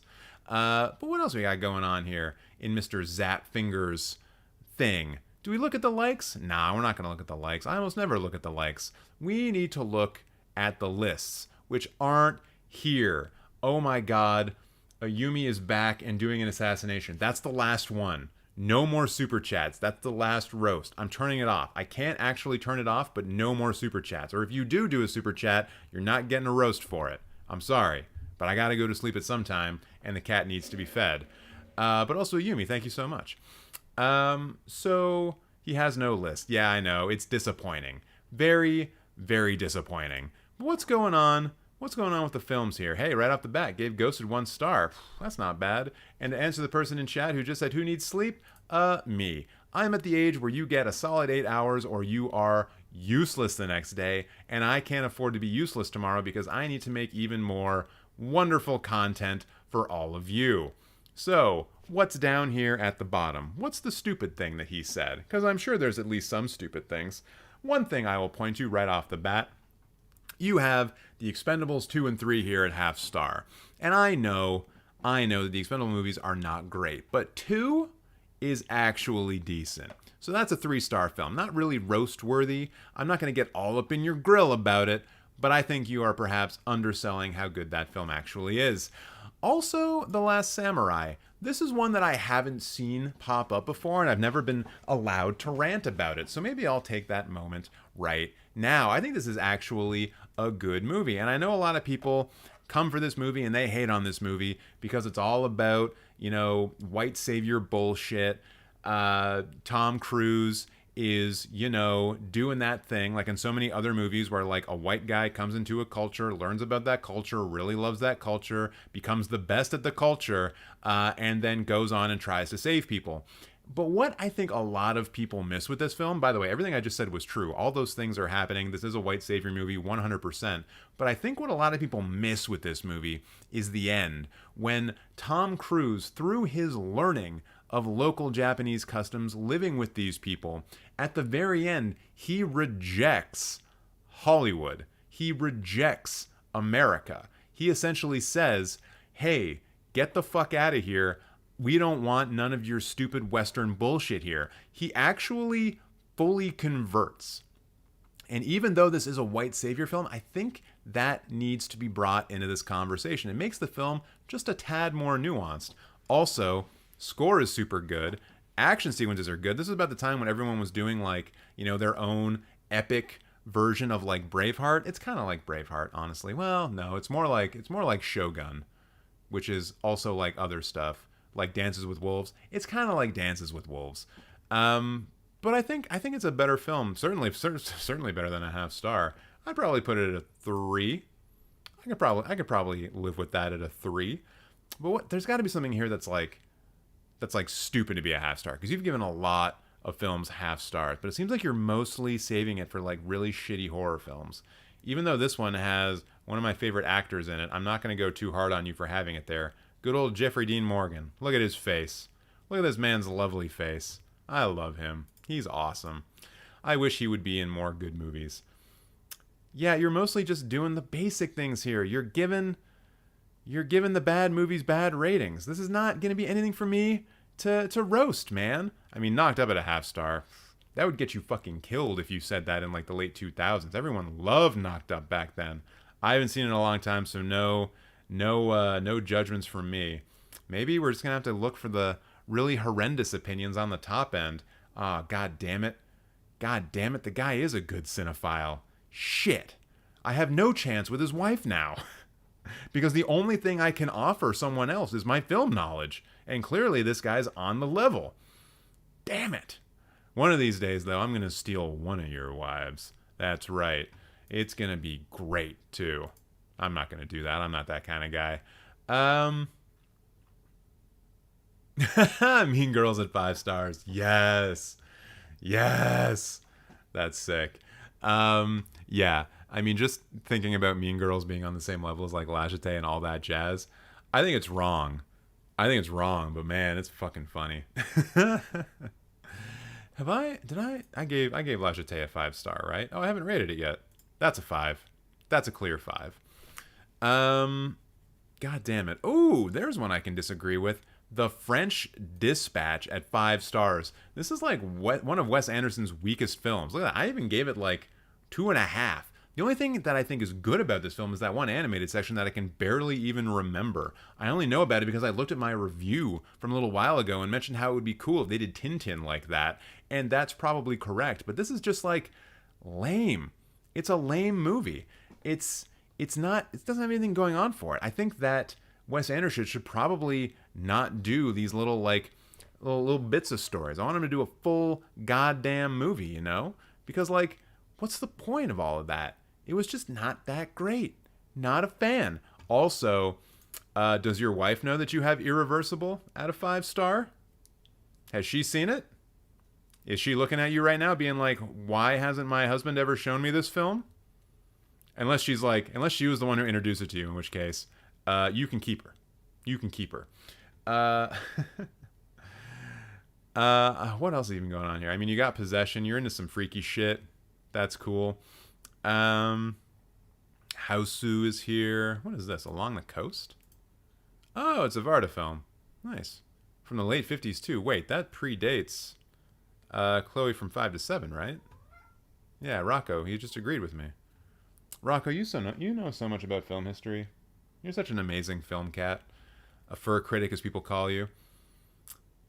Yeah, I mean, it's I hate it. I hate it when they're good profiles. I hate it. Because what do I do? Do I shit on a John Woo film? No. Of course I'm not going to shit on a John Woo film. What am I going to do? Look at this one and be like, what is this? Oh, it's an Agnes Varda film. What, I'm going to shit on an Agnes Varda film? No. Of course not. I'm not a monster. This is when it becomes difficult for me to get into the whole heel persona thing, you know? To be that absolute asshole. Because I can't just be like, oh, look, he's got Barry Lyndon. He must like good movies. Yo, you watched Irreversible together and your wife loved it? Y'all are made for each other at that point. I would say put a ring on it, but I guess you got there first. Jesus. What is this? Tale of Tales. Now I'm more just interested because I think you probably have good film taste. And I'm like, what's going on with these movies? What's this horrendous and horrifying looking animated short that you have listed here? Probably don't want to watch that. You found the one man. It's true. It's true. If you can watch Irreversible with a woman and she will stay with you, you kind of have two options. Run as fast as you goddamn can, or put a ring on it. And he chose one of those options. Yo, guys, I mean, I don't know if we should be saying that's goals.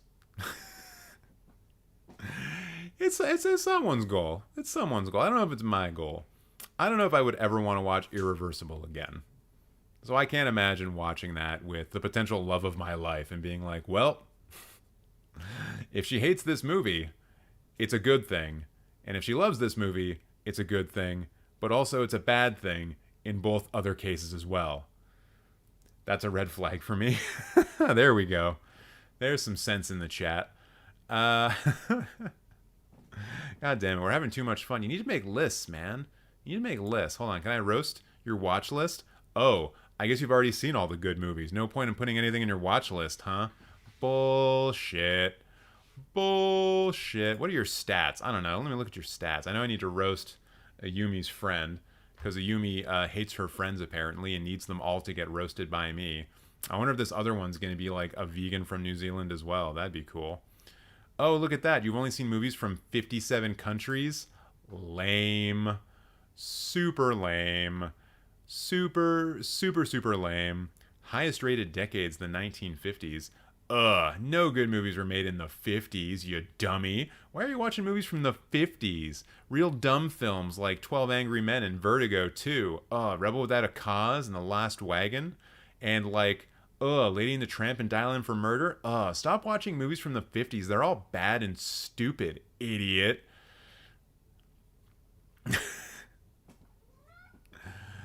And also, I will say that as a European, it's really sad that you've seen more USA films than anything else. Like Austria not even in your top 10 for countries. And I know that they make films in Austria. I know that they've made a few. Like, come on now. Represent your country a little bit. Your collections? I'm not gonna look at that. I'm not gonna look at that. I am gonna share it on Twitter though. No, I'm not. I'm definitely not gonna do that. Now that I've said 57 countries for you, I am curious though. How many countries have I seen movies from? Because if it's less than that, I'm gonna look like a jackass, which is fine. Me looking like a jackass is okay for this. Oh, 92 countries, motherfucker. Yo, Zapfinger's wife. If this appeals to you, this number, just let me know. My DMs are open, you know? You want to be with someone who's seen films from more countries. Precisely 48 more countries or something like that. So, there you go. My watch list is in my head. Bullshit. He's lying. He's lying in chat. He's lying in chat. Also, apparently I've seen films from 2,248 directors. Man, I need to pick a lane. Wait, what is my streak? Ooh, 74. Also bigger. Number of 2+ film days, 163. Ooh, baby, look at that. That's like half a year. Less than half a year. Still not bad, though. What do I got going on here? My highest rated average film was from the 80s. Yeah, I mean, I am a child of the 80s, so that makes sense. Although I haven't given a lot of ratings yet, so that's not going to be true. And yes, I'm an idiot for only watching movies from the USA. I'm sorry. I'm very, very sorry. I know. Okay, this is what we're gonna do. This is the thing that we're gonna do. By the way, Zapfinger, that's about the best I can do for a roast. I'm so sorry. I hope that was worth getting woken up for. I was mostly just making fun of the fact that you're married and I'm not, and you're happy and I may not be. Ooh, I got an internet bill. Why did I pick up my phone? Oh yeah, I'm gonna feed the cat electronically from afar because I can do that. And then I am going to roast the ever-living poop out of Ayumi's friend because we gotta do that. Hey. Don't chew cables, you little jerk. This is what happens when Rocco gets hungry. He just starts chewing cables. I have no cables, like visible usually in my apartment, like because he'll just eat them. So there. Just gave him a little snack. He should be fine for another couple of minutes because we got to keep these roasts going, at least one more because Ayumi demanded it. And yes, I know I do need to see more Spanish language films. Don't worry. I'm going to be doing something next year that's going to help with that. And I'm going to talk about that much later. It's fine. I have a bit more sleep, but I enjoyed it. The only thing I missed was a recommendation. Oh, we only usually do recommendations for people who have films in their watch list, for one. But I don't know. You got woken up from a mighty slumber, so maybe I'll give you one. What was in your top 4 again? I was gonna look at it quickly. This is the top 4 again. I mean, Zed. I would say Zed. If you haven't seen Zed, go watch Zed. It is a French language film. Since you got Breathless here and Lahane here, I'm guessing you're okay with French films. Yeah, let's say Zed. If you've seen it already, I don't know, watch another Costa Gavras film. Like Missing. Missing's also very good. Don't watch Freebirds. Don't watch Freebirds. Don't believe the main alternative. Almodovar is a great example. I know, I've only seen 2 of his films. I need to do better.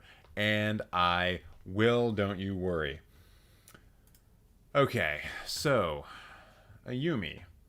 Roasting your friend whose name is Ineedacoolname. Oh boy, the jokes write themselves. Is this person in chat with us, Ayumi? Are they going to be able to enjoy this? Wait a second. I remember you're from New Zealand, and this person is definitely not. You want me to go after one of my fellow Canucks? How dare you? But I'm going to do it anyways. I'm from Spain, so always try to see the USA, and from Spain as well. Fair. This should be good. We'll see. There's only so much I can do, especially when it's this far into the roast. But we'll give it a try. Oh, excuse me. Not as burpy today. I guess because I wasn't drinking like a whole bunch of kombucha like I was last week. Hey, we got up to 50 likes. That's pretty good for this live stream. Thank you, everyone. She's in a call with me right now, so she's listening. Oh, so I'm gonna have to make this very auditory, I guess. Cool, great. Let's try to do that. And by that, I mean the roast of Ineedacoolname. Someone who is just so obviously cool that they couldn't think up of a cool name themselves. A cool name. What could a cool name possibly be? I don't know. Literally anything other than that. If you had just typed in the numbers 1, 2, 3, 4, 5, 6, 7, 8, 9, that would have been a cooler name than just, I need a cool name. It ain't clever, and you're not impressing anyone. And I know that I always try to lift up and make people feel real good about Canadian stuff. But I don't think I need a cool name. I'm going to be able to do that for you because of the bio and what's written in it. Yep, that's me on my profile page. Wanted to use a Coraline profile picture, but I didn't find one that would fit. So wait a second. You have the entirety of the internet available to you, and you couldn't find an image of Coraline that could fit in your profile picture? It's not like it's that needy of like a spec that you need to fit. It's not like they're limiting you to 100 by 100 pixels. What do you mean you couldn't find a small Coraline photo? Did you look? Did you try? Or did you spend as much effort getting that profile picture as you did with your name? Because I think that about fits. So what else do we know here? Well, gives us the government first name, Emma. Hello, Emma. I'm glad you're listening. And I hope that you hate me right now because that means I'm doing a very good job. You're 21. You love Coraline more than anything else. And you are your local horror fan. But you're not my local horror fan, probably, unless we happen to be in the exact same part of Canada. And you gave us your birthday for some reason. Are you going to put your SIN number next? Yeah, that's what we have in Canada. They're called social insurance numbers. And the fact that you didn't put it here shows an awful lot of restraint from you. So good job not doxing yourself. And you've been vegan since 2020. No comments. I'm vegan as well. Good for you. And that's the last kind word I am going to say. Also, I would love to know the lore for you and Ayumi. That's something that can go in chat, perhaps another time, but I know that she is vegan and in New Zealand. So how do two people from Canada and New Zealand meet? How do you know each other? That's some lore that I think would be interesting. You know what's not interesting? I need a cool name, or Emma, as I will now refer to you as, your top 4 favorite films. Coraline, Dawn of the Dead, The Conjuring, and Halloween. Coraline, for one, is the one I will start with. It is a lesser animated film when taken in comparison to absolute classics like The Nightmare Before Christmas and even the more recent GDT's Pinocchio. This is probably a film that you look to for like fashion examples, and I don't think you can pull them off. You should probably stop doing that. Then we have Dawn of the Dead. And oh my goodness, you went with the Romero classic, except it's not as good as Night of the Living Dead, is it, Emma? No, it isn't. One of these two films is transformational, and that was Night of the Living Dead. Dawn of the Dead is just a really bad trip to the mall, something that I'm sure you've had a lot of. And then you have The Conjuring, the film that has single-handedly changed the landscape of horror cinema in the last 15 years, and it's for the worse. Now, every time I go to a movie theater, the only horror films that I can ever expect to find are haunted house bullshit, and it's all because of that film. And because of that, I don't like it. So get it the hell out of your top 4, Emma. I'm not about it. And Halloween's really good, so we're going to move on. It seems like you also are not a fan of haunted house movies anymore because The Boogeyman got a half star from you. What did you say about it? I haven't seen this yet. I thought we don't make these types of movies anymore. It's because of The Conjuring, Emma. The Conjuring did it. Come on now. You did give 5 stars to Beau is Afraid, though. Let's see what you said about that. My German uncle trying to pronounce the title but miserably failing and then finally getting it right was more anxiety-inducing than the movie itself. Really? I don't know I don't know what that says. Like he said, Beau is afraid. Yeah, I imagine he just said the title of the film with an accent. That's not bad. That's not anything to get up in arms about. What is The Last Mimsy? One of the best sci-fi films ever made, sue me. Trust me, if the Canadian legal system allowed for it, I probably would. It's basically the PG-rated Donnie Darko. Oh, so it's like really edgy. It's for the really edgy people who are like super into being edgy and deep with their emotions and feelings. Wonderful. Wonderful. We need more of those, please. Yes, let's have more of those. And while we're thinking about what we could have more of, let's look at these lists, because we didn't have one the last go around. And it looks like Emma's the type of person who tries to make all of those quirky little lists with fun little titles that describe multiple films, but are in fact very different. So what do we get here for the first one? Movies that include naked minors, but still are somehow legal.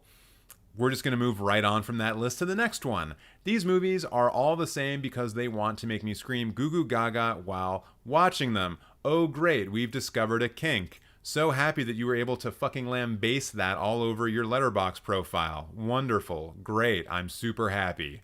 Movies I watched in theaters in 2023 ranked all 12 films. Of course, these are coming from all over the spectrum because these are just the films in theater, not the new films.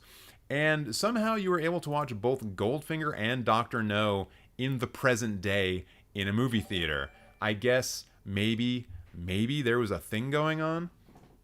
Cat, are you doing something? I'm worried about him now. Although I fed him, so he's fine. Let's see what we think about these ratings. Spirited Away, yeah, that makes sense.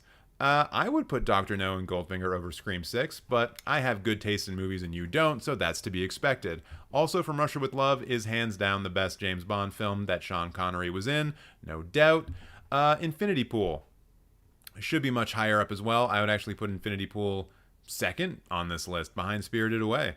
Yeah, that makes sense to me. Everything else is pretty much correct. So there you go. Great. What was the last list? Ooh, Studio Ghibli ranked. Another Grave of the Fireflies stand. That one's popping up a lot. Did I put this in my watch list yet? Because I probably should have. Yep, there we go. Is it on a streaming service? Nope. We'll find it. I'm not worried. So what's going on with this ranking? Oh, man. Ponyo number 3. Yo, you know what this says to me? Hold on, let me just check the date. Let me do some calculus. Let me do some calculations in my mind. Yeah. I think you said you were born in what, 2002? So you probably saw Ponyo in theaters when you were 6, and you thought to yourself, "Oh yeah, this is a real good movie, and I'm gonna live this. I'm gonna have this film in my top whatever for the rest of goddamn time." Well, guess what, Emma?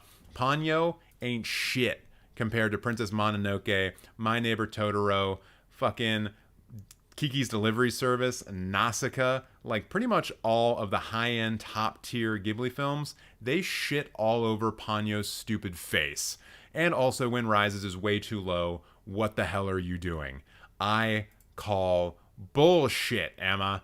And then we're just going to move on to the films. What dumbass takes have you got down in your half stars? Let's see. Signs? Signs is a half star. Look, I'm the first one who will tell you that M. Night Shyamalan is a hit or miss director. Signs was his last good film, truly good film, and you may be putting it there as a half star because of the religious iconography, from the stupidity of aliens invading a world that is 70% water, even though that one conspiracy theory is out there about how the aliens are actually demons, and that's why they're afraid of water, which is, I guess, better because it works better with the religious symbolism of the film, but come on. Half a star? Even Rocco's upset about that. He's real pissed, actually. And then what else do we got here that's kind of dumb and things that I don't like? Man, you really don't like M. Night Shyamalan movies, huh? I mean, not to say that The Village and Lady in the Water are good, but ugh. Also, The Wind Rises, I know I just brought that up, but that was in reference to like a Ghibli list. A Ghibli list. This is you just flat out saying that The Wind Rises is a half-star movie? No. No, 1,000 times in a row. No. What did I give it a rating for? Oh yeah, 4.5. You know how hard it is for me to give a film 4.5? Ridiculous. We're not friends, Emma, and we never goddamn will be. And then we're moving on to other things. Oh, look, you have Cinemateq classics of horror films like Cannibal Holocaust, Last House on the Left, The Hills Have Eyes, all down at half star. What other sort of great, awesome, totally correct takes are we going to find down here?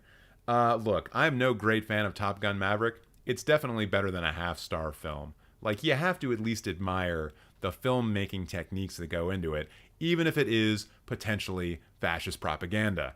And then, what else is going on down here? Okay, we skip over. We're done with the half stars. Wait a second. No, we're not. Pulp fucking Fiction, Emma? Half star? What? What? Are you sure? Did you fall asleep halfway through? Did you watch it, like, over the course of 3 weeks on a fucking cell phone, Emma? That's what I expect out of your generation. What is this shit? Half star. So Pulp Fiction is on the same level as Harmony Korine's Trash Humpers, Emma. Also, you watched Harmony Korine's Trash Humpers, Emma. That was supposed to be like an in-joke on this channel like 2 years ago and it never caught. And now here I am reminded of it. What? Wait, Everything Everywhere All at Once is a half star as well? You must be joking. There's no way someone would shit all over my face to that extent. I'm not seeing it. I'm not seeing it at all. Did they change out the thing? Oh yeah, there it is. Everything Everywhere All at Once, half star. Goodness gracious. My Lord in heaven. Just kidding. My Lord in hell. What the fuck, Emma? No, Emma. Also, Julian Donkey Boy is a half star. Get the fuck out of here. That's a good goddamn movie. A Dogma film. And it has Werner Herzog in it. Therefore, it's good. That's all that I'm going to say about it. And that's all that I need to say about it. So let's flip it around and see what dumbass takes you have at the top end. Because I can only assume what kind of dog shit we're going to find there. Goldfinger? Like, I know you like the James Bond movies, but Goldfinger? What? Are you just like an Odd Job stan or something like that? I don't get it. So, I mean, this is just weird as well. You watched a couple of different Harmony Korine films, Julian Donkey Boy among them, Kids, which he wrote, and those were both half star, but it's Spring Breakers that gets to 5. Why? Because your favorite Disney idols from when you were a little kid were in them? Okay. Great reason for giving a film a lot of stars, I guess. And then we got films like Possession and Climax, because they're kind of a freak. Yo. Wreck, 5 stars. That is, that's good. That's a good thing. I gave it 4.5. So, you're not in my book of shit for that reason alone. Or really only for that reason. For all of the other reasons, you're still on the shit list. It's worse than being on Santa Claus's naughty list, believe me. Because at some point in your life, you will get entirely covered in shit. That's what happens when you're on the shit list. You better hope you never get on the shit list, except you are, Emma. You are there. Also, Poltergeist is pretty sick at 5 stars. I like seeing that there. I don't think I've rated Poltergeist. That's a 4.5 star film, for sure. For sure. Whenever you do practical effects, and it's good, you get a 4 star. Texas Chainsaw Massacre, 4.5. Nice. Have I rated that one yet? Yep, 4.5. Hey, we agreed on something.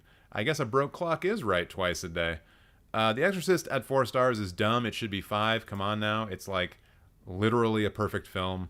And I don't say that lightly. Also kind of surprised that you have Ready or Not so low, considering how you have like some, let's call them Gen Z takes on films. I'm surprised that Ready or Not didn't appeal to you. And then you've got Funny Games here. Okay. Not to say that Funny Games is bad. It's just like, I don't get it. You're breaking the mold a little bit, Emma, and not always in the good way. In fact, mostly not in the good way. Duel, though, it's so cool sometimes, actually. This is okay, remember when I said a broke clock is right twice a day? This is the second time. It's so cool seeing people, like, searching out one of Steven Spielberg's first films and acknowledging that it's as good as it is. I'm probably going to give that a 3.5 conservatively. It's probably more of a 4 star, though. Very good movie. Please go watch it if you haven't. And let's take a look at Emma's watch list because, oh, there isn't a watch list. I guess Emma's seen everything that she's ever gonna see. Congratulations. I guess I can't give you a movie recommendation based off of it. So great. There you go, Emma. There's your roast. Ayumi, I hope you were happy with that. And I hope you're both giggling uncontrollably over the phone, even though you both easily could have just watched the live stream separately and like IM'd each other with ICQ or whatever the goddamn kids are doing these days. All right. So I think... was that good? Was that a good roast? Was that the best one I've ever done? I feel pretty good about that one. Although I love how in the chat, everyone's like, everything everywhere, TJ. Notice it. Notice it. That was a good one. Nice. Nice. I'm always worried about the ones near the end of the live stream because I feel like I'm just tired and I can't get there. Because I'm an old guy, you know? She deserved worse IMO? I mean, I wouldn't go that far. That's pretty solid roast all around today. Thank you very much. I appreciate that.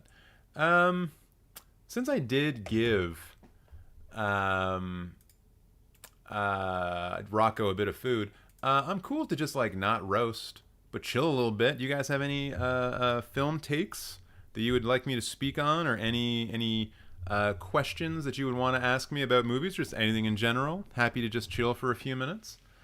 I only saw Titanic during when it was sinking.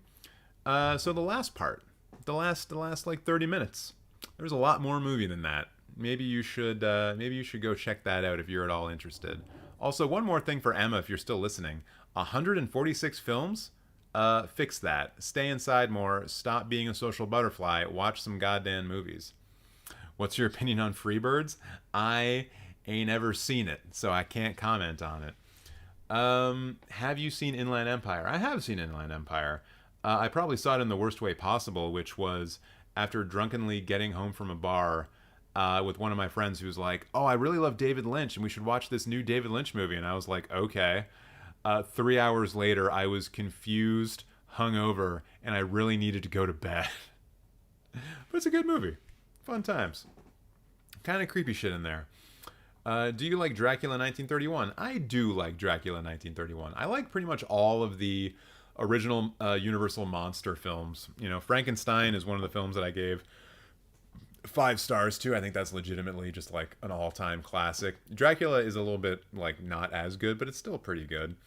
What else is from that? Creature from the Black Lagoon is pretty sick. The Invisible Man is pretty great.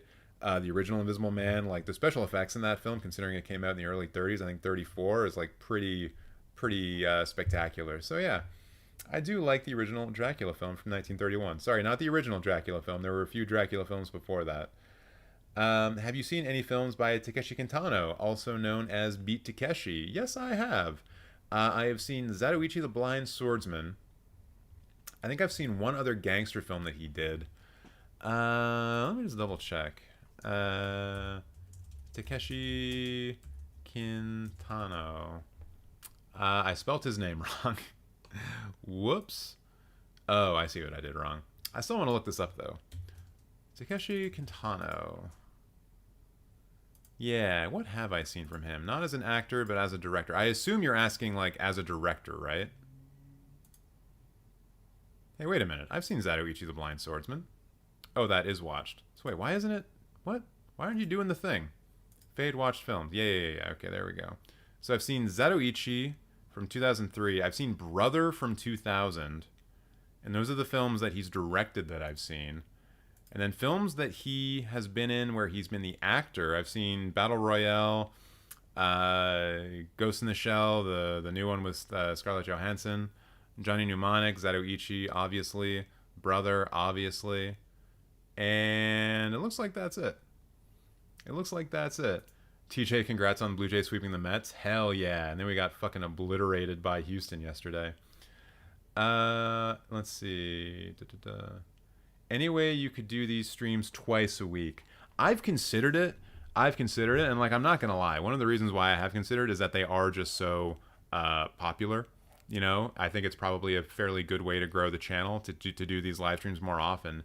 It then comes down to like the when, because I still need to create those longer sort of review roast videos that come out near the end of the week, because those will eventually, when I figure out the thumbnails, I think be fairly strong revenue drivers. Apologies for everyone when I start talking about like money and stuff, but hey, you got to think about it. And yeah, it's just like the when, right? Like Tuesday works for me because almost nothing happens on Tuesdays, right? On Monday, sometimes I'll use that day to like catch up on like Critical Role or go see a movie that I missed. Tuesdays are for live streams. Wednesdays is wrestling night. Thursdays, usually there's a film on at TIFF that I'm going to see. Obviously, I'm not going to stream Friday and Saturday night because there's stuff going on Friday and Saturday night. Sunday to me is like a relaxing, not doing much day because I've been like working and making content so much. So like, there's not really a better time to do it unless I can figure out like a day during the week where if I were to stream from like noon to 4 p.m. or something like that, and maybe catch more of the European audience when they're like at home doing their whole like dinner and shit like that, maybe that would work. But yeah, I've thought about it. I just don't quite know how I would do it and how it would affect like working on other stuff like creating shorts, which also help grow the channel. Actually, how well did the one that I released today do? I wonder, because I feel like that one had a good chance of taking off. It kind of did, but yeah, it reached its peak. Ooh, got 4 subs off it though. That's good. That's not bad. Hey, all right. There might be something to that format. Nice. What was an opinion on After Hours? I have not seen that particular film. Have you ever seen Wicked Wicked? I have not seen Wicked Wicked. Thoughts on Old Boy? The original one, obviously by Park Chan-wook, is very good. It's one of those films that I watched probably, when did that come out? 2003? So I would have seen it just before going to university, probably, or maybe first year university. So it's one of those films that helped inform my, at least the idea that, you know, good films come from other places and they don't just come from America. And those are always important milestones, I think, for everyone when they're watching films. That realization that that films can be good and from other places. And yeah, I mean, obviously it has one of the best twist endings in cinema history, I think. I don't know if anyone has ever guessed the ending to Old Boy. I don't think you can. But at the same time, when it reveals itself to you, you're kind of like, oh yeah, that kind of makes sense. Your favorite oh wait, I just love Dracula. Fair enough. Your favorite opening and closing scene ever. I mean, favorite opening scene, no lie, might be the Transformers animated film where we first meet Unicron. That's a pretty sick opening sequence. Not a lot of dialogue, just a lot of robots running for their goddamn lives. Best closing scene ever.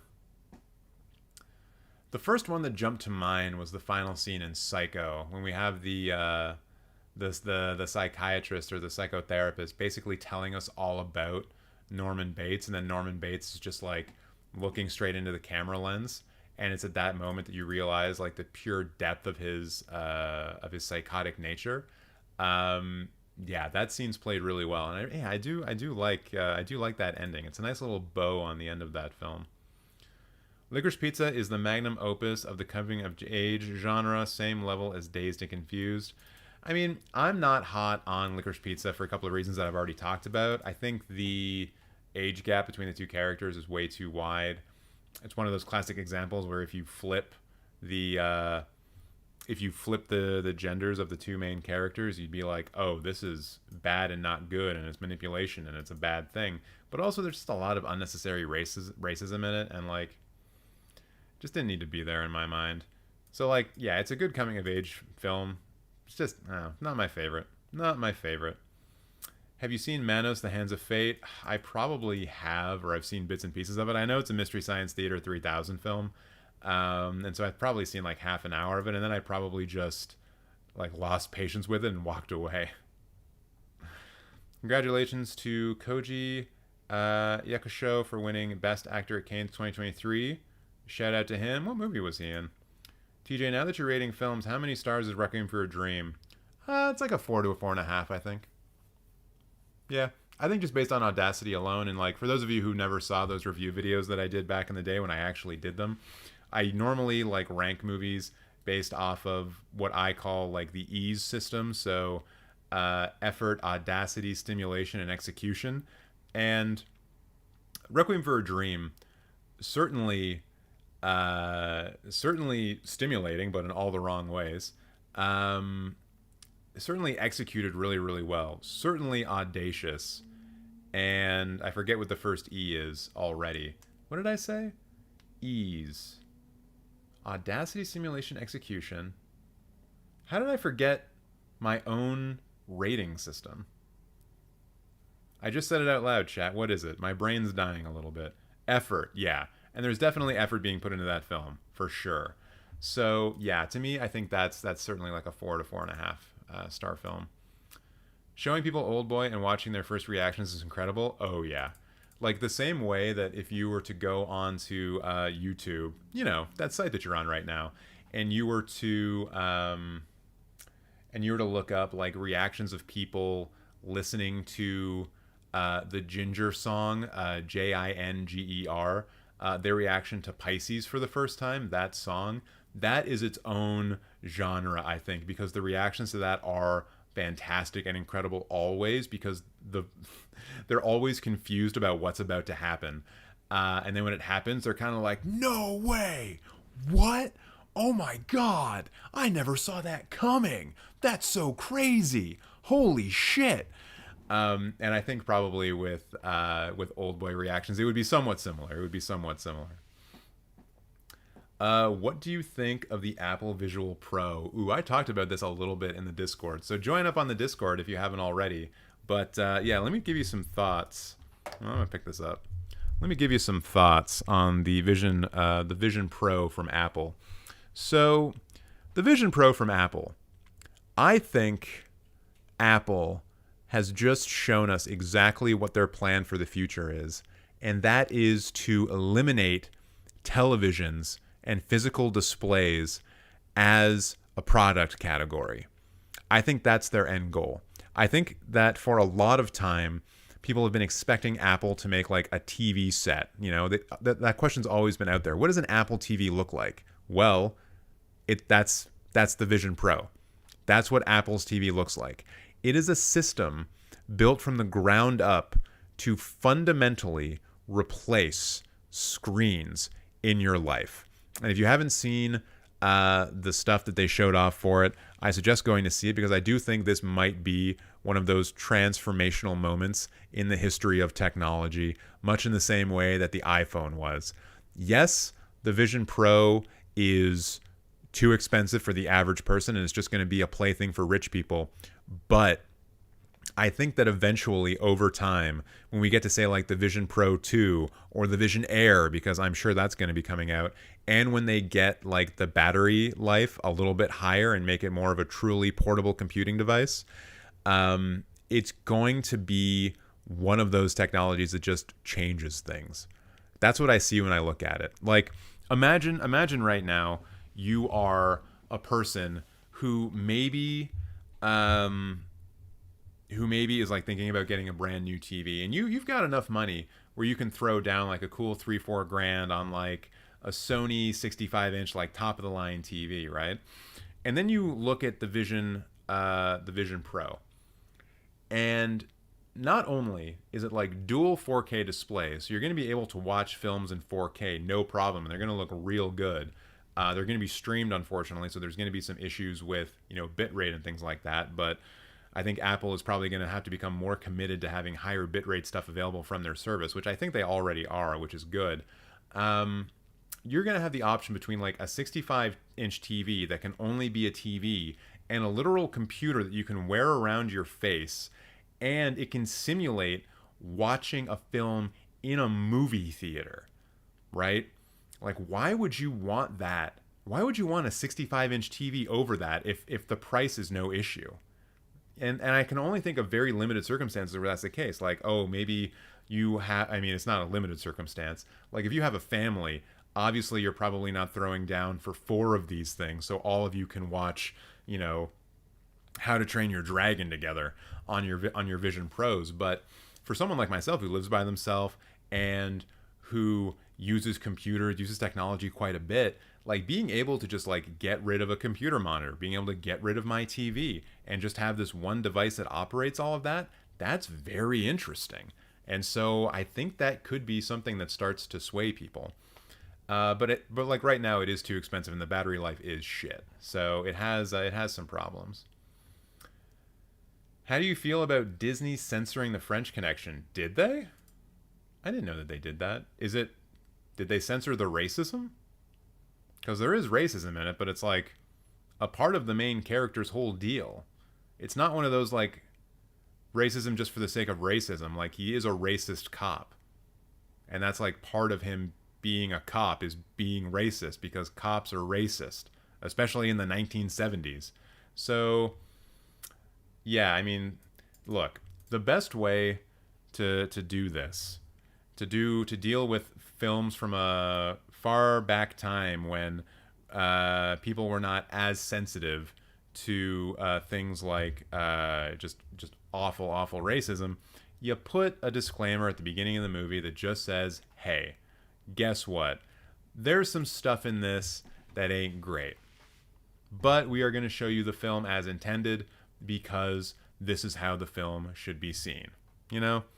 Gone with the Wind. They did it with Gone with the Wind. I don't know why they wouldn't do it with The French Connection. Maybe Disney is worried about having that kind of stuff on their site, and they've also done some stupid things with some of the films that were on Disney Plus, like censoring out a butt from like Splash or something like that. I don't know. That's silly. They shouldn't do that. But yeah, it's lame. Don't do that. The edited version is on Criterion, but the edits were made by Disney. Well, I mean, that just comes down... Well, I mean, then that just means that Disney, like, owns the rights to the film and they're only distributing that version of it. It's kind of like what Lucasfilm has done with the original 3 Star Wars, where they only distribute the remade, redone versions of the original 3 Star Wars films, which is, again, bad, and they shouldn't do it. Logan, you're heading out. Thanks for a good night, and I hope you feel better, because it looks like you're sick. That sucks. Being sick is lame. Hope you get better. Oh, I mean, to me, at least if you acknowledge that edits were made and you openly address them, I wouldn't be super mad about it. So this is the thing. Making edits to a film is, like, fine. Like, it's happened a bunch of times. There are 5 different versions of Blade Runner. But I start to have an issue with it when you make other versions of the film not available, right?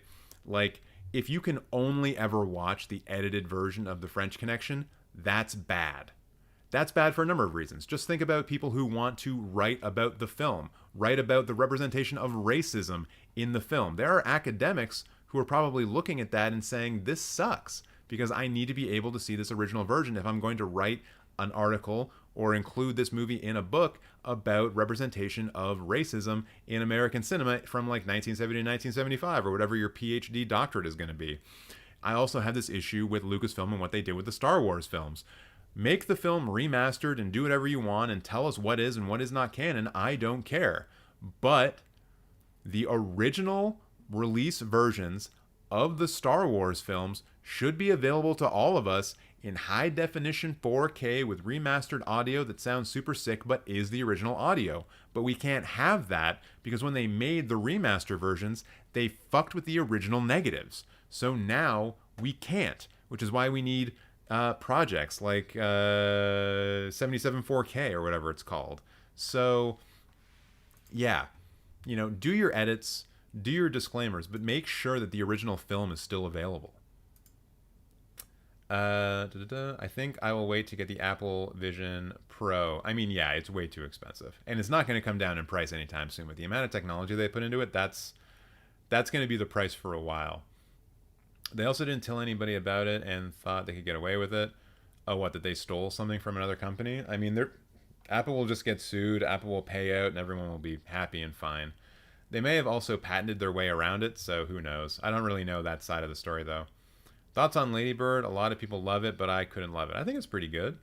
Greta Gerwig, kind of her... I don't think it's her first film as a director, but it's certainly, I think, the coming out one. The one where we all said, hey... Greta Gerwig, this is someone that we should watch.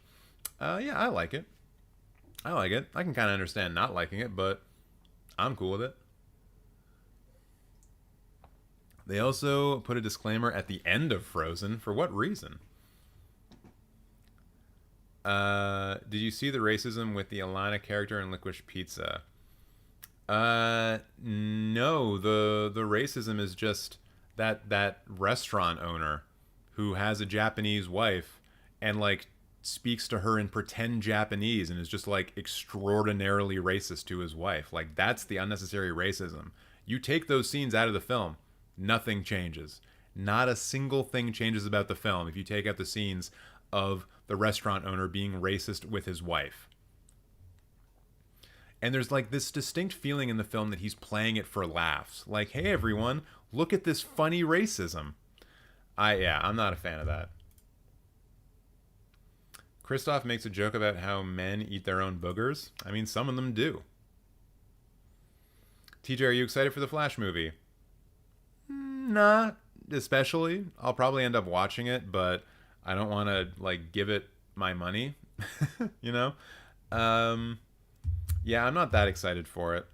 I guess it'll be kind of interesting to see what they do with the DCEU and how the Flashpoint thing changes things, but I don't care. I honestly don't care about the Flash that much. IGN gave the Flash a 7, but they've been giving everything a 7 lately. Yeah. Isn't that the thing that like IGN's been known for something like that? Even The Boogeyman, that movie was so mid. IGN being IGN, I guess. So at the end of the film, they put a disclaimer saying that those are his own opinions. Oh, so they did it as a joke, I guess. That must just be a joke. I wouldn't read too much into that. I have seen the trailer for Bottoms, and it looks super great. I am legitimately so psyched for Bottoms. I can't wait to see it. It might be like what I wanted Bodies, Bodies, Bodies to be, but it might actually like get there, you know? Bodies, Bodies, Bodies is good, but it doesn't get to where I wanted it to get to. I think Bottoms might do it. So excited for that. Thoughts on Xavier Dolan's Mommy? Watched it recently and was an instant top 4 for me. I haven't seen it. I haven't actually seen any of Dolan's films because I'm a terrible, bad Canadian. And by the way, for anyone who's just tuning in right now, we're just chilling. We're just having film conversations. The roastings are done for now. We're just having a good old time. We're just being friendly. So if you have any film questions or film opinions you'd like from me or some hot takes, just let me know in the chat. Have you seen Soft and Quiet? I have not, actually. What is Soft and Quiet? I mean, it's apparently something that I've looked up before. This is from 2002. Here it is, for you guys to look at it. You have to look at only my disgusting face. It's a USA film. It's a Blumhouse film. Oh, my throat's starting to get scratchy. Who directed this? Is a writer and director featured in filmmaker, something based on a film. Her Moss story, Don't Move, based on her future screenplay. Participated in 2018 Sundance. Her mom is Chinese American, and her dad is from Brazil. She was born and raised in San Francisco with her 3 sisters. Cool. Okay. I don't know. This sounds kind of good. It could be all right. Taking place in real time. Nice. Elementary school teacher Emily organizes a mixer of like-minded women, but an altercation between a woman from Emily's past and the group leads to a volatile chain of events. Interesting. I'm gonna have to check that out. What are the reviews on it? It's a 3. 3 out of 5. All right. I'll throw it in there. Probably forget and never come back to it because I don't know how I will ever watch that film. But hey, if it pops up. Have you ever met any actors and directors? I have. As I mentioned earlier in the stream, I did work on a film called Small Town Murder Songs. So I met Peter Stormare, Jill Hennessy, Aaron Poole, Jackie Burroughs. I also worked on a film that was like a Johnny Cash documentary, but there was a lot of reenactments. So like I met actors and directors on that, but no one that you guys would have heard of. Except for Nick, who is actually a member of this community. He just hasn't popped in for a while. I'm trying to think of other directors I've met. I've been to film school and I've had people who were directors be professors, but they're more coming from like the experimental side of filmmaking, so I don't think you would know any of them. Adam Agoyan, one of Canada's best directors. I often, well, not often, usually once per year, I will like be sitting near him at TIFF. I don't know if that's interesting to you or not. I also drove by David Cronenberg and Robert Pattinson when they were shooting Cosmopolis. Toronto is great for stuff like that. You're always just driving by film sets. But yeah, in terms of like actually meeting and talking to directors and actors, Peter Stormare is probably like the highest for me. You met Eli Roth, didn't you? Oh, I didn't meet him. I was at a screening at TIFF, and Eli Roth was also there. That was it. He was like 2 or 3 rows away from me, so I didn't actually get to meet him. You were supposed to get Ana de Armas's number. Yeah, I fucked that up, guys. I'm sorry. I didn't get Ana de Armas's number from Eli Roth.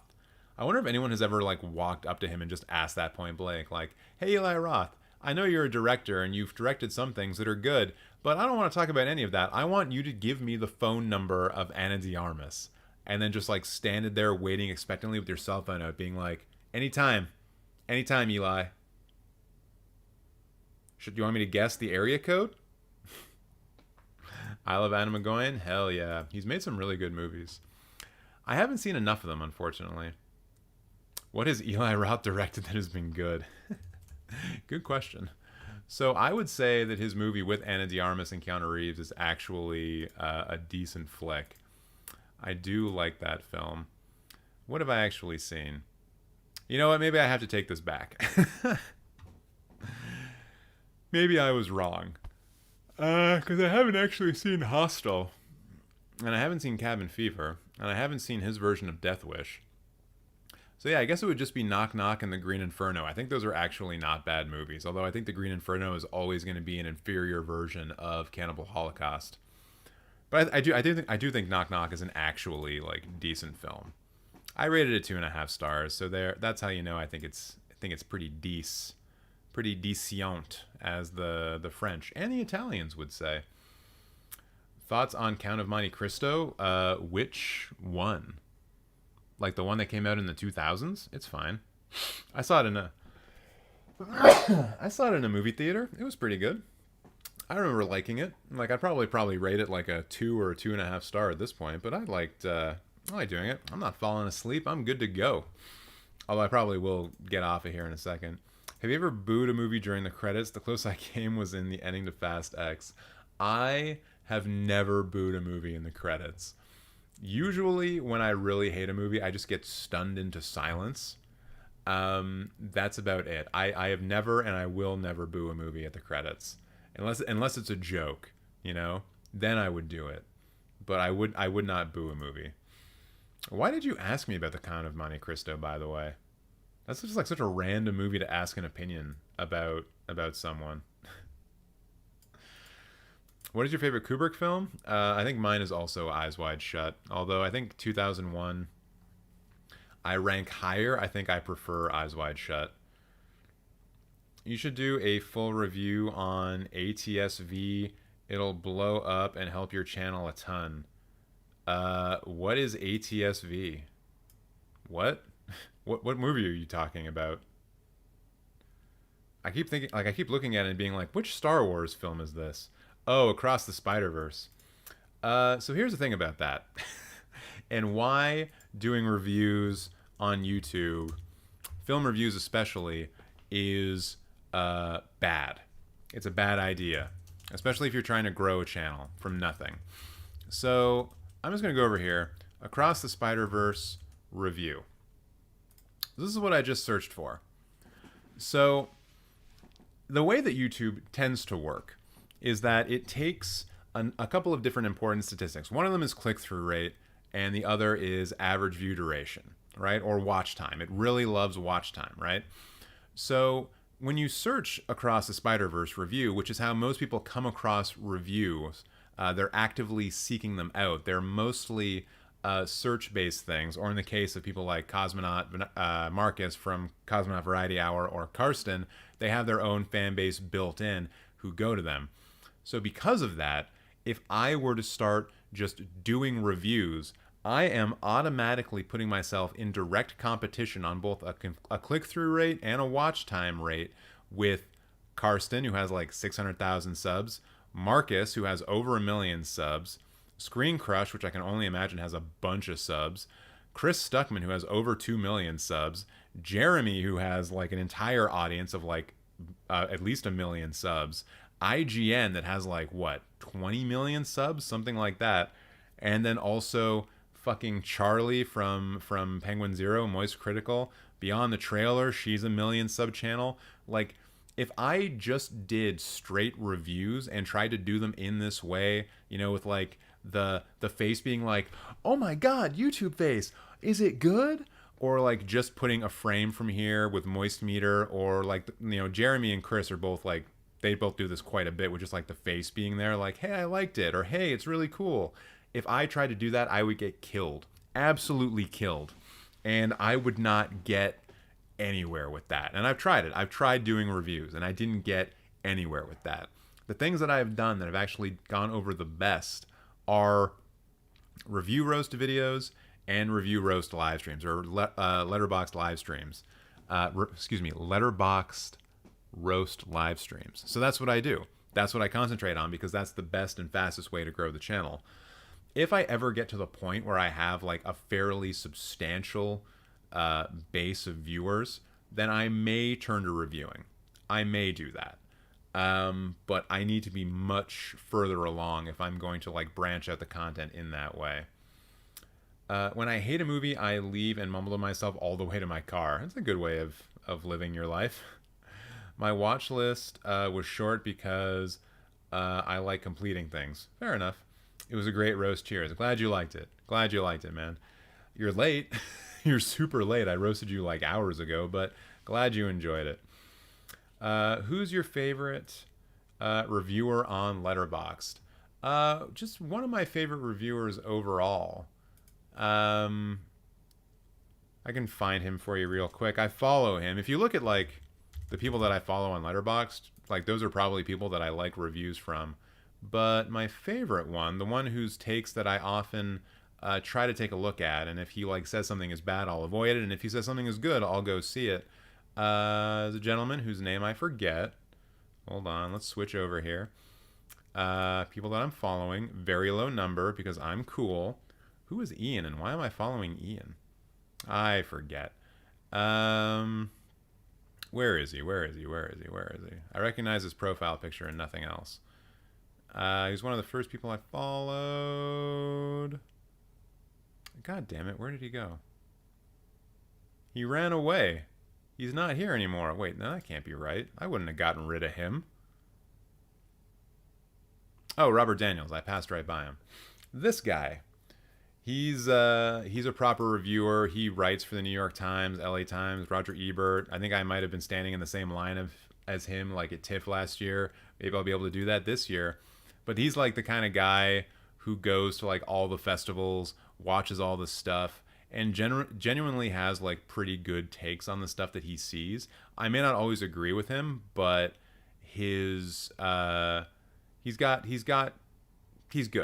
He's real good. So I'd recommend him if you're looking for someone to follow on Letterboxd for good reviews. Robert Daniels.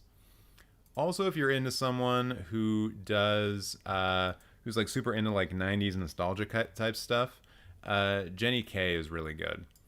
I would recommend following her as well. I don't think she actually gives stuff reviews that much, although I guess actually she does.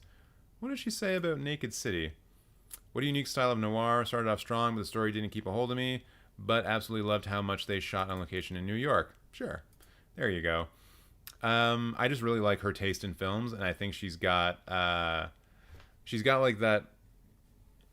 She's really into like the quirkier side of film. So if you're into that as well, like she's a good one to follow. Yeah, she's another good one. She's on TikTok as well. She's a very good TikTok creator. Fierce Competition, fair enough. Do you think it's better than the original, or you don't know because it's not a complete movie yet? So here's like an interesting thing about Across the Universe.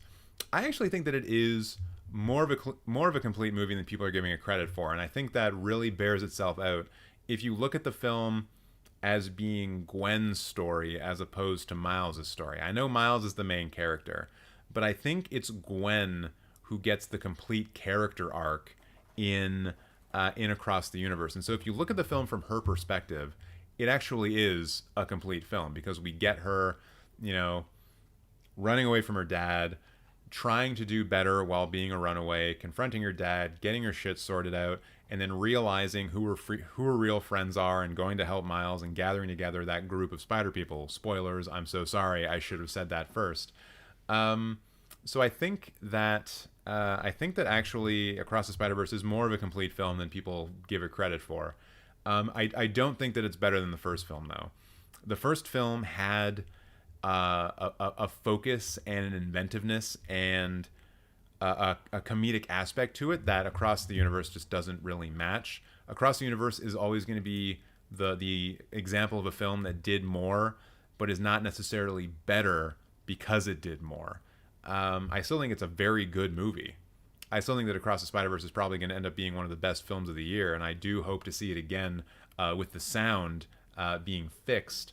But yeah, I think it's good. I think it's a pretty good film. I just don't know if I like it more than the first. It was extremely close. I am out. Yeah, I think that's fair. I really like Mike D'Angelo's stuff. Oh, the critic? I don't know his stuff. Do you think American Beauty has aged poorly? One of the critics I follow went from writing a rave review and then came out to giving it a 1 star. I mean, a lot of people just don't like Kevin Spacey anymore. I think that, I think American Beauty is one of those films that you really need to go back and drill down onto the moment that it was released. Like the moment it was released into, like what was going on in American culture, what was I think it's very much a film of the moment, and as soon as you get too far beyond that moment, it gets difficult to understand why a film had the impact that it did when it was released. It's kind of the opposite of a timeless film, like Star Wars, which is always just kind of good no matter when you watch it. But American Beauty, I think, is very much a film of the moment. And then, of course, as someone in chat just said, as Hawk just said, Kevin Spacey happened. So that's a thing as well. When the movie hinges on Kevin Spacey's performance, it probably hasn't aged well. Yeah, that's true. All right, everyone. At my cat's insistence, I am going to call it a night there. Thank you so much for sticking around and hanging out and chatting about films with me. And thank you for watching this live stream. We've been going for almost 5 hours. Don't do that all the time. This is certainly one of the longer ones. So I hope you had a good time. And I hope to see you again next week, Tuesday, 6 p.m. Eastern Standard Time, where we're going to do all of this again and have a good old fun time where I just kind of yell in this microphone and you guys listen to me. I think it's fun. Okay, Rocco, I'm going to feed you. Chill out. And with that, I hope you all have a great week and have a great night. See you later.